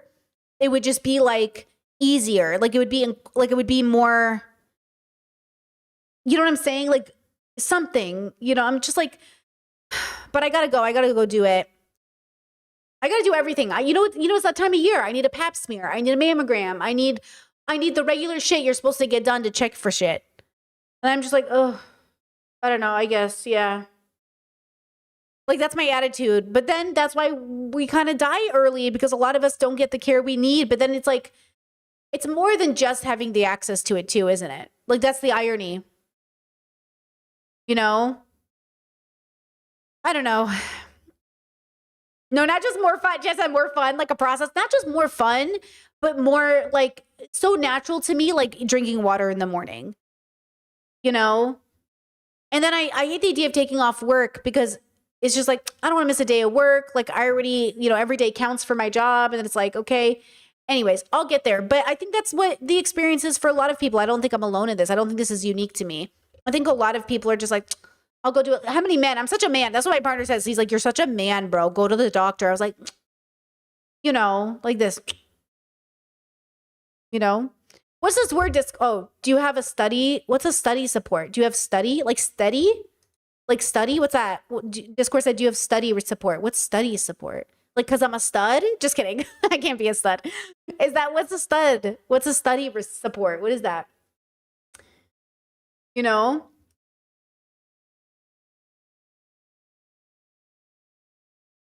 For Croatian, study support. Oh, like study, like learning Croatian. No, I'm not there yet. I'm literally I'm not like, I haven't hired a tutor or anything like that. I'm still transitioning to do it. I had a bad experience coming to Croatia. I'm very like, this is the autism. So I came to Croatia and then every time I tried to speak Croatian with people, they laugh at me. And I was like, what is happening? Because every time I heard people, they're like, oh, they're going to be so open and everyone's going to be so like, they're going to love that you're speaking Croatian.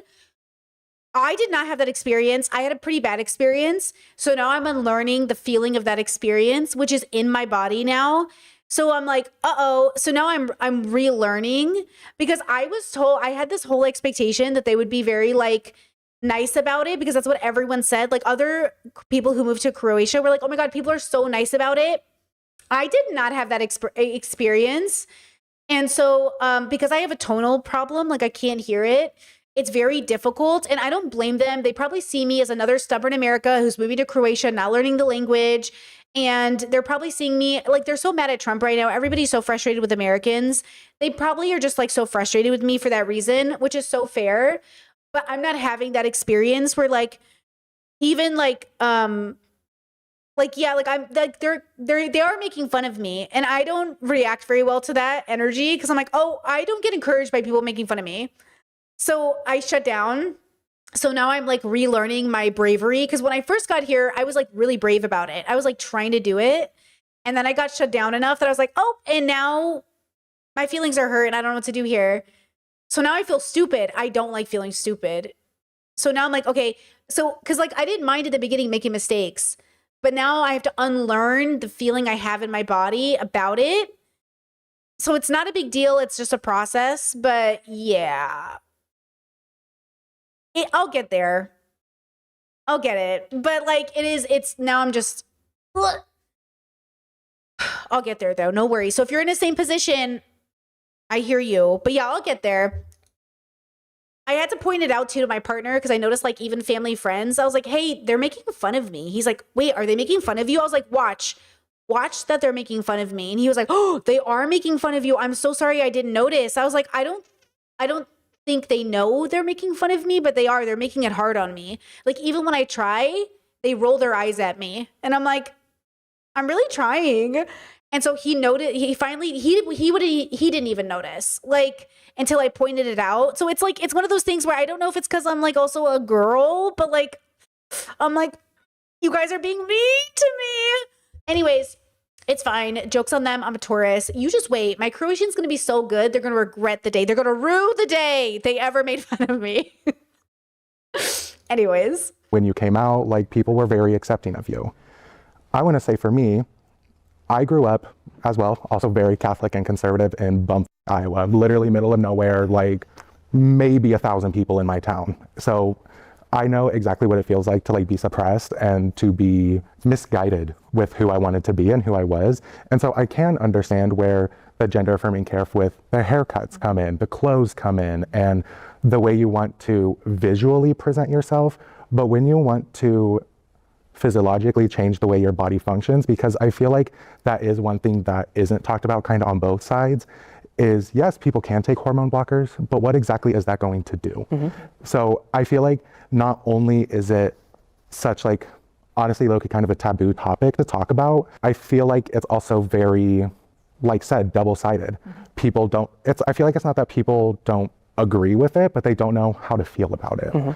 And again, I feel like this was brought up maybe like 4 times. It is very person to person. Like, you cannot change the way people feel about themselves. Like, I always struggled with just where I grew up and with my own family. They wouldn't let me paint my nails. They wouldn't let me have long hair. Had a haircut every 2 months to ensure that. Like, so it's that kind of thing. And think about how gender is incorporated so heavily into the world. Schools, private schools, high schools, conversations like certain schools don't allow you to wear certain clothes or have your hair a certain length or have your nails painted. Like, gender is incorporated into everything that we do. And that's why it's so frustrating until we even deconstruct these things and these expectations and like, you know, dismantle this expectation that your baby is born and then we decide its future based off of its like body. It's like, we have so much work to do, but we're getting there. It's just going to take another like 500 to 1,000 years, but it's still worth it. That type of stuff where I feel like shouldn't even be part of this topic. Like, honestly, we should just let your kid get the damn haircut, or just let your kid grow out their hair. If your daughter wants to wear a blue shirt, give her a blue shirt. Like, at the end of the day, everything is colors. Everything is just, like said, people just see people when we look at each other. And so it's, like said, very double-sided when it comes to this. Socially, visually, yeah, with the haircuts, all of that, go ahead and do it. But I do think it gets a little more mushy when we get to the healthcare side of things. Like I said, especially with minors. I do want to say one of my very good friends, it was a weird position for him. He transitioned near the end of 17, so his parents are still involved, but not really like with the process because he was almost an adult. And yes, they had to give permission, but at the end of the day, they couldn't because it happened after his birthday, so he would have been 18. And I feel like that is also where it gets a little mushy once again, is age. And I know that is one thing that you really brought up, was age and specifically. Like, yeah, if they came to you at a very young age and then they were still a minor and they came to you still and was like, I need this, then okay, maybe let's start to look into it. But I do want to say, I feel like it's age, really, especially once it comes to the simple things like the hormone blockers. And I want to say, I personally feel like people should at least try to go through that puberty aspect, because I feel like that is when it really shifts from childhood to being a teenager and becoming an adult. And yes, your frontal lobe isn't developed, but your brain developed a whole lot in a week while you were going through puberty and all that. So I do want to say, I feel like that should definitely probably be the cutoff, at least, should be puberty age, when they're getting out of adolescence and out of being a child.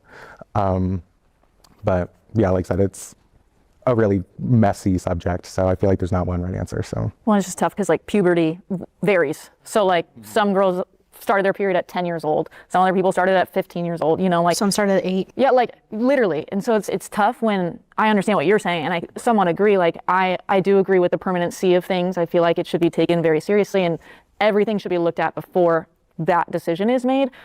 My point of view, that's up to everybody's discretion in that situation. So in your situation, you don't want to let your kid do that under those circumstances, that's fine. That's totally fine. And if that's a problem later for the kid, then I trust you'll handle that the way that you would feel is best. And who am I to police that any other way? Before 18 is tough because, you know, you're still figuring out who you are. I can only tie it to my experience with figuring out, or like coming to terms, I should say, that I'm gay. I've always been gay. I want to make that clear. But it's like, I knew that for a long time, but I went back and forth. Am I bisexual? Am I lesbian? I don't know. Like, but there's no permanent changes that's being made to who I outwardly am. So like, that's the difference, I guess. So I think it's just, you need to be aware, like, it takes time to figure yourself out, no matter who you are. You could be a straight person and you're figuring yourself out. And you might be 25 and you still don't get that figured out. But as long as those correct conversations are being had and everyone is obviously taking it seriously, I think, who are we to police it, like I said. I just want to ask you guys a question because it's related. It's just something that I heard almost everybody mention, which is like the separation between what would come to like the average person's mind, the healthcare side of things, and then like what is actually gender affirming care. Do you think children should be taught like gender identity and sexual orientation in school? And by children, I don't just mean like anyone under the age of 18. I guess in a specific, I would be meaning like elementary school children. No. It's touchy. I want to say that. What? By children, I don't just mean like anyone under the age of 18. I guess in a specific sexual orientation and care. Do you think children should be taught like gender identity? They are taught gender identity. They are taught gender identity. They are taught gender identity. They are taught gender identity. They are taught gender identity. The question should be, should we expand children's understanding of gender identity? They already are taught it. It's touchy. I want to say that. Do I think we should be sitting them down and be like, okay, here are everything, like here's gay, here's trans, here's lesbian? No. But I can teach them about myself. I can teach them that I'm gay, that I like men, that I look the way I look because, but that's not me teaching them or telling them to be gay. You guys know that, you know the TikTok meme? Do you guys know it? Oh, I don't even know how to find it if I want to show it to you. The one who's like, she's got like a scratchy smoker voice. She's like, anyway, so my uncle, he went to Bermuda and then I saw him last week at Thanksgiving, but then I said to him, why not try crack cocaine? You know who I'm talking about? You know who I'm trying? Crazy family. You know what I'm saying? What is that? How do I even Google that? How do I even TikTok search that? It feels like they think that's what's going to happen. It feels like they think that you're going to sit there and be like, okay, kids, so this is what a penis looks like, but let's invert it. You know, it's like, what are you talking about? That's like not what's going to happen, you know, but that's what I feel like people always set this up. You know what I mean? You know,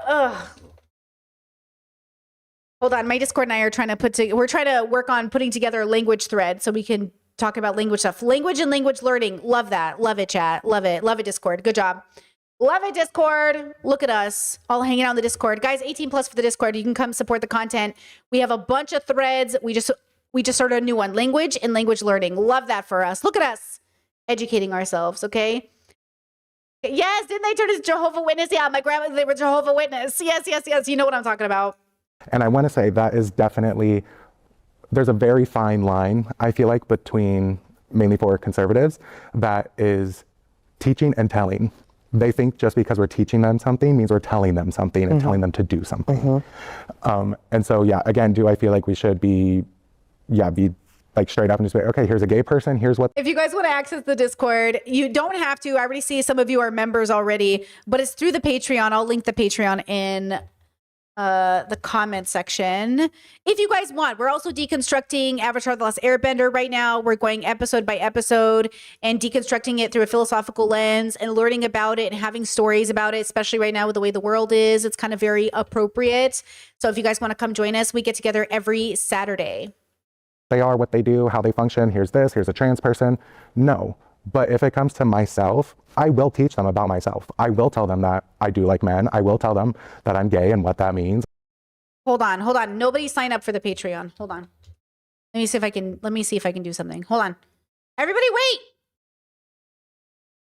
No place like home. There's no place. Okay, hold on. Give me a second. Un momento, por favor. Wait a second. Everybody wait. Everybody. Hold on. Everybody. hold on. Everybody, wait a second. Everybody, hold up. Everybody, hold on. Everybody, wait. Everybody, wait. Everybody, wait.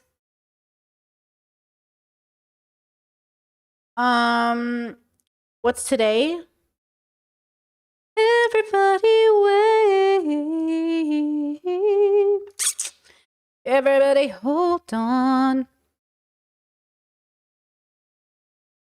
Okay, I think I did it. Let me see.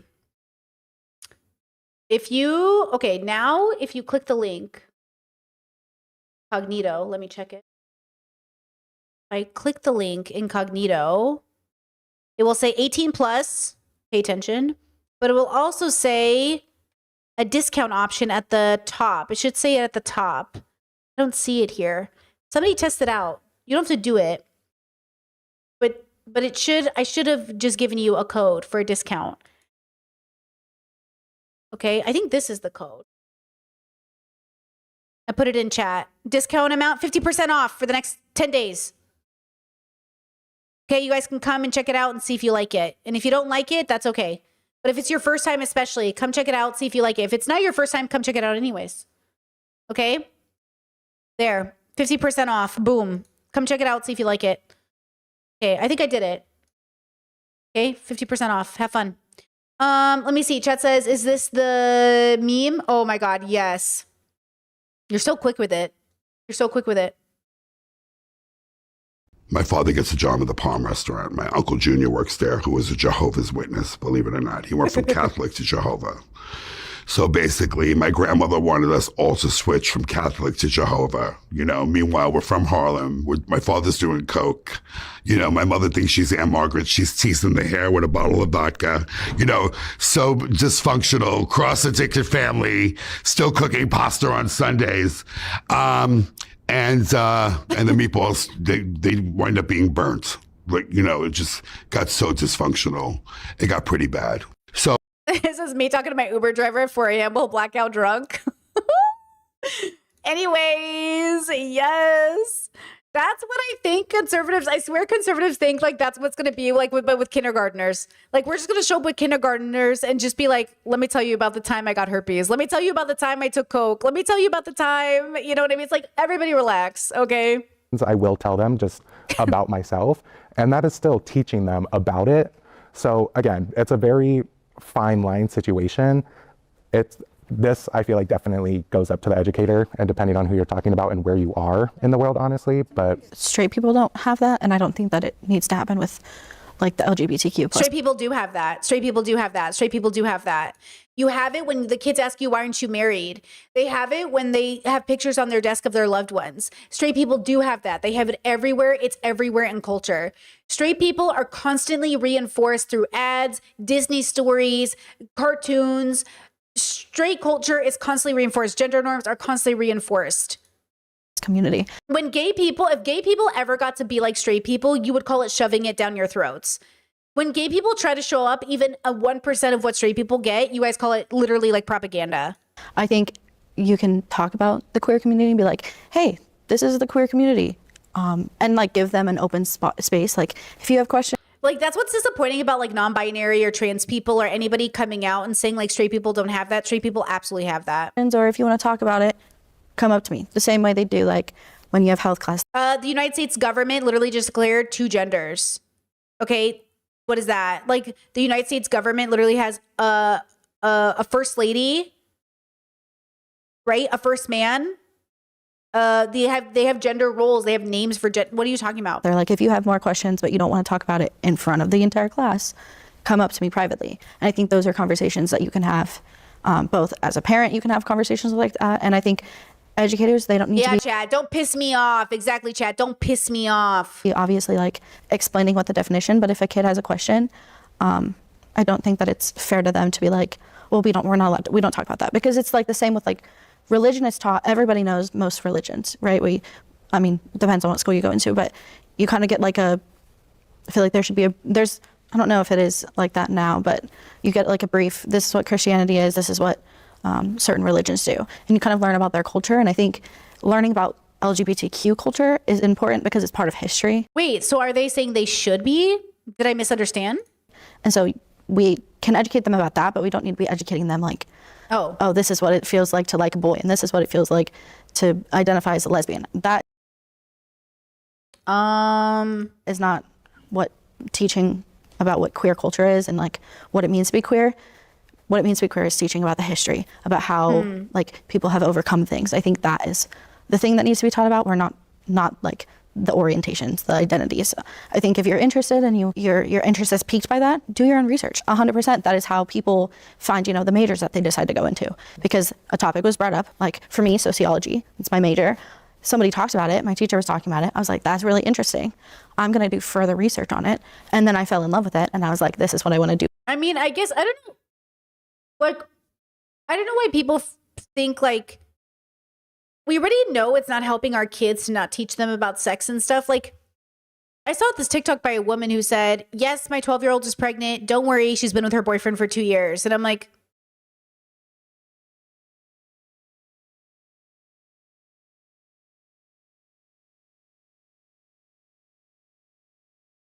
and I just like sat there. I was like, what am I supposed to take from this? I thought maybe it was like rage bait, but I was like, what am I supposed, like, what is this supposed to mean to me? Or maybe it was 14. She's 14, but she's been with her boyfriend 2 years. So she was 12 or she's 14 now. Either way, I'm just like, what's happening? Like schools need to intervene. Like we do need to give kids education. Cause like, listen, I don't like imagining kids having sex. I'm not excited about minors having sex. Like, I'm not excited by that prospect. I don't think kids should be having sex in the same way that I don't think it's like unethical for children to have sex. I think it's like not exactly the greatest harm reduction. Because I just can't imagine like 2 14-year-olds needing to be naked and inside of each other. Like, I just don't see the point of that. But I feel like you can teach kids to like hold hands and go to dances together and do all these things.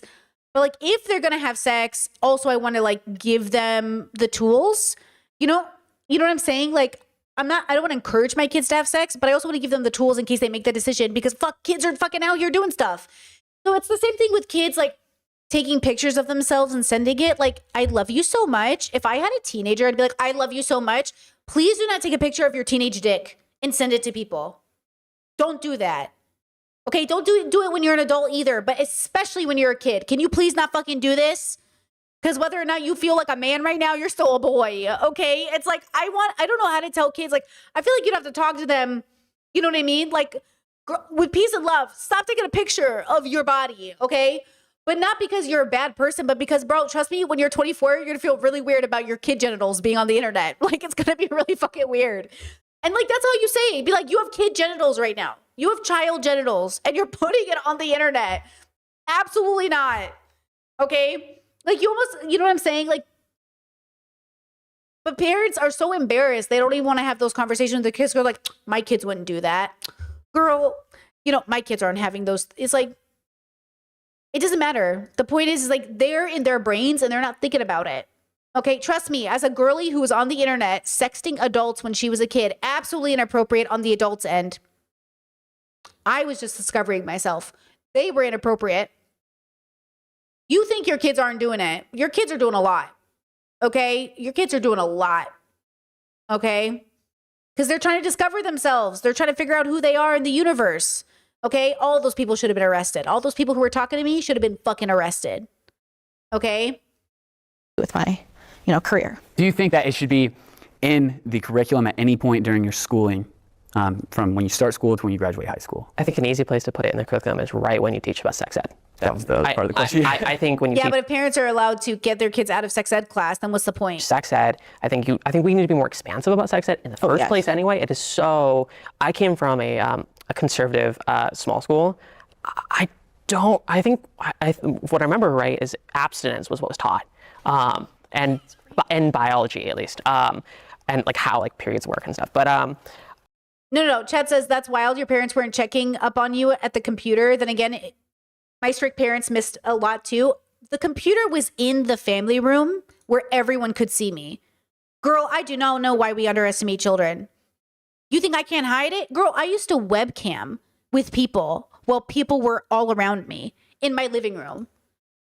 Like, I'm so sorry that you guys aren't secret agent Kim Possible girlies like I was, but I was fucking doing all kinds of shit while everybody was around me and nobody ever caught me once. That's what I'm saying. All these parents act like, oh, I know what my kids are up to. I keep the family in the... Girl, you were in front of me watching Fox News right now, girl. Okay, that's what I'm saying. And I wasn't manipulative. I was smart. There's a difference. I think we need to be more expansive about sex ed. I think it should definitely include how to have safe sex and how to not get, how to recognize STDs and STIs and so on and so forth. But in that, it's a perfect opportunity to talk about gender expression and what that might look like and what you might be feeling during these times during puberty that align with the trans experience. And I want exactly. Discord said kids also molest kids, so leaving them alone with no education is harmful. That's the worst part. Most of the stories I hear about where kids are molesting each other, it's always from very conservative religious households or very loose liberal, but not paying attention to the kids' households, basically neglectful households. It's not political, but it's neglectful households. It's just conservatives tend to have more of it, where they're not teaching their kids, and so their kids are experimenting with each other. Look, I also think there's a lot of situations where like it's young love and it feels really normal and natural and it's like really safe and like you're discovering yourself with a girl for the first time or a boy. And like, I feel like I had a lot of those experiences too, where I was like, yeah, for me, like this felt like a safe space. I'm glad I experimented. I'm glad I got to know myself. And then in another circumstance, it can feel like, yo, you targeted me, bro. Like you touched me against my consent. And I think like having informed consent matters, even for children, especially for children. But like, I think we forget children are experimenting. They are looking to people around them. They're learning from the parents around them about who is safe to engage with. And they also learn how to keep it from people. So in order for kids to have healthy interactions with other kids that aren't going to turn into molestation or rape, they also have to learn about consent. They have to be able to say to fellow children, like, do you want to hold my hand? Like, you know, do you want to be with me? Like kids, you know, again, this is complicated because we are like animals on a planet. There's like this idea that like, oh, kids should never be sexualized. But like I remember being a kid and I remember being horny and I remember wanting to be in love and I remember wanting to be chosen. I remember wanting to kiss somebody I liked and I remember wanting to hold hands. And like you're acting like kids don't get to experience these things because you want to sort of objectify them as these like pure innocent creatures. And yet we are not manipulative. We are not evil. We're not demonic. We're just like animals on a planet. We're just having biological urges. And so it's also like you need to build a safe space where your parents, I don't want to, you don't want to have those weirdo parents that are like, I'm going to show my kids porn. Okay, don't be weird, bro. But also if your kids find porn and they're like, hey, can I talk to you about what I found? It's like, yeah, bro, go for it. It's like, yeah, dude. Okay, so I found this shit on the internet and I don't know how to feel about it. It's like, well, okay, not all porn is made equal and some of it's really fucking bad and a lot of it like is honestly pretty fucking harmful. So let's talk about it. But also you're not bad for wanting to look it up. You're not bad for seeking it out. You're not bad for having these changes in your body. It's like, yeah, you have to teach your kids how to navigate the world. Like, it's like, I don't want to push sex on my kid. My child will naturally probably have questions about sex. You don't have to push sex on human beings. We normally get there. You know, it's kind of part of the process. Or another child who's like, hey, I'm 15 and I don't have an urge for sex. Or I don't really see it as a priority. Like, what's wrong with me? Nothing. Lots of people don't have sex as a priority. Maybe you're asexual. Maybe you're demisexual. Like, what about those kids? Those kids deserve to come forward and say, like, honestly, dude, I don't really care. Like, I don't really think about people naked like that. Or if I do, it feels like a chore. Or like, those kids also need to have somebody to talk to too. And those kids are going to be looking up porn too to be like, what's wrong with me? Why don't I like the porn? Why don't I like those photos my friends are sharing with me? Why aren't I stimulated by them? They also need somebody to talk to. Yeah, I want to touch on that because I feel like when you're talking about, sexually transmitted diseases, right? You have AIDS, you have HIV. Those things you're going to be more prone to as like a gay man, for example. Ooh, that's homophobic. That's homophobic. That's straight propaganda. That is heterosexual propaganda right there. So there needs to be an education that you're going to be more prone. Just like if you're in a cisgender relationship and you have sex unprotected, that means that you're likely to have a child, that you could get pregnant from that. That needs to be more, the sex ed needs to be more inclusive, not just for queer people, but also for straight people, because it's just, I went to both a Catholic school during when I was in those ages where you learned about sex ed. I went to a Catholic school and I went to a public school. And the things that were taught were very similar, and it was, don't have sex. We're not going to talk about it for that long. These are all the scary diseases you can get, but they didn't talk about how you get them, what you do to prevent them. They gave us a banana and said, this is a condom, banana, put it on, cool. What about? I didn't even get that. I was homeschooled, and then I went to public school at 15, and we didn't have sex ed. I never got sex ed in public school. I don't know when they give it to you, but I never even got that. For people. And look, my mom's sex ed was very like medical. And then when I asked her like, okay, but what happens during sex exactly? I don't get it. She was like, well, what do you think happens? I was like, lots of rubbing, I assume. I was like 12 or 13. I don't remember how old I was. I really don't. Maybe I was even younger at this point. I don't remember. And I must have been about that age because that's when we had computers. And then I was like, okay, well, if you don't tell me, I'm going to Google it. And she's like, well, I don't want to tell you. I think it's better if you wait. And I was like, okay. And then I went to my bestie's house and I was like, let's look it up because I want to know. Who have vaginas, AFAB people. What does sexual protection look like for them? Cool. You told me what I need to do if I'm AMAB, but what about AFAB?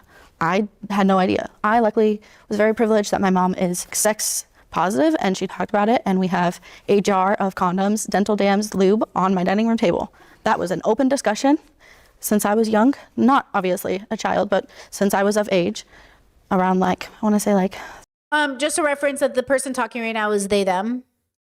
13, she told me, hey, this is what it is. And we have a jar on our table. And if I have questions, I know I can go be like, hey, I don't understand what this means. And now I'm 21 and I feel like oh, they're young. I have much more of an understanding of sex than I ever have.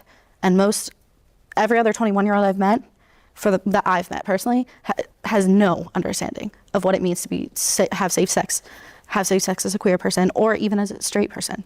And so I think that's really important to, like what you said, expand sex ed. I don't think sex ed is necessarily the only aspect we need to be looking at. So I will say yes, I do think, do I think it like should be, whatever, but do I think it could be and that it would be? Guys, sex ed should just literally be like, hey, humans reproduce in a very particular kind of way. We have a multitude of ways to build intimacy, have a pregnancy. Here are the ways that it happens. Here are the ways to prevent it. Here are some decisions about why you should make either choice. You make it such a big fucking deal. It's like you're blowing this out of proportion. It's not even that fucking deep. Humans fuck, they have babies. We can say this in a way to children that's very digestible. You're just making it fucking weird. Conservatives are the one making it so fucking weird. You act like we're gonna get over there and talk about our foot fetishes while we're explaining sex ed to your kids. It's literally just how life happens. That's what I'm saying. America is so sex focused, but we're so sex repressed. Like conservatives are like, get young. Listen to conservatives. Get married young and have as many babies as possible, but don't learn about sex ed until your wedding day. The fuck? The literal fuck. Be like a problem if it was? No, I don't think it would be. And I feel like we could also kind of throw them into, like if we are going to talk about LGBTQ plus curriculum, I think it could also be thrown into like social studies and history at some point too.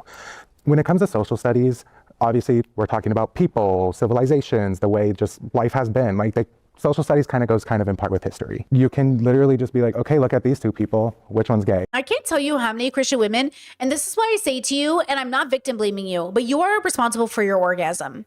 I believe all people are responsible for their own orgasms, meaning you need to communicate, you need to learn your body, and you need to tell your partner. I can't tell you how many Catholic Christian women have come to me and said like, Brittany, like I don't like sex. And I was like, what does that mean? Now they're like, I don't know, dude. Like, I just don't like it. There's no like, it's just like we get right into it. And I was like, no foreplay. And they're like, no. And I was like, okay, well, we got to do something about that. I was like, well, do you play with yourself? Like, do you use a vibrator? Do you touch yourself before? They're like, oh my God, no. And I was like, you don't touch yourself, bro? And they're like, no, that's a sin. And I was like, so how are you going to do foreplay if you can't touch yourself? Hello?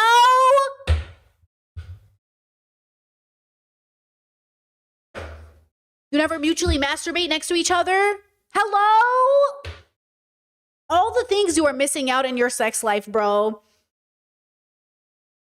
Just shocking to me. Shocking to me. Shocking to me.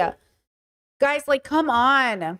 Oh, you can't tell? Perfect. Like, you can't, like, I feel like that is kind of how. Or my liberal girlies, oh my God, my liberal friends, their boyfriends being threatened by vibrators. Are you fucking kidding me right now?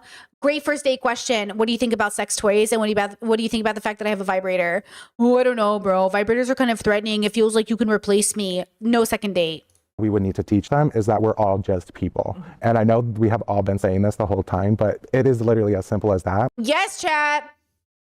How are there women out here permanently changing their body and life, giving birth without ever having orgasmed? So many. This is why that stereotype of women don't like sex is there. Women don't like sex. Girl, you're not having good sex. It's not that you don't like sex. Maybe some of you don't like sex. That's okay. But a majority of women are just having bad sex because they don't even know they're allowed to have good sex. Charlize Theron got on fucking Call Her Daddy and said it took her decades to realize she was allowed to have good sex in bed. So much so that her cope was, I'm in my 50s fucking a 26-year-old and it was the best sex I ever had. See how you not getting good sex in your life made you fuck a 26-year-old at 50-something? Girl, get it together. You should not be talking to that 26-year-old. You know what I mean? Like, come on. You know, I'm not going to judge, like, but I am judging. Okay? It's like, girl, get it together. Like, this is not a good thing, you know? And then that Call Her Daddy host was like, that guy's walking differently. He gets to brag that he fucked your pussy. Like, ugh. She didn't say it like that, but that's what she meant. That's what she means. She means that man is walking different today because he got to put his peen in your vagine. And I'm just sitting here like, ugh, gross. We are all just people and we need to teach it like that. I will say, gonna take a step back, going back to sex ed, I do think not only does it We got to wrap up this stream, girls. I've been here too long. need to be expanded on, but I think it just needs to be researched and it needs to be studied by doctors and scientists because we all know how the cis man and cis woman body interact with each other when they get down, and we know how all of that stuff happens, right? And we know what. And also, guys, as you get older, sex as the way that you see it is just like peen and gene. It's like, okay, it's not even that deep after a while. And also, like, lots of gay couples, I meet so many gay people that are like, honestly, bro, I don't really want to have anal sex. And I was like, vibes, don't. Like, you don't have to. Like, your marriage isn't less because you're not having sex. But some people think your marriage isn't real unless you have sex. And I'm saying, no. Your marriage is not predicated on whether or not you're having sex. But I do think if you're having sex, you should have good sex. You know, I don't think you're obligated to have sex just because you're married. But if you know what I'm saying? Like, but I do think you should have good sex. You know? You know? But I will say older people be having a lot of sex. So when you get very elderly, they're having a lot more sex, apparently. But there is a time in your life where it's okay to, like, not worry about it. You know? But also, I will say it's okay if old people be fucking, because they are. They're spreading STIs crazy in those nursing homes. Talk about safe sex. Boomers love STIs. They eat them for breakfast. And I'm just saying, chlamydia, thy name is, you know, okay? But, like, sex is just not that deep. But it can be. It's just so, what's this word we've been using in stream? Custom. You get to have your custom relationship, you know? Chemicals get released, just how your body reacts. We have no idea how any of that stuff happens in same-sex couples. We don't know what kind of chemicals are getting released when two men are having sex or when two women are having sex. We don't know how we're gonna feel or if our body will change or what could happen. Like I said, once again, it just needs to be expanded on, but not only expanded, it needs to be researched. Yeah, I wanna also try to share like a little bit of a different perspective for me because to me, I didn't really go to a school that even teaches sex education. So that right there is already a challenge. Teaching kids about gender identity, as well as the difference between the sex that is assigned to your birth versus your gender identity, your sexual orientation, those kind of things. It is something that can be taught in like a very simple way that doesn't necessarily have to be sexual. Or it doesn't really, at the end of the day, it's not really about sex. It's not just about sex. Because to me, that probably would have saved me from getting bullied because I was effeminate or weird, because I was like this little boy that didn't act the same way as the rest of the boys.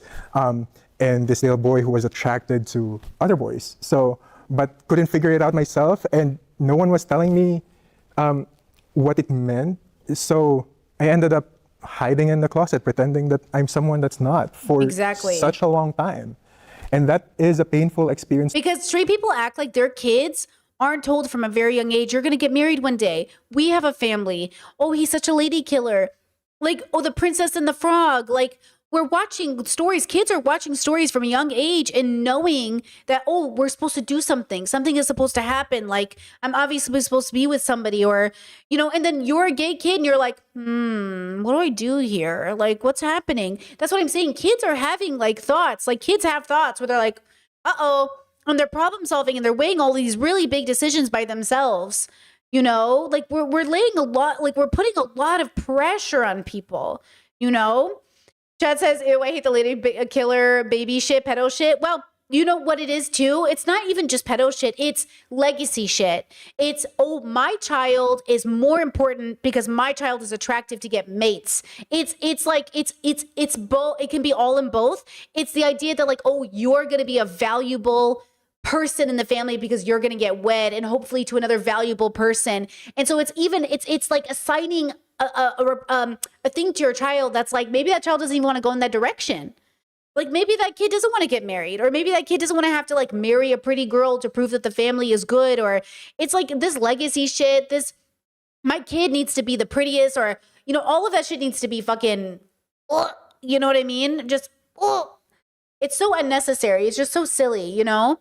So yeah, I agree. It can be either or, but it is really gross. Like it's really gross the way we assign a child a future and don't even give them a chance to say what they really want to have.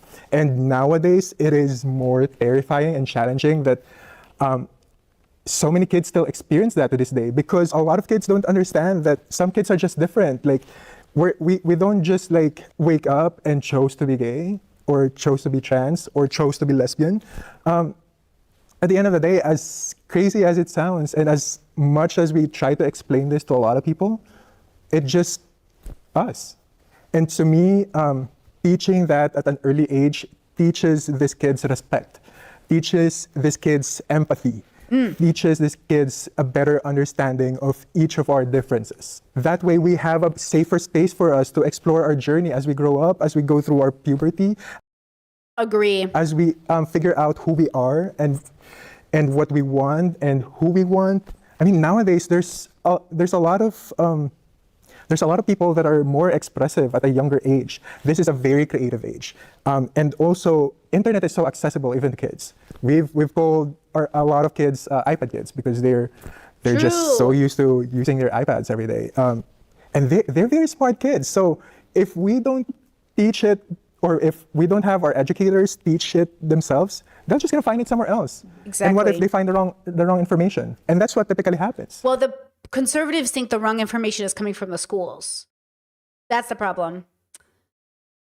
You know, right? Right?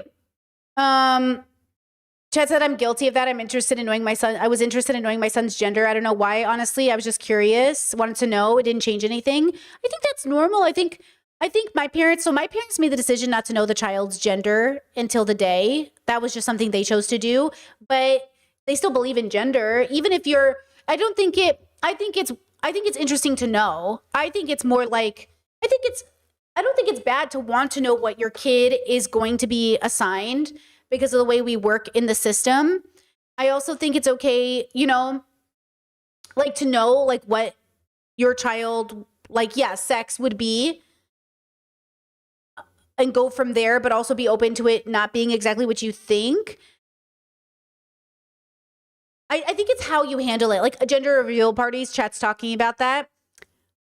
Yeah, like why would I do it? I wouldn't do a gender reveal party. First of all, I just would want the cake. That's number one. But two, I wouldn't think to do a gender reveal party. I think at this point, if we had kids, and we're not going to have kids, but if we were having kids, we would probably just have like a celebration of life, I think, or like that's for the end of life. But you know what I mean? Like maybe like a we're having a baby party, maybe? You know, something like that, more than like a gender reveal party. Or honestly, we probably just wouldn't even have a party. Or you know what I mean? But like, I don't think, yeah, we didn't grow up with gender reveal parties. My parents never did them, as far as I know. I don't have any memory of them. And even my brothers, when they announce the gender of the baby or the sex of the baby, they just kind of just tell us, you know, oh, a baby shower. Yeah, we didn't really do baby showers. It's just too expensive. It's too much work. You know what I mean? Like, but if people want to do baby showers, I think that's cute. Like a celebration of the baby coming into the universe type thing. You know what I mean? Something like that. But yeah, I don't think it's wrong for people to be curious. I mean, I'm an incredibly curious person. I want to know what's happening. And I want to know like what this baby might have to face and what discrimination like practices they might have to, or what places of discrimination I would have to start thinking about that baby. Because like, I do think like as parents, you must prepare for how the world will receive your baby. You know what I mean? So I feel like that's why you would probably want to know, so you can start preparing and advocating for yourself legally. And then, because there's always there's the personal, and then there's again, like what you deal with personally and what you have to deal with the world, how the world's going to see your baby, you know, something like that. Yeah. And yeah, I am sad. Okay. I will have to say, guys, just for the record, before we cast judgment on people, know that it is very seriously ingrained in them. So like, yeah, it's weird when people are disappointed at the gender of their child, but you know why that is, right? They've been ingrained by patriarchy to convince themselves their child is less if it's a girl or a boy, and we are victimized by systems that oppress us. And so we must deconstruct those things and not just discount people as being like weird or creepy, but understanding that they are victims of patriarchy. So we have to understand and make them understand that like, hey, I know the world has told you your baby is less, but I hope you know your baby isn't less. And you are not less because you couldn't produce a boy, because babies are not more than because they're boys. Like this is a learned behavior, a learned belief that's so internalized in people. Like, you know, it's centuries old. Like it's so old that people have been convincing people that their only value is bringing sons into the world, right? So, you know, as my dad's first bio child, that was often a conversation we had in the family that like, you know, your father was always so proud that like you were his first child, and he never cared that you were a girl. And I didn't feel that way. I didn't feel like my dad ever cared that I was a girl, but his family cared. Like people care. Like people like there, you know, there is a judgment, not a strong judgment, but it's still there that like, when are you going to have a boy? When are you going to have a boy? You know? So understand that it takes a lot of work to deconstruct that expectation from you. So yes, you can just write people off as like, oh, you're icky, or oh, you're stupid, or why do you believe this? But then you must know why they believe this, because of patriarchy. Like we know, you know, we're saying you should have babies for better reasons, right? And we know, yeah, people have kids because of trophies or to supplement something lacking in their own life. And that's taught. That's like learned. It's also evolved into us. Like most people, I think 40% of pregnancies aren't even planned, right? So we have to think about that as well. So from a teaching perspective, we have to be patient with people and teach them, you don't have to think this way.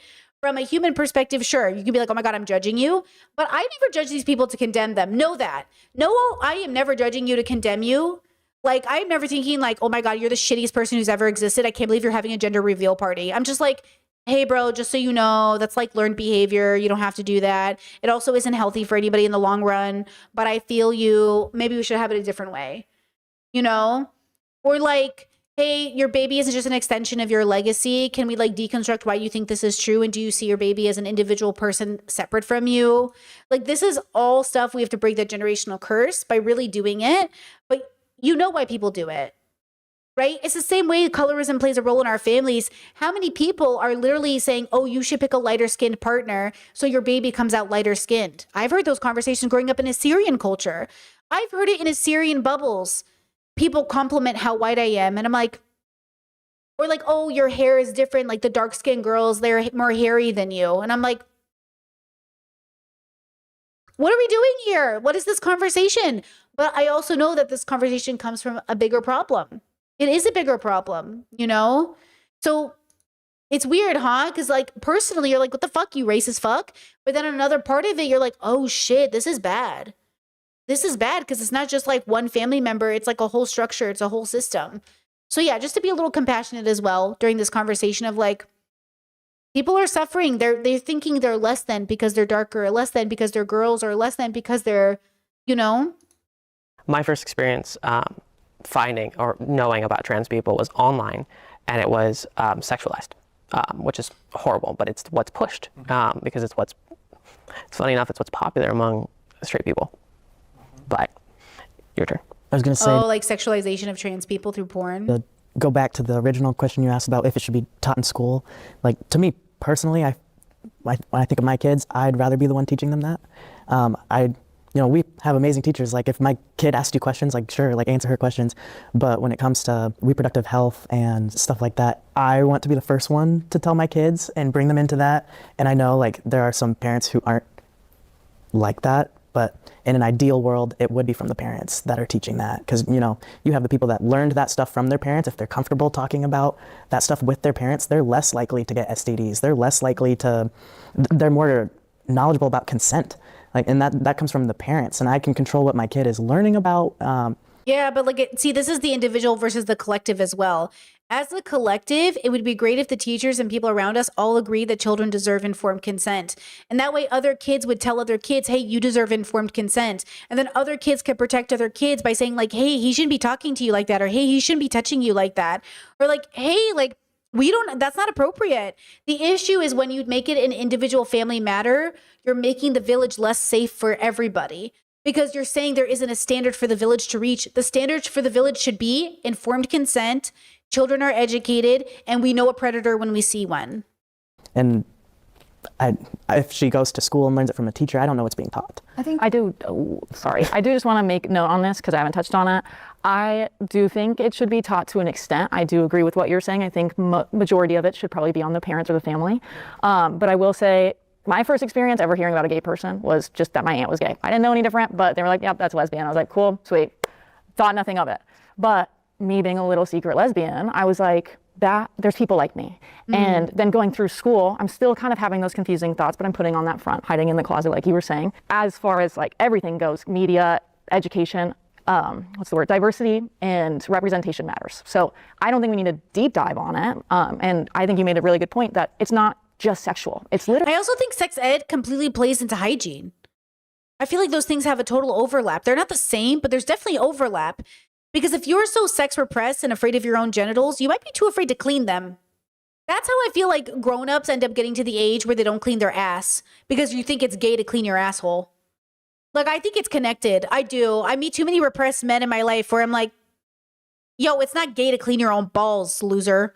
Really just who we are, Peace and love, peace and love. I just think it'd be nice to be like, this exists. Because if we're not talking about it, we're acting like it doesn't exist, in my opinion. So like, I think it should be treated, I think you sort of similarly said, like, that's just a regular old person, And if we just acknowledge like, they're no different than the next person, in a school setting like that, I think that would be really helpful for a kid. Just being like, okay, like there are people like me. And if I want to go reach out to the teacher that offered more support or I feel comfortable with my family or friends, then they can do that extra research. But I just do think it's important to at least throw it a little bit, sprinkle it in there a little bit so people at least know. Yeah, and I as somebody whose parents did, my mom very much advocated and she told me what a lot of stuff meant. And I knew what it all meant.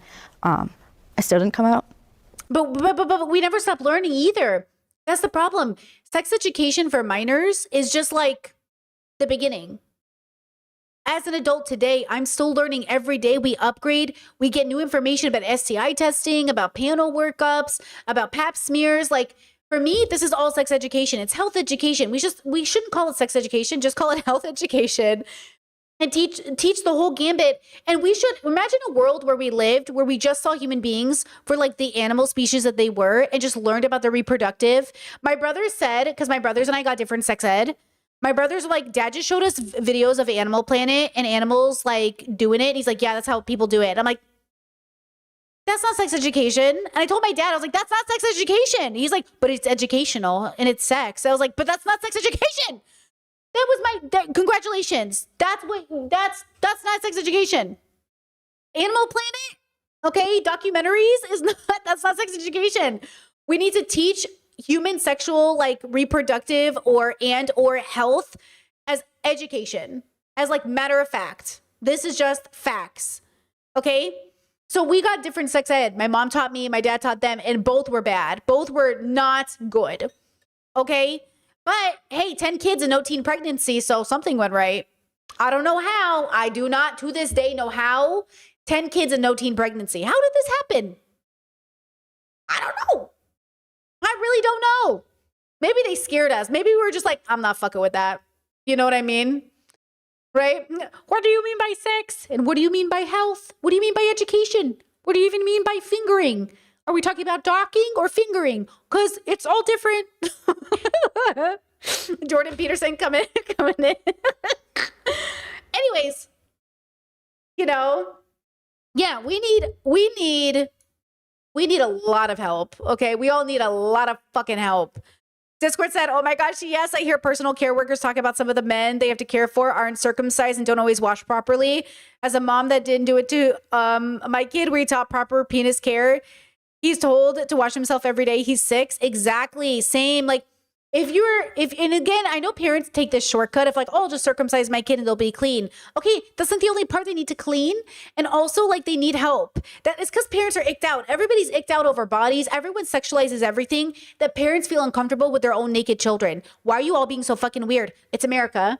And it's also like we're not having large conversations. We're not normalizing the human body. We're not destigmatizing it from the sexual context. We're not just having like a normal relationship with bodies. And I'm saying we need to do preventative care because our bodies are really just like this neutral thing, guys. Like this thing is not inherently sexual. Okay?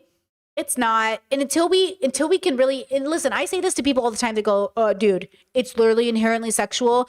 That's why we make babies. And I'm like, dude, like we need to, and again, have conversations where I say it took a long time for me to also deconstruct it. Cause I agree. I grew up in the same bubble where I thought like life was just about like sex, drugs, and rock and roll. And then I started hanging out with nudists and kinky people. And I was like, oh, like, listen, the group of people who taught me the body wasn't inherently sexual were kinksters, BDSMers. BDSM communities that I did for the 10 years of my life was the space I learned that being naked wasn't inherently sexual. And I know that regular vanilla people are like, what? Because they think BDSM, they think sex. But until I joined BDSM communities, I never learned to deconstruct my body from being inherently sexual. It was the first time I was naked in front of people. It was the first time I was a virgin when I joined the community. I literally had never even seen a naked man in my life. Of course, I'd seen naked girls. I'd never seen a naked man. And I went to my first BDSM dungeon party and there was like 50 naked men around me. And I was like, holy fuck. And they were just all talking and chatting and scratching their asses. And they were like, so anyways, like I was saying. And I was like, uh-huh. And like, we would just be talking, you know? We'd be having philosophical conversations or political ones or just talking about the weather. And then eventually you kind of like, oh yeah, what is nudity anyways? Then I started doing parades like in the public, started going to family nude events. And then I started to realize like, being naked really isn't all that weird.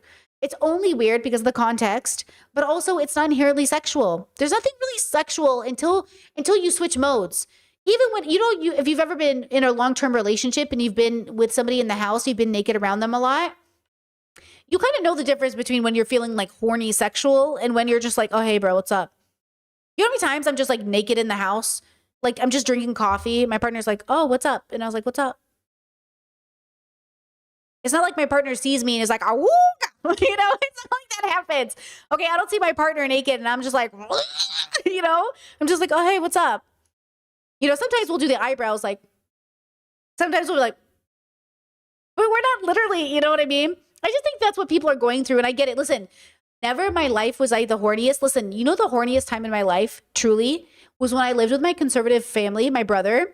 And he was like, we don't do masturbation in this house. I was like, homie, you can't tell me what to touch my genitals or not. And he was like, listen, though, it's like a sin. And I'd really appreciate it if you didn't masturbate while you lived with me. I was like, you know what? For funsies, I'll test myself to see how disciplined I can be. But just for the record, this is very weird. This is a weird conversation. And we're very open as a family. So, okay. and I tried to do it, girls, I had never felt more horny in my life. No Nut November is ruining your life unless you are being meditative about it. These boys are so fucking horny and misogynistic because they need to come. You need to orgasm, bro. You need to come, okay? Oh my God, like you guys need to orgasm. I'm serious. You guys are angry because you're not orgasming it, okay? Just as how did he intend to enforce it? He didn't. He asked me very nicely.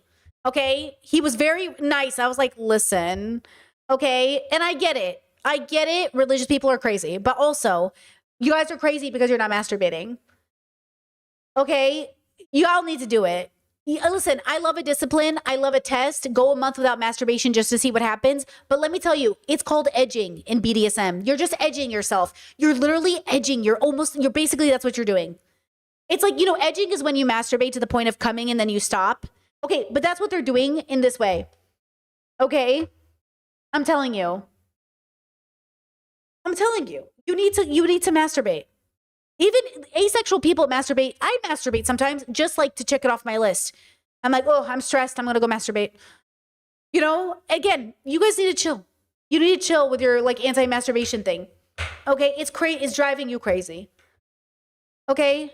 Oh my God, You gotta have a different relationship with your bodies. And no wonder like incels and all these people are crazy, bro. Because they're not having a good relationship with their body. You said you're pro-gooning. I think the definition of gooning is not appropriate here. I don't know how you're using it. But gooning is like obsession with orgasming, right? Gooning is like you're sex obsessed. That's different. I'm not pro-gooning. I'm pro having a healthy relationship with your sex life. Oh, you're joking. Okay. Yeah. As a joke, I'm pro-gooning. In seriousness, no. But same thing with No Nut November. I think it's okay to take a month off masturbation to test yourself and recalibrate. Great. But to force yourself to do it for your whole life, girls, process this information with me. If you get to 40 and you're still a virgin because you haven't got married to the spouse God made for you, that means you're never allowed to come for 40 years. Catholicism is crazy. You mean I can't touch my genitals to the point of orgasm for 40 years? Maybe for my whole life? You're saying you want me to go my whole life without ever orgasming or coming because I never found my partner? Yeah, nuns and priests. They expect nuns and priests. By the way, nuns and priests be fucking. That whole thing where they're like, oh, nuns and priests exists. Okay, let me just wrap up stream with this conversation, okay? Because I'm hungry. Listen. There's this problem. I want to get to liberation. I want to liberate you from your fucking anti-sex bubble. Listen, I'll hear liberals. I'll hear liberals say something like, or lefties say something like, you don't have to be horny all the time, bro. Like, all you think about is sex. Okay.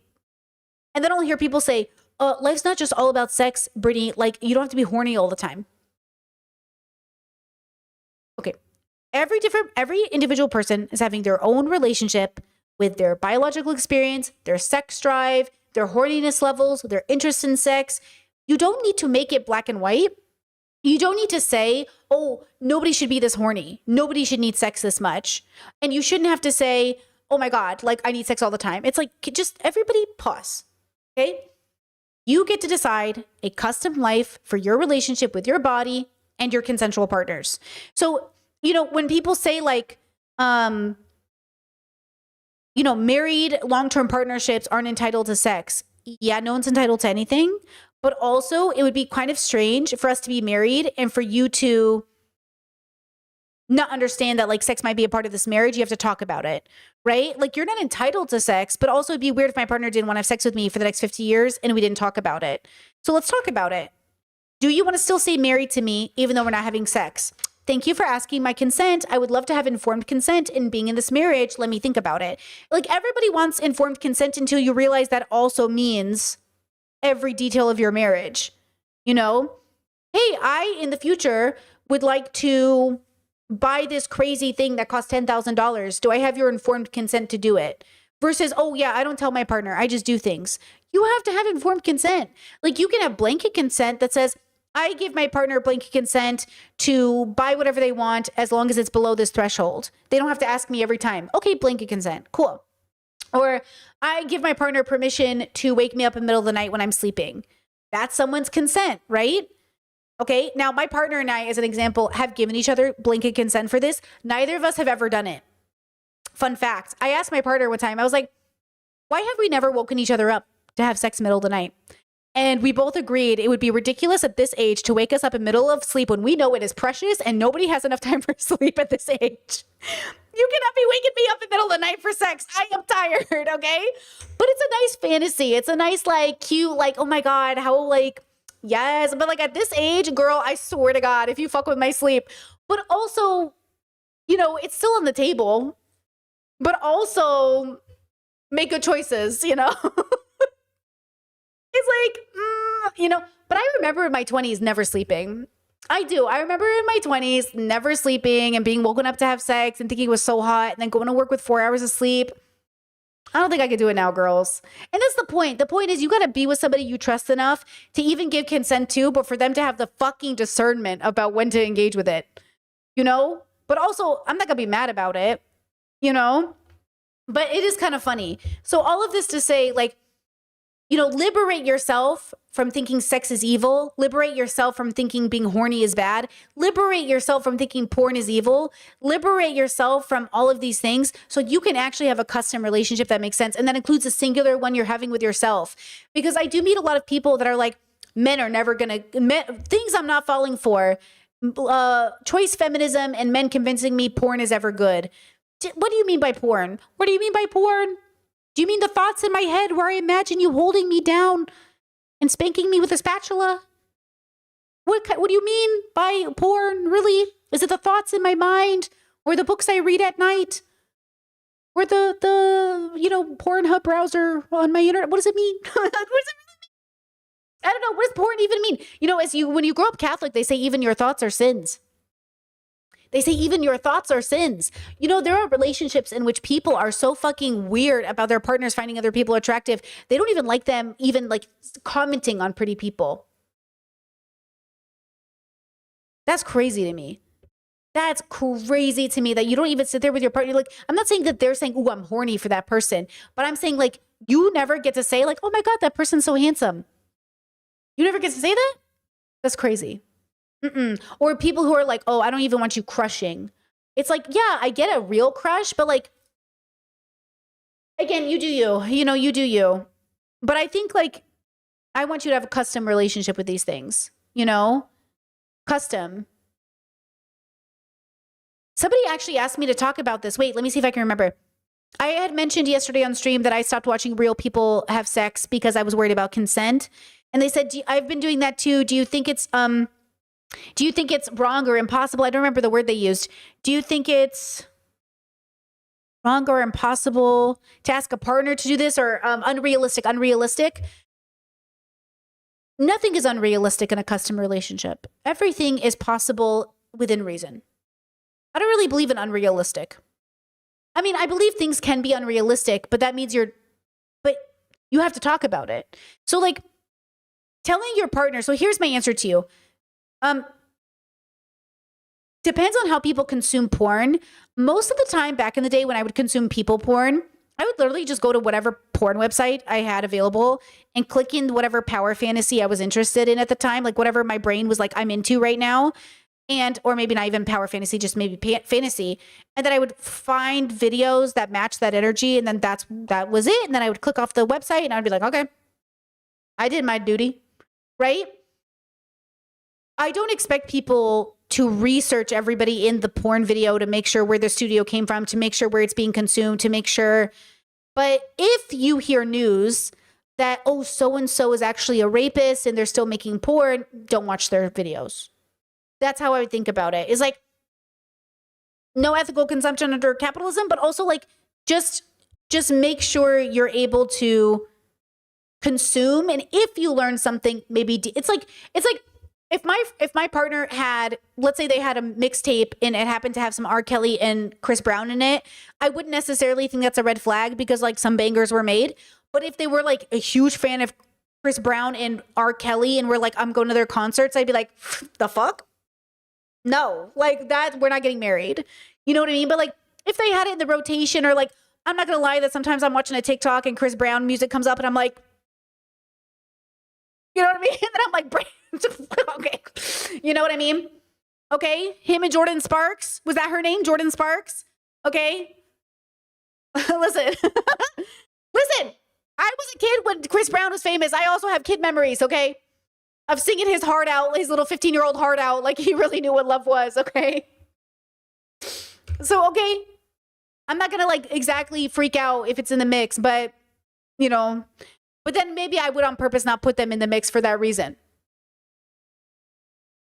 You know?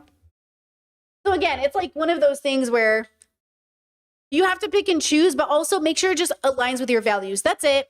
Don't compromise on your values. Listen to me. Do not compromise on your values. No compromising on the values. Just check your values before coming to a decision. Okay? That's what it is. You know? That's what it is. But don't compromise on your values. Never compromise on your values. Yeah. Okay. Wait, was that you? Chess says, thanks for answering. LOL. Was that you who asked me that question? Yeah. I think you get to have a custom relationship. Be like, oh, hey, baby, we're not jerking it to that person anymore. I actually heard they assaulted someone. Oh, fuck. Thanks for letting me know, baby. That's how I think of the conversation going. Yeah, that was you? Okay. That's how I think of the conversation going. Like, oh, hey, I'm going to go like masturbate to this new hentai. Wait, not that company. That company does a deal with Israel. For subtitles. Okay, you can't masturbate to that one, you know? Okay, anyways, I'm gonna go. I'm sweating tits. Oh my God, it's so hot in here. Okay, I gotta go. Okay, thank you for being here. Oh my God, stop it, chat. Thank you. You said you're so ethereally beautiful. Oh my God, thank you. I think that's my OF name. Ethereal, what is it? Ethereal art or something? Ethereal something? I do love an ethereal. I love that word. Okay, thank you for being here. I will see you tomorrow. I appreciate you so much. Kisses. Bye.